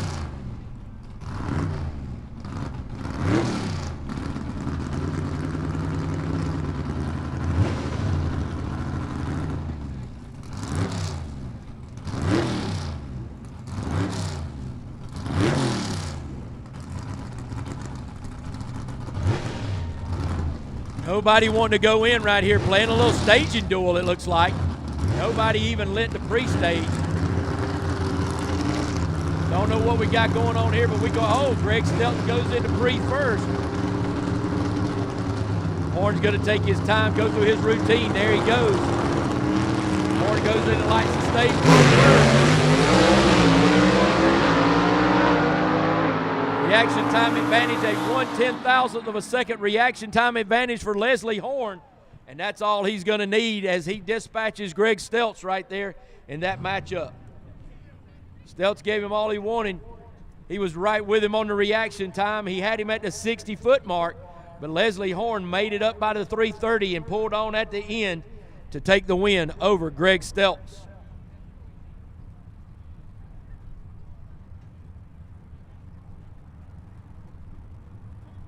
Next matchup right here are two of the most beautiful cars. I love these paint jobs on these cars. Two of the most beautiful paint jobs out here, I feel like. That is going to be Alan Pittman in the Larice Motorsports Insurance right lane in his 41 Willis. The Pittman and Sword entry. Gene Fulton Power Plant, 451 cubic inches under the hood for him.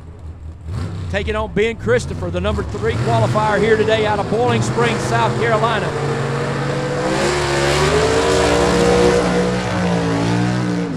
A little bit longer burnout that time for Ben Christopher in his 66 Chevy 2. Jason Line Power underneath the hood for him. First race out with that kind of horsepower in there. Ben Christopher trying to get a handle on that race car as we've seen a definite increase in his power here to this weekend at South Georgia Motorsports Park. Question always becoming, can Alan Pittman keep that car straight and give Ben Christopher a run, or can Ben Christopher keep his car straight and see the elapsed time that we anticipate that car putting together? Leslie Horn already has a potential world record here today. Ben Christopher trying to beat that potential world record with one of his own in elapsed time.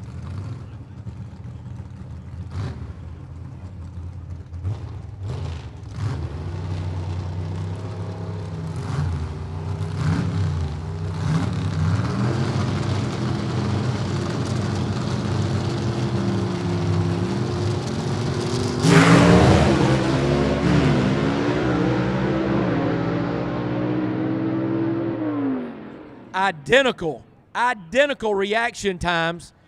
Alan Pittman ahead at the 60-foot mark, and Ben Christopher ahead from the 330 on, and that's all it took is Ben Christopher is going to move on to the semifinals.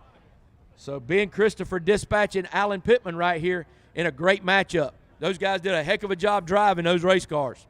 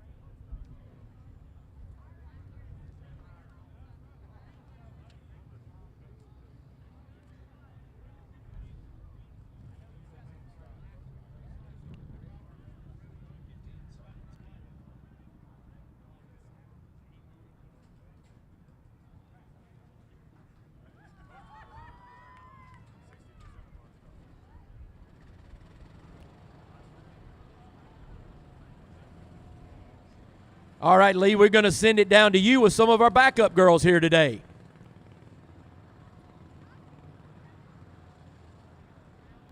Looks like Lee's trying to get our backup girls organized here for the shot that he's wanting to put together for our live feed. Couldn't hold this race without our backup girls.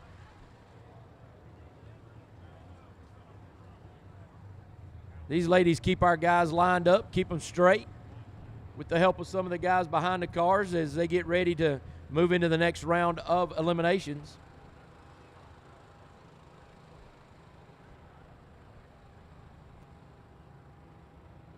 And Lee, we're going to send it down to you with some of our backup girls.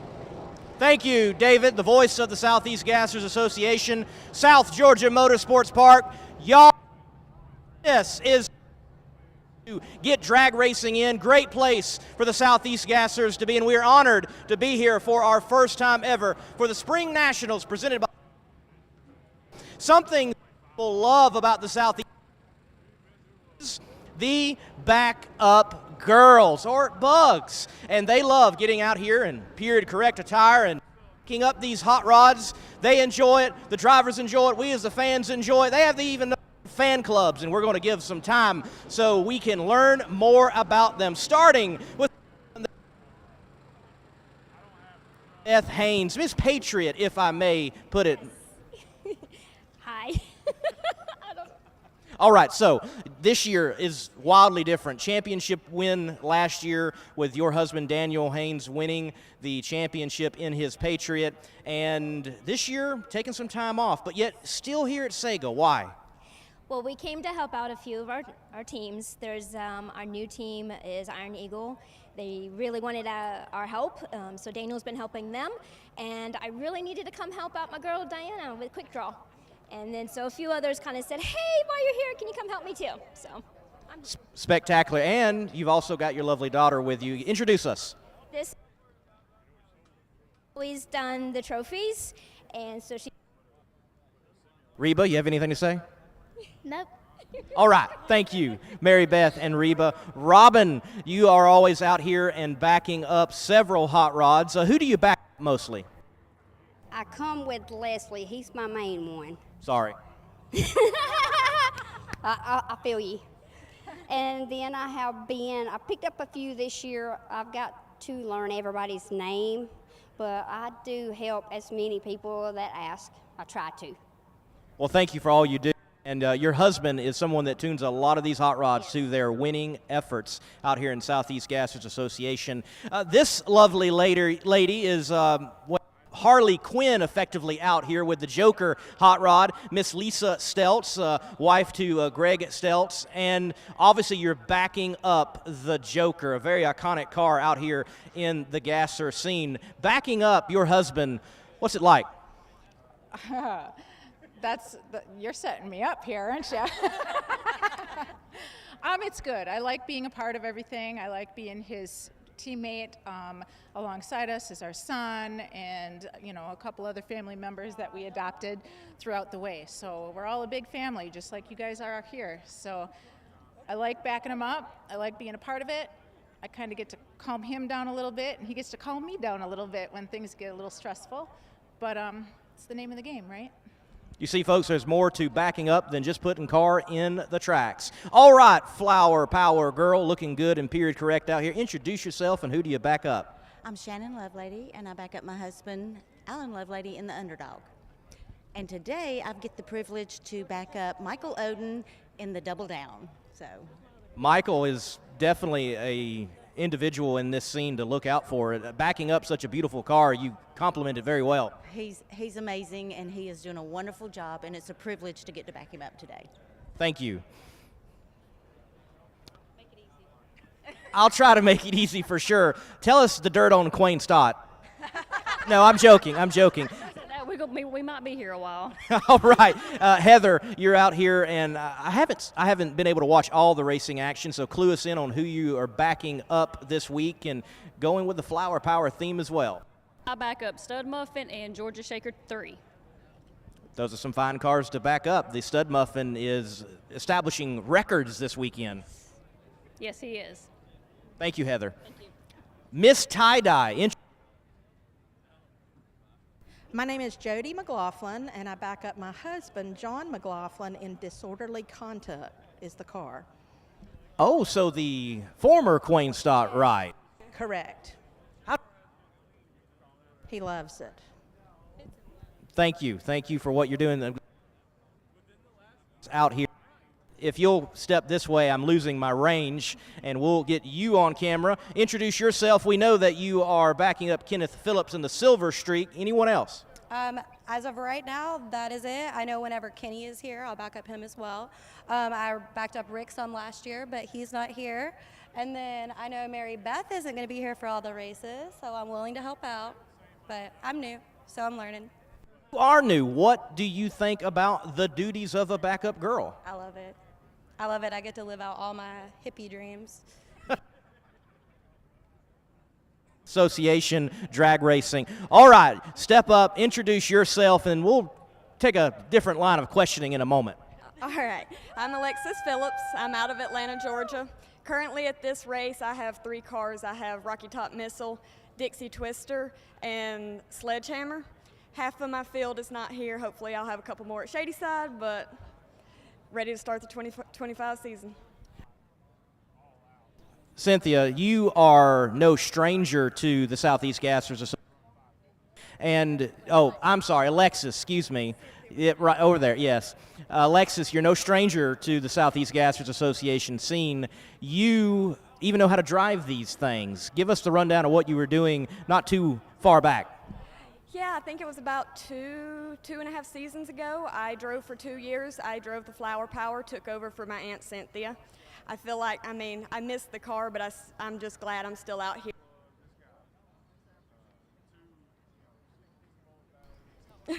It's all right. We're having technical difficulties. Range is limited. Thank you. Everybody, for the Bugs.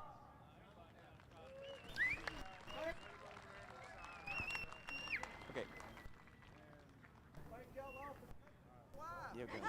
Follow. Well, they're going to take a photo op. We definitely love to take the time and showcase our Bugs and appreciate them, and they're going to get a photo here on the starting line. And we are here in Southeast Gasser Association drag racing to getting back to just that, drag racing. But take the time in this downtime to hit the pits, buy a cool t-shirt, talk to these characters that are driving. They are certainly accessible, as you know, with drag racing, but even more so here at the Southeast Gassers Association. South Georgia Motorsports Park, we are glad to have our season opener right here. The Spring Nationals presented by Harbin's Mechanical. David Lancaster, back up.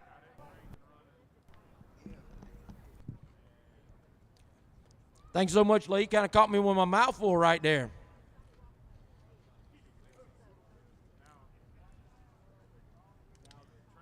What a tribute to our show. Couldn't do it without our backup girls. We appreciate everything they do for us and bringing part of our 1960s era show to you here at South Georgia Motorsports Park in the Southeast Gasser Association.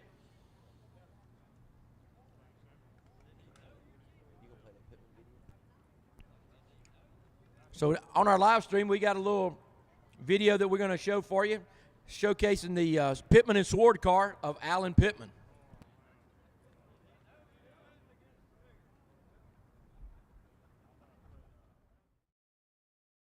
This beautiful machine is drove by Alan Pittman. Yes, that Alan Pittman of Pro Mod fame. Alan, going on to the second round, still trying to get a handle on the old girl in gasser mode. Yeah, it seemed like a chore here the last few days. Thought it was a track earlier. We can change some things. We're getting closer. Getting closer. Getting close. You've got a tough customer in round 2 in Mr. Ben Christopher. Yeah, that's could be one of the toughest ones here. We shook a while ago, so we put more clutch in it, and it cut the battery cable and popped it off. So we're going to try to outrun him. That's all we can do at this point, right? That is right. He's going to try to outrun Ben Christopher here in the staging lanes at South Georgia Motorsports Park for the Spring Nationals presented by Harbin's Mechanical. AGAS Eliminations next.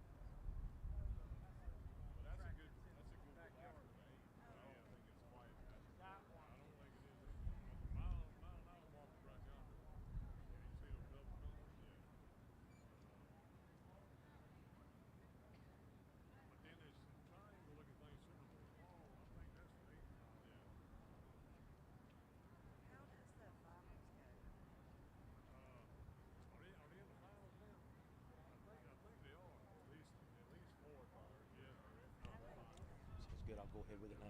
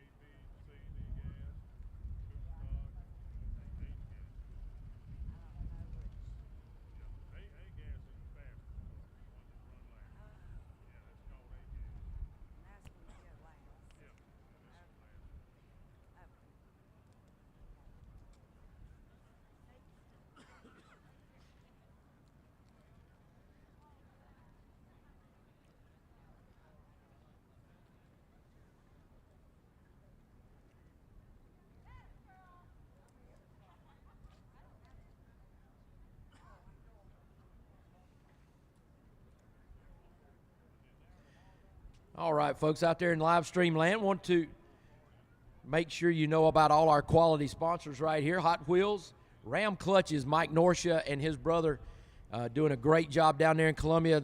The number one clutch here on the Southeast Gasser Tour, the Ram Clutches. Mickey Thompson Racing Tires, the tire of choice for our racers as well. Quick Time Performance, you've heard their name. Got a lot of quality exhaust for performance cars as well as your street applications. Summit Race Equipment, Mortgage Options, Kimco Scooters. Want to thank Kimco and Mid-South Motors for providing all the scooters for our Southeast Gasser officials this year. Molly Motorsports, top line of pistons, rings, and things that you need for internal components, as well as G-Force Racing Transmissions. We can't do what we do out here without them. They are literally in 95% of the cars you see out here today, the G-Force Racing Transmissions. Roby Myrick and his crew at G-Force Racing South out in North Carolina just revolutionized what we have go on here, from taking the high horsepower motors to being able to transition that into horsepower that gets to the ground. G-Force Transmissions is the leader in that technology. Larice Motorsports Insurance, if you need any type of coverage for your motorsports car, whether it be a round track, dirt track, or drag racing application, check out LariceMotorsportsInsurance.com down in Houma, Louisiana. Insurance company built by racers for racers. One Way Technologies in Washington, Indiana. Jeff Jones, Brent Plowin, and all their staff out there providing horsepower for many of our top running cars, as well as World Championship driver Todd Oden and his son Michael, and providing quality heads and other services for other racers who choose to do their own motors. But One Way Technologies won't find a finer group out there. Give them a call out in Washington, Indiana for any of your needs.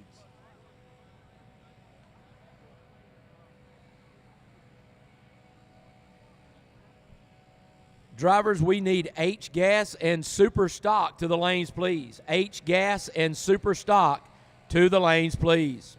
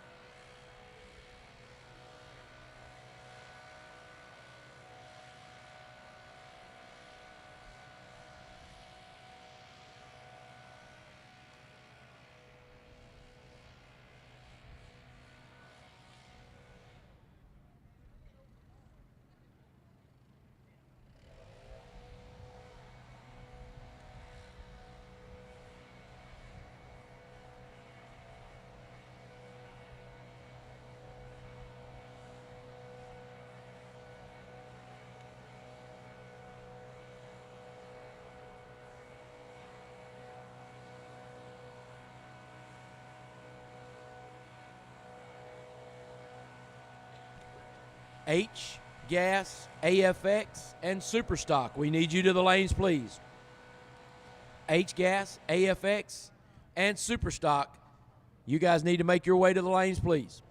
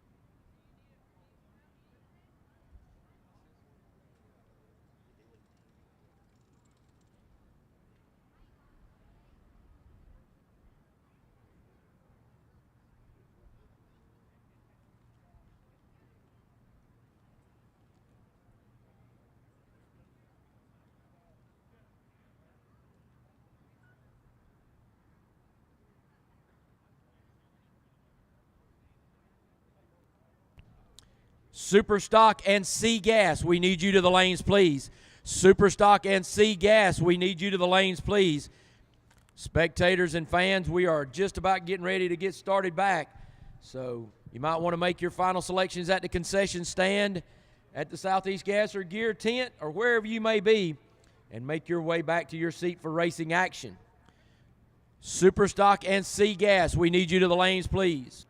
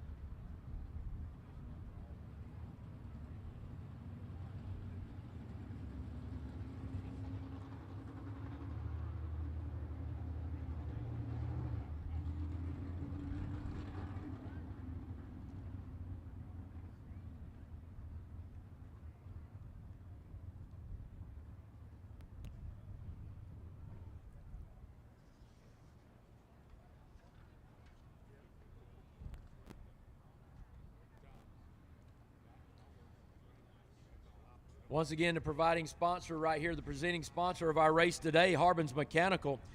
They're the industry's leader in the Atlanta metro area for refrigeration and HVAC services.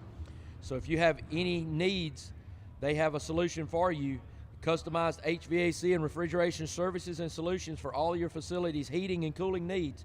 Give them a call, or make sure you get online and check them out at harbins.com. for all your metro Atlanta area refrigeration and heating needs.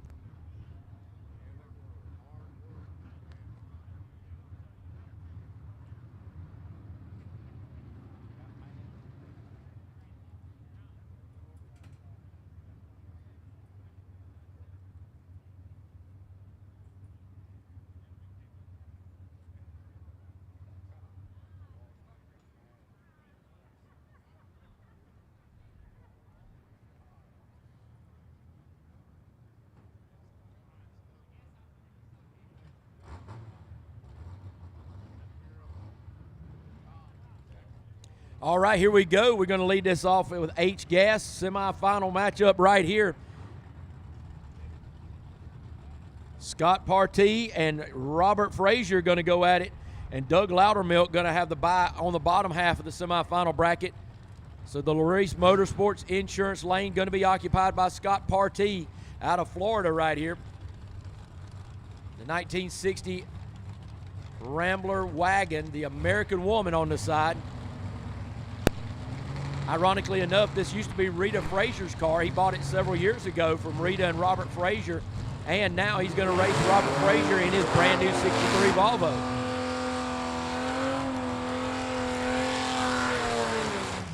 Robert Frazier really has found a motor combination that works really well in this H-Gas category, being brought to the line by his partner, wife, and crew chief, Rita Frazier, out there in the Quick Time Performance left lane.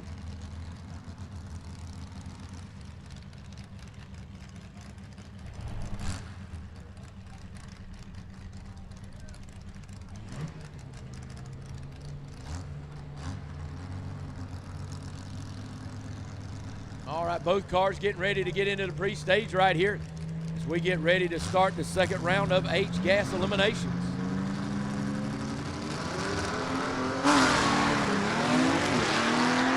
Pretty close lead by both drivers. Partee with an advantage right there. But not enough as Robert Frazier powers through the big end and beats him to the 660-foot stripe. So Robert Frazier will move on to the finals here today at South Georgia Motorsports Park in H-Gas. He's going to be taking on Doug Loudermilk. So Loudermilk looks like he rolled through the water box. He's going to make an attempt right here for a lapse time. So he can try to get lane choice away from Robert Frazier, who has really favored that left lane all day, and that is the one that Loudermilk is in right now.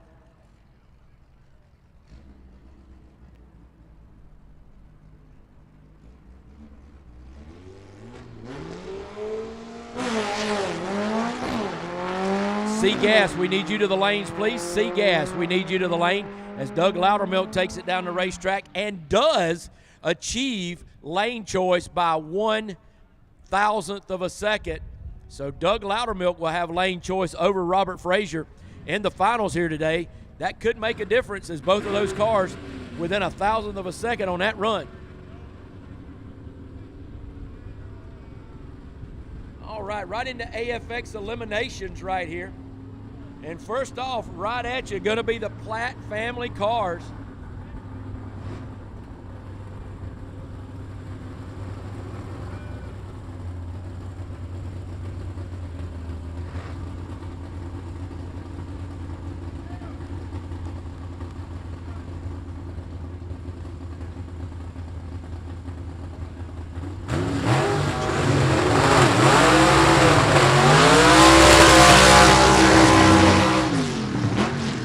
All right, Rob Walden driving the Dixie Twister for Rocky Platt. Rocky, the son of Houston Platt. And this car, the 1965 Chevy 2 Fastback, is a replica of the Dixie Twister. This car was commissioned to be built by Sonny Hall with the family approval of the Platt family. Kelvin Cannon constructed the car, fabricated the car, built the car. Then the car was sold to Rocky Platt upon the passing of Sonny Hall. And now Rob Walden has that car in eliminations here today. Looks like we got something leaking from underneath the car, so officials are shutting down the Dixie Twister. Unfortunate here that will put Alan Platt with a competition single. Looks like something in the radiator area possibly. Hopefully it'll be quick to be cleaned up. Alan Platt will take the win right here and move to the finals.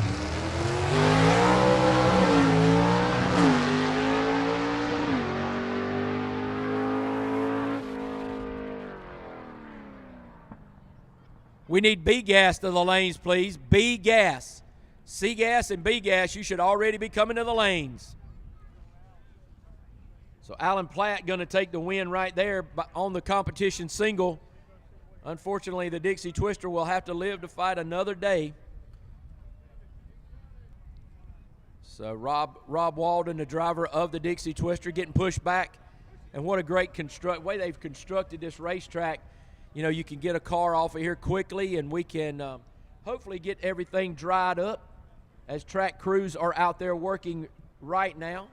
And can't say enough about this track crew here today. They've done a wonderful job in keeping a good surface for us in both lanes, and that's all we can ask as a racing association. Our competitors have really been complimentary of the work they've done here today, so thank those guys who worked tirelessly out there in the sun today.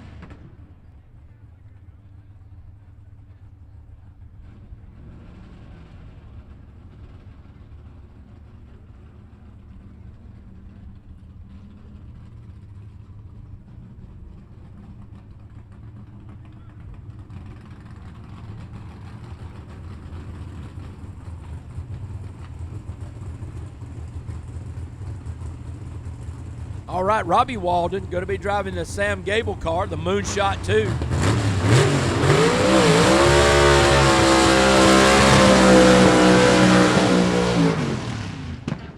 Loganville, Georgia, where Robbie Walden calls home. He's the son of Rob Walden, who you just saw driving that Dixie Twister. Grandson of the famous Mr. 409, Lamar Walden. So, third-generation racer right here, being backed up by his girlfriend. Robin Harris going to be helping out over there with Todd Wimberly in the Southern Comfort, the 65 Ford Falcon. Both motors built by the Lamar Walden Race Shop. Both mechanically fuel injected on methanol.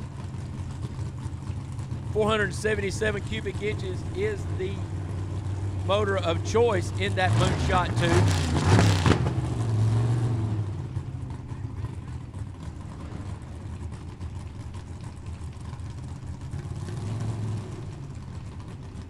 So the winner of this one going to take on Alan Platt in the Georgia Shaker 3 in the AFX Finals here today.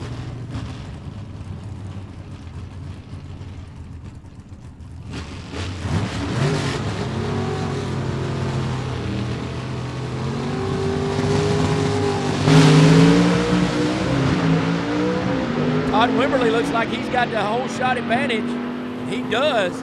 Todd Wimberly with an 084 light on the tree takes the win right there. So that is going to be a tough matchup for Alan Platt as Todd Wimberly makes a blistering pass down the racetrack to reach the finals where he'll take on Alan Platt coming up later on tonight.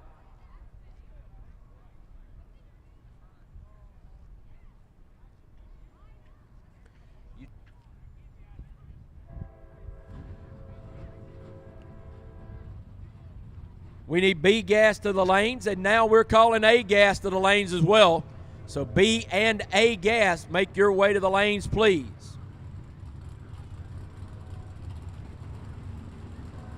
Here we are in super stock right here as we get ready for this matchup. Don Wilmot, Decatur, Georgia, going to be taking on the Sevierville, Tennessee racer Bryant Dalton Sr.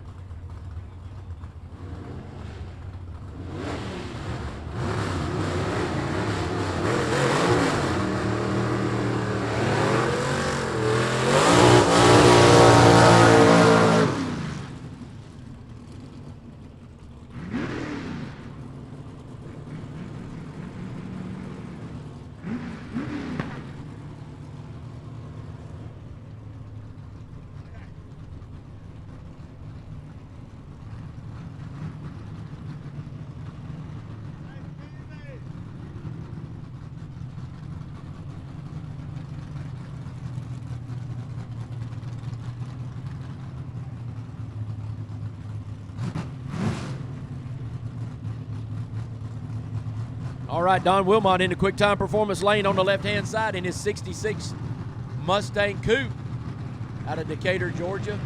The Ford Falcon Futura, the 1963 model Ford Falcon Futura of the Sevierville, Tennessee racer Bryant Dalton Sr.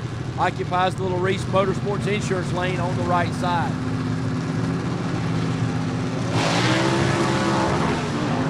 Don Wilmot just blows through the tree, turns on the red light. Wow, that's one of the easiest wins Bryant Dalton Sr.'s ever had right there. Don't know what happened, if maybe the line lock left on him, or I don't know what happened. Only can speculate at this point, but Don Wilmot eliminates himself with the big red eye that catches him leaving early. So Bryant Dalton Sr. going to be on to the finals right here.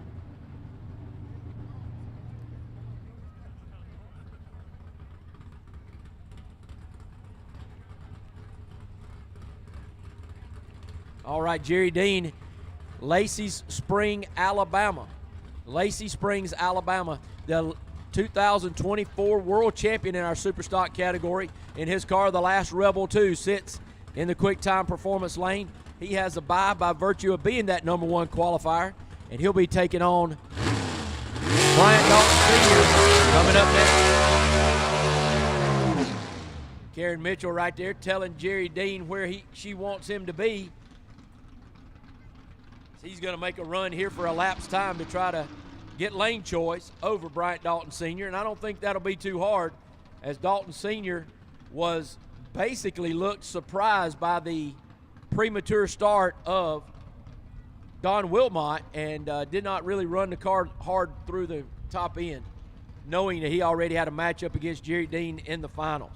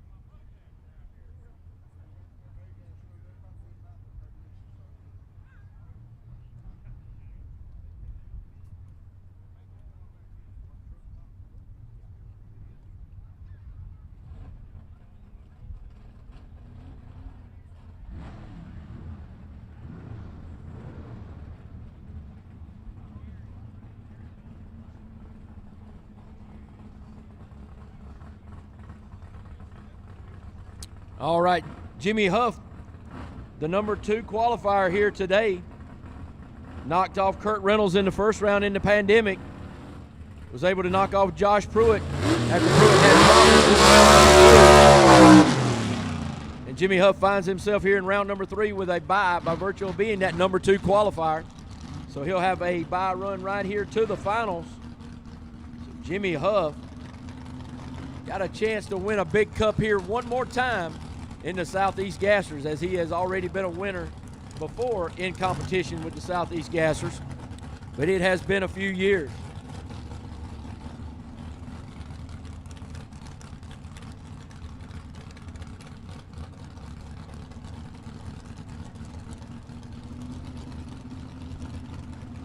We need A-gas cars to the lanes, please. A-gas competitors, we need you to the lanes, please, if you are still in elimination.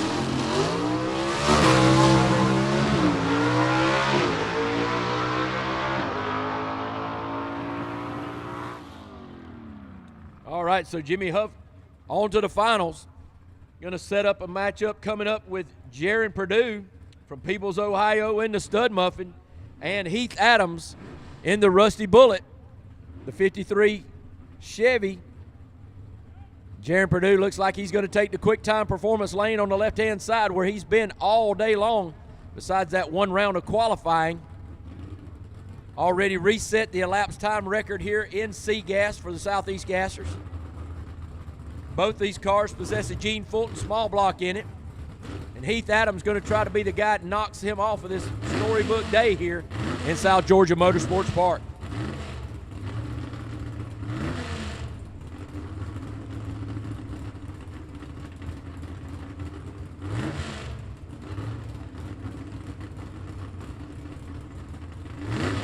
Roger Liston, the finals will be live as well. We will not leave this broadcast until we have crowned champions.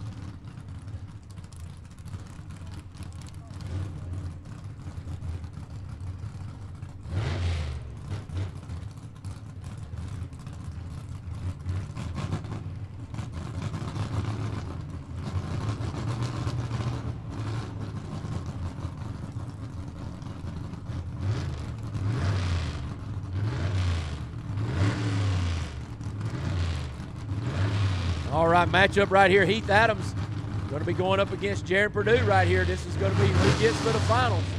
Robin Harris brings Heath Adams in for his final preparations. Purdue lights the pre-stage, and both guys are in pre.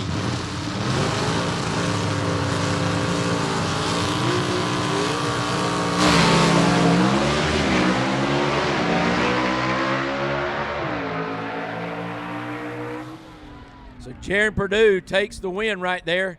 The reaction time advantage went to Heath Adams, but that was quickly made up by the 60-foot mark, and Jaron Purdue marches on to victory here today in round number 3, and he'll take on Jimmy Huff in the finals coming up here later on this evening.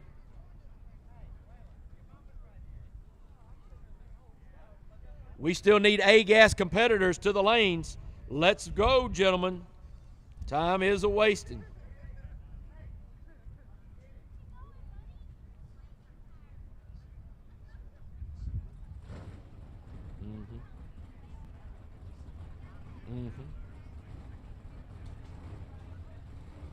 All right, here we go with a big matchup right here in B-Gas semifinal number 1. Number 1 qualifier Michael Oden, number 2 qualifier Ted McKee to see who goes to the finals versus Briley Stott. In the Larice Motorsports Insurance Lane, that's Michael Oden, the 21-year-old out of Birmingham, Alabama.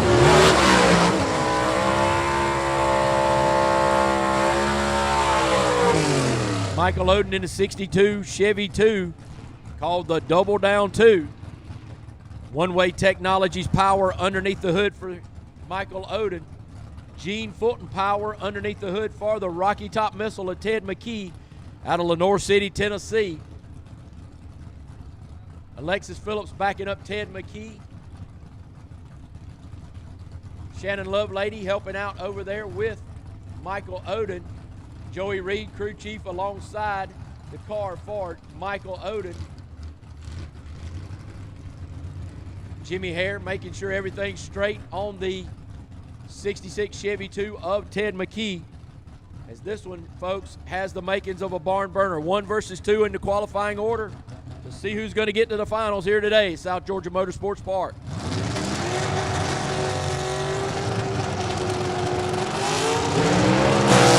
He turns on the red light. Michael Oden going to take the win right here.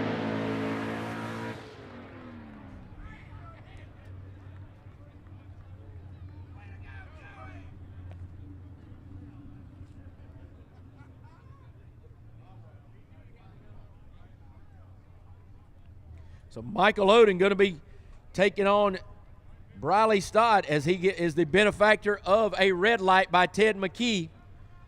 Ted McKee left well before the tree came down. Michael Oden a little slow on his reaction time by virtue of probably seeing that red light.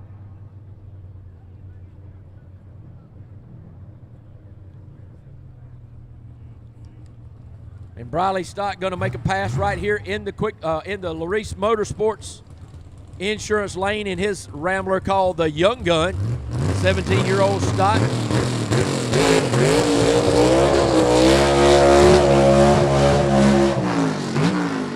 Long smoky burnout, getting those Mickey Thompsons good and hot right there on the back of that Rambler as he's going to make a shot at elapsed time to try to gain lane choice over Michael Oden. It's going to be a great matchup right here. 2 of our youngest drivers in Southeast Gassers.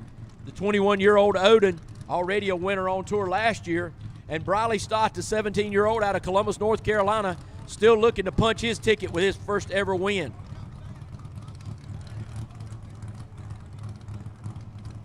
Stott ran a limited schedule in 24. Starts out here in 25. Going to make a single right here as he's trying to get to the finals. As he gets to the finals.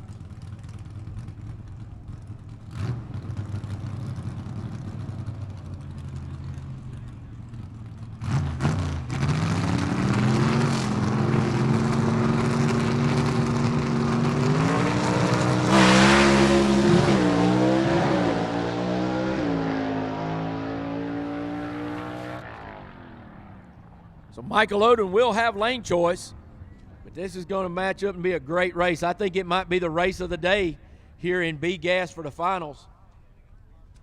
As we move into A gas, we've got all three of our cars ready for A gas. Ben Christopher will receive a bye by virtue of his qualifying spot, so Ben Christopher will be in the finals. We know that already. Kenneth Phillips in the Silver Streak 2 and Leslie Horn in the Chick Magnet. Going to fight it out to see who's going to take on Ben Christopher come finals time. The 58 Corvette of the Capabella, South Carolina racer Kenneth Phillips going to be in the quick time performance lane. Boiling Springs, South Carolina native Leslie Horn going to be in the Larice Motorsports Insurance lane.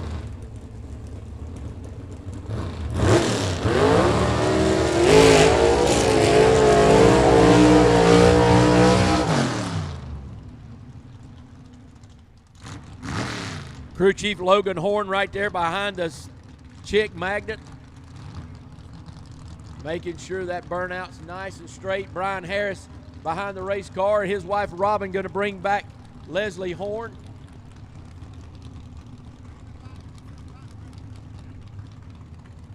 Kenneth Phillips backup girl Keeley going to bring him back as he is in the quick time performance left lane.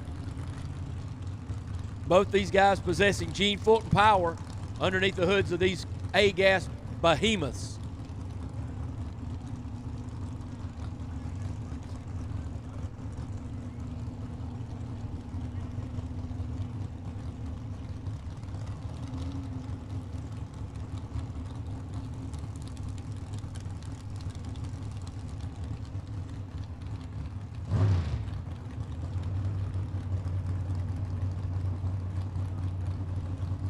Kenneth Phillips already into the pre-stage. Leslie Horn going to take his time, go through his routine.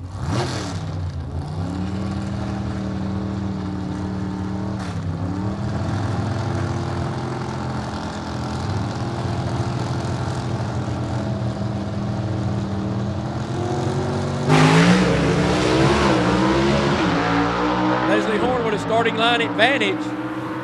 That's all it takes as Leslie Horn marches through to victory in a race that was separated in elapsed time by 0.03 of a second. But Leslie Horn with the starting line advantage made it look bigger at the margin of victory at the big end. So Leslie Horn will be taking on the man coming up right now, and that is Ben Christopher. Christopher electing to stay in the Larice Motorsports Insurance lane right here.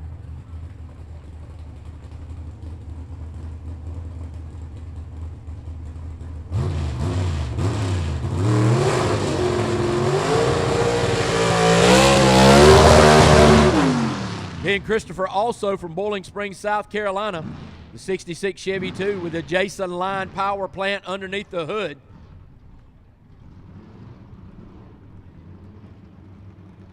Christopher switching over to this new engine builder, Jason Line, who from Pro Stock fame, former world champion in Pro Stock for many years there with the crew of Greg Anderson out of the Mooresville, North Carolina area. Robin Harris, the backup girl. Richie Pugh behind the car, making sure everything stays straight as they bring Ben Christopher back in his tracks.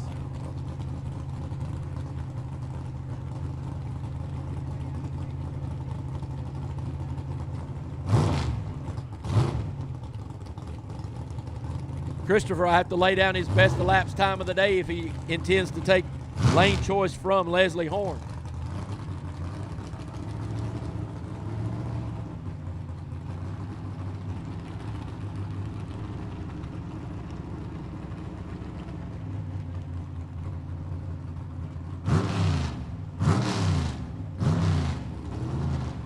Christopher clears out the carburetors up top of that line motor and prepares to go into the pre-stage.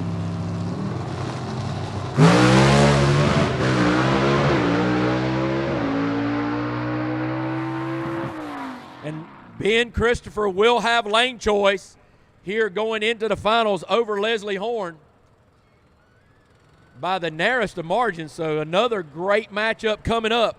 B gas and A gas, razor thin reactions and elapsed times between the two. So it's going to be a heck of a matchup in B and A gas for sure. And don't sleep on C either.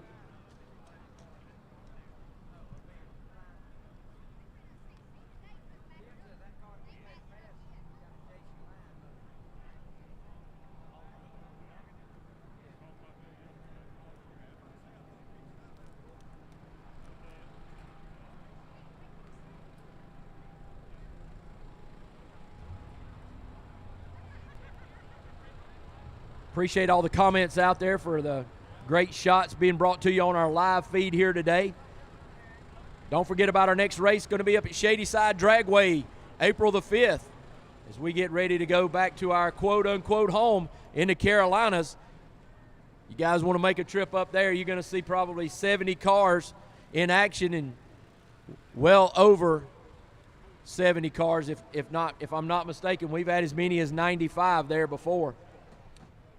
Strict rules being built. He'll have lane choice in the next round. So Christopher will have lane choice in the A-Gas finals. And that one's coming up momentarily. But, yeah, our next race at Shadyside Dragway will come up on April the 5th. And we invite you all to check it out. Check out our website, southeastgasserassociation.com. If you're looking to build a car, you can see all the rules online right there, as well as our schedule and list of sponsors. Get out and come to one of our races. I promise you won't be disappointed. If you like the live feed, hey, correspond with us through Instagram, Facebook, anything you can get in touch with us with, and we'll tell you what the best way to get to one of our events are. If you're flying in, we'll tell you what airport and help you all along the way.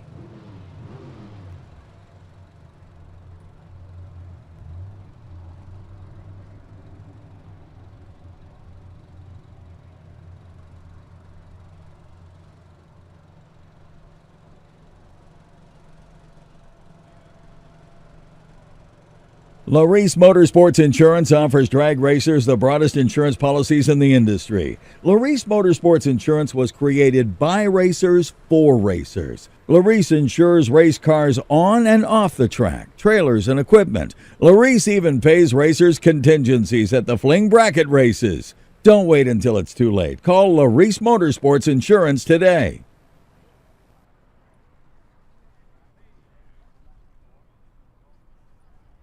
Harbin's Mechanical serves Atlanta, Georgia and its metro area. From the big jobs downtown to the jobs in your hometown of the suburbs, they are your #1 source for your HVAC and refrigeration needs in Atlanta and its metro area. Stay cool in Hotlanta with Harbin's Mechanical Services.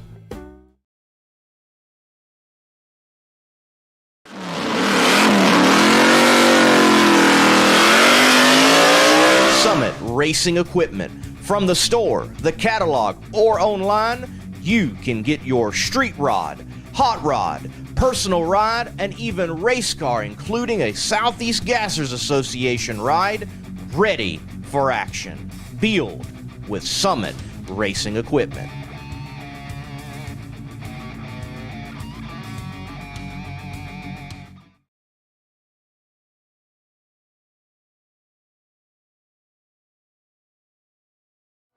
South Georgia Motorsports Park is the home this year for the Southeast Gassers Association season opener, the Spring Nationals presented by Harbin's Mechanical.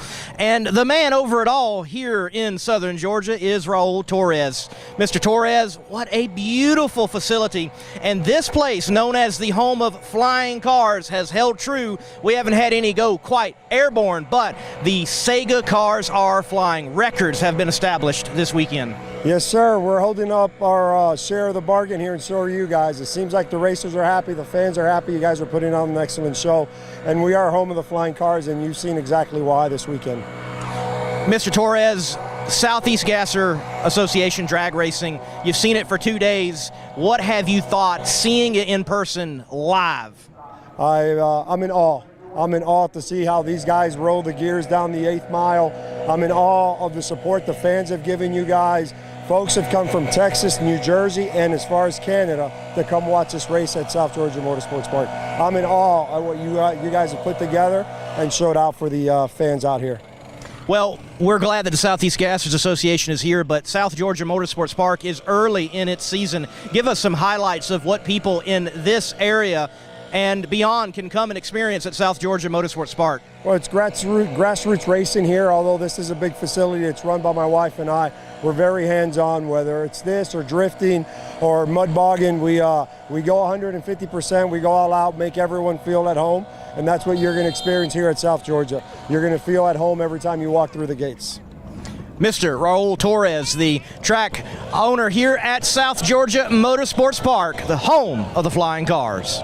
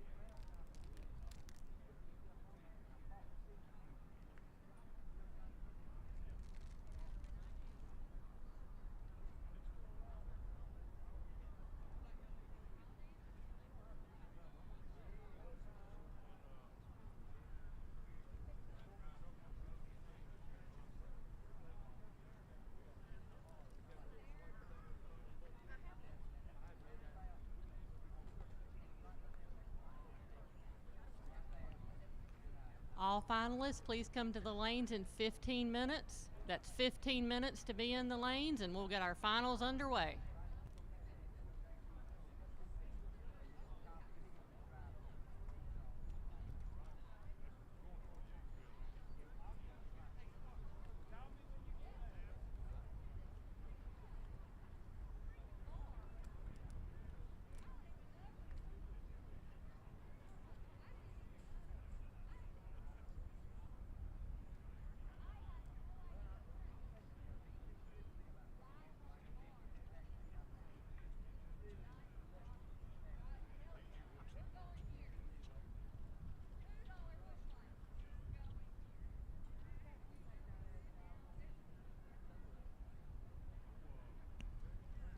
Again, all finalists to the lanes in 15 minutes. All finalists to the lanes in 15 minutes. Thank you.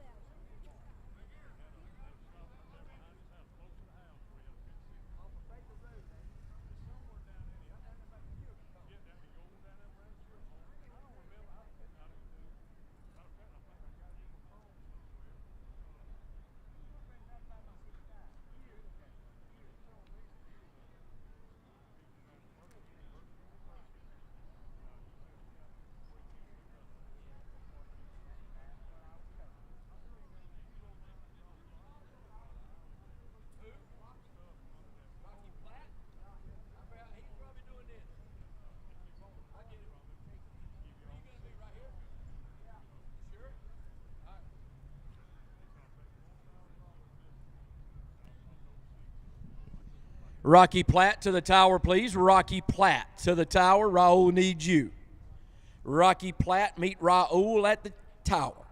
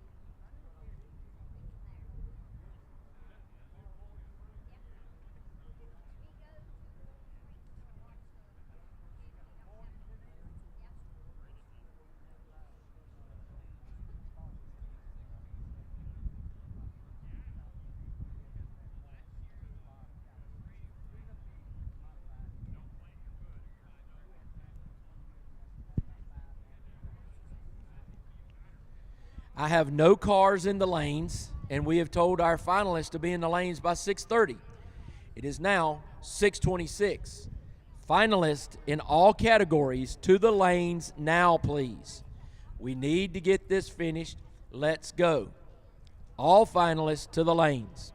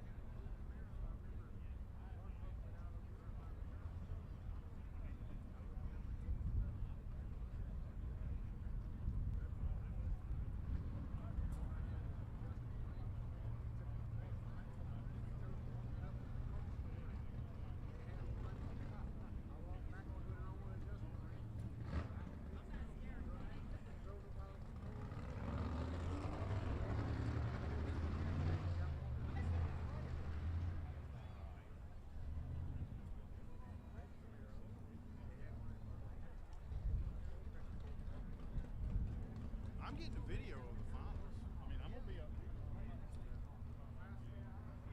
I'm not talking about.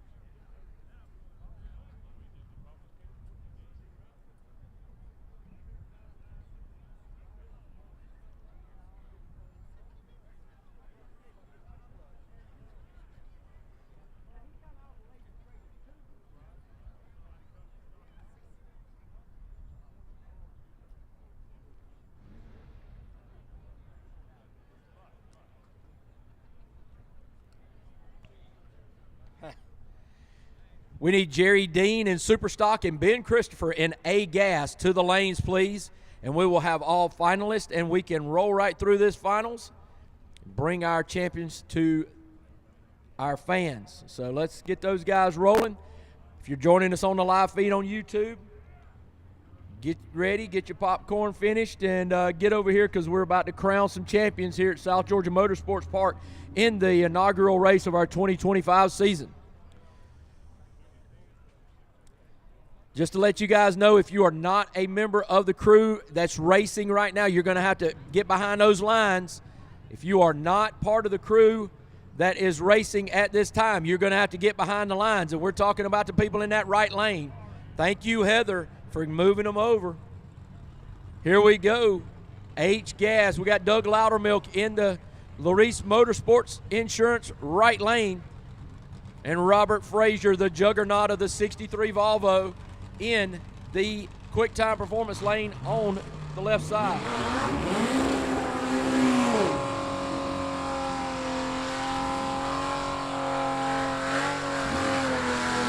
Once again, fans, as we've made it down to our finals, we want to invite all the fans that would like to join us at the end of our staging lanes back here where you see the winner's circle set up.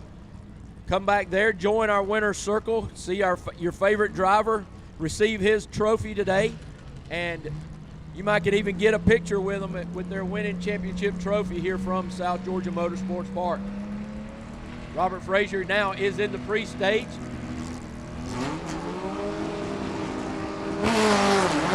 Good lead by both drivers. An advantage right there to Doug Loudermilk. That's been made up by half track, and Robert Frazier wins the first ever H-Gas Cup, H-Gas Trophy in competition right here. So Robert Frazier wins the first one, and he'll go down in the record book as the man who did that here at South Georgia Motorsports Park. Congratulations to Rita and Robert Frazier on your win today in the inaugural H-Gas category.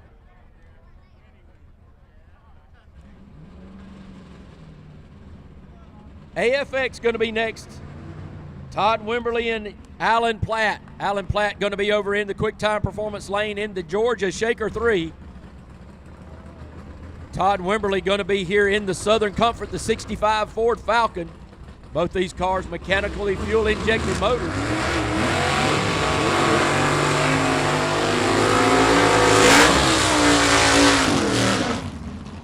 Lamar Walden race engine under the hood for Todd Wimberly.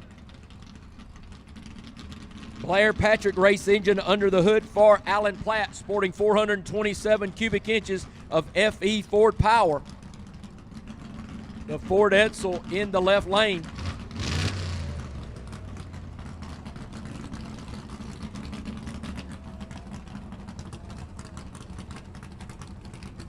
Robin Harris going to help out Todd Wimberly.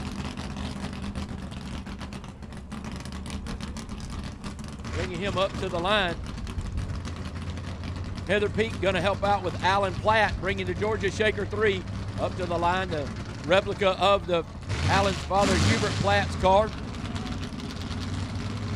Who's it going to be winning the first ever championship trophy here from South Georgia Motorsports Park in AFX? Starting line advantage to Todd Wimberly, and he takes the win. So Todd Wimberly from McDonough, Georgia, in the Southern Comfort, wins the first AFX race of the year here at South Georgia Motorsports Park.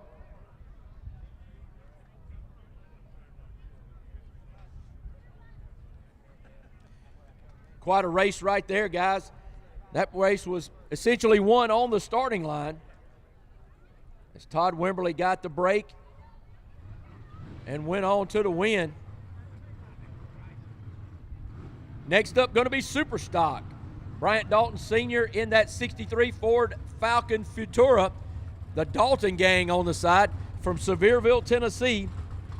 He's going to be taking on the Last Rebel 2, the car driven by Jerry Dean, our defending world champion out of Lacey Springs, Alabama.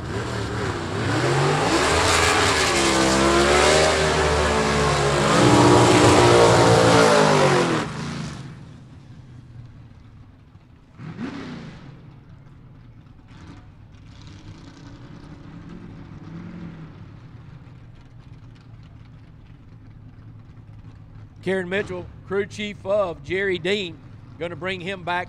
They won 8 races last year en route to a championship in Superstock in a dominating fashion.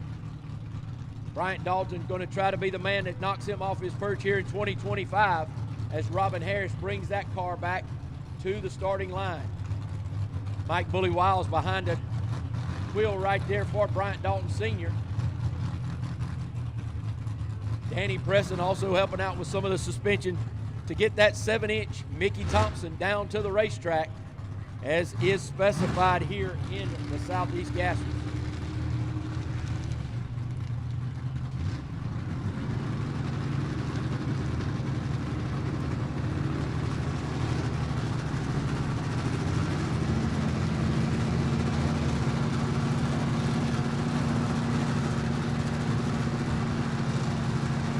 Bryant Dalton goes in and double bulbs Jerry Dean. He backs out as he double bulbs Jerry Dean. Dean never went into the pre-stage. He'll back it out and bring it up to the line again. Maybe a little gamesmanship right there. I don't know in this super stock category, but he double bulbs again. Jerry Dean goes ahead and lights him up as well. Here we go, fans.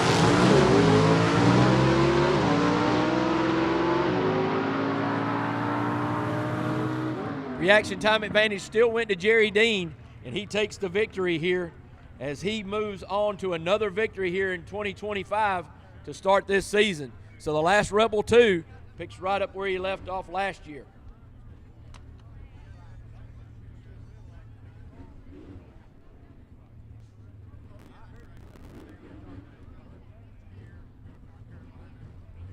Here comes our SEGA competitors right now to the line for their finals. Jaron Purdue, the man that has rewritten the elapsed time record in SEGA today in that stud muffin, the 62 Chevy 2 wagon with Gene Fulton power under the hood. He's going to take the quick time performance lane on the left-hand side, putting the Loganville, Georgia racer Jimmy Huff in the hoopty coupe over in the Larice Motorsports Insurance right lane.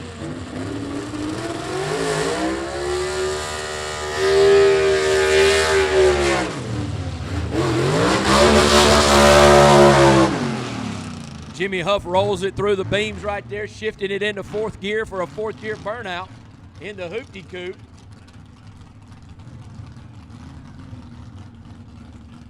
Jimmy Huff got a big order right here if he thinks he's going to knock off the stud muffin, but he's going to give it all he's got. As we said before, first man to get to the 660 stripe is going to win, doesn't matter how. You got to keep that car straight, get it to the end before you're in the competitor. That's what drag racing's all about. We get ready to watch these two. Christy Burchett bringing up Jimmy Huff. Heather Peak bringing up Jaron Purdue out of Peoples, Ohio. Ohio versus Georgia right here in this matchup. Can Jimmy Huff bring it home in his home state here?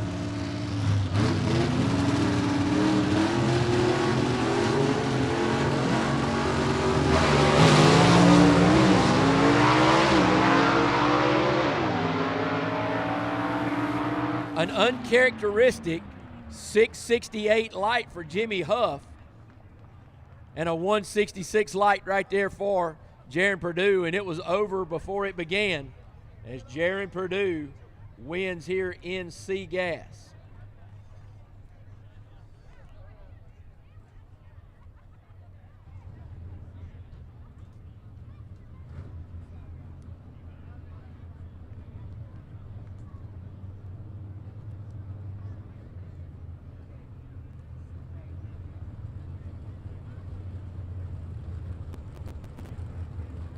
All right, one of the big matchups I've been waiting to see all day. Michael Oden going to be here in the Larice Motorsports Insurance right lane, the number 1 qualifier here, the double down 2.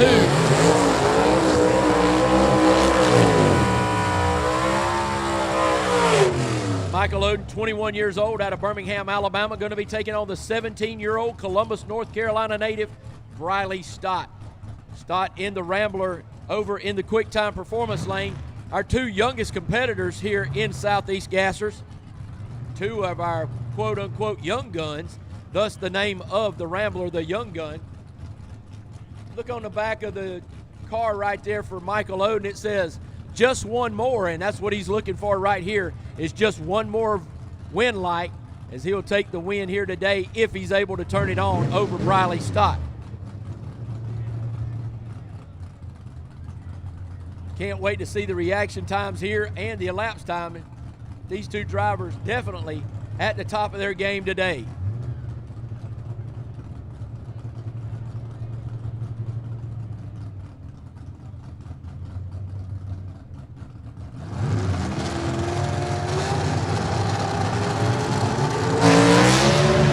Oden turns on the red light. Briley Stott goes red, but just because 009 on the negative. So Briley Stott keeping that Stott family tradition, and he wins his first race in the Southeast Gassers. Michael Oden with a blistering elapsed time, but he turns on the red light and leaves too early.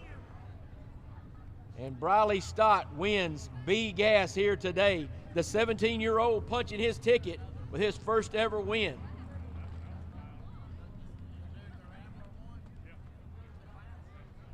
And then there were two. To quote one of my former colleagues, the kings of the sport here in the Southeast Gassers, our A-Gas competitors. And these two guys right here, a dominating pair to come next. The chick magnet of Leslie Horn, the 24 world champion in A-Gas, winner of the last 5 races to end the season, going to be in the quick time performance left lane. And Ben Christopher in the Happy Days 66 Chevy 2 will be in the Larice Motorsports Insurance right lane, where he is quite frankly favored all day. Both these drivers from the same hometown of Boiling Springs, South Carolina. Good friends, sometimes even the best of friends, but no friends right now as they roll through the water box and get it on.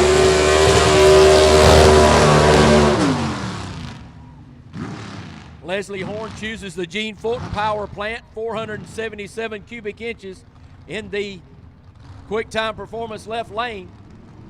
Ben Christopher has chosen Jason Line as his motor builder, or engine builder, I should say.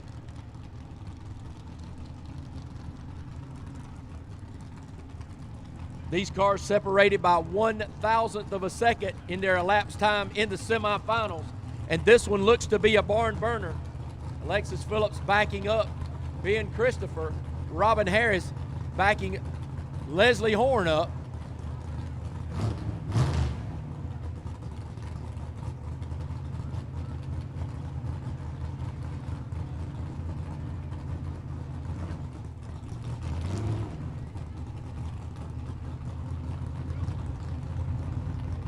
You can cut the tension with a knife on the starting line right now as two of the fastest cars in A-Gas for the Southeast Gassers sit primed and ready to take the green light here at South Georgia Motorsports Park.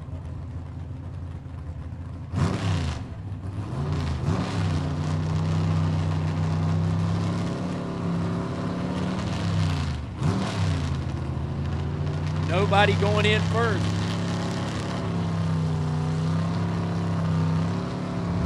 Christopher lights the pre-stage first. Horn going through his routine. Still has not lit the pre. There we go, both are in pre. Who's going to stage up first?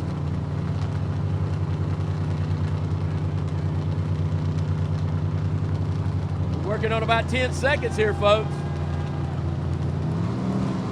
Horn goes in first, Christopher follows.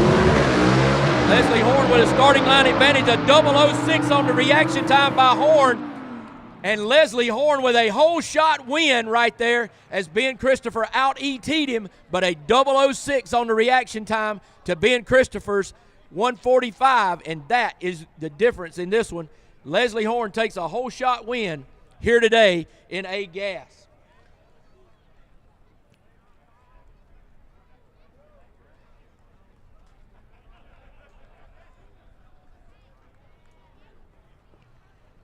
Folks, if you didn't like that race in action, I think you need to check your pulse, because that was an outstanding day of racing here at South Georgia Motorsports Park.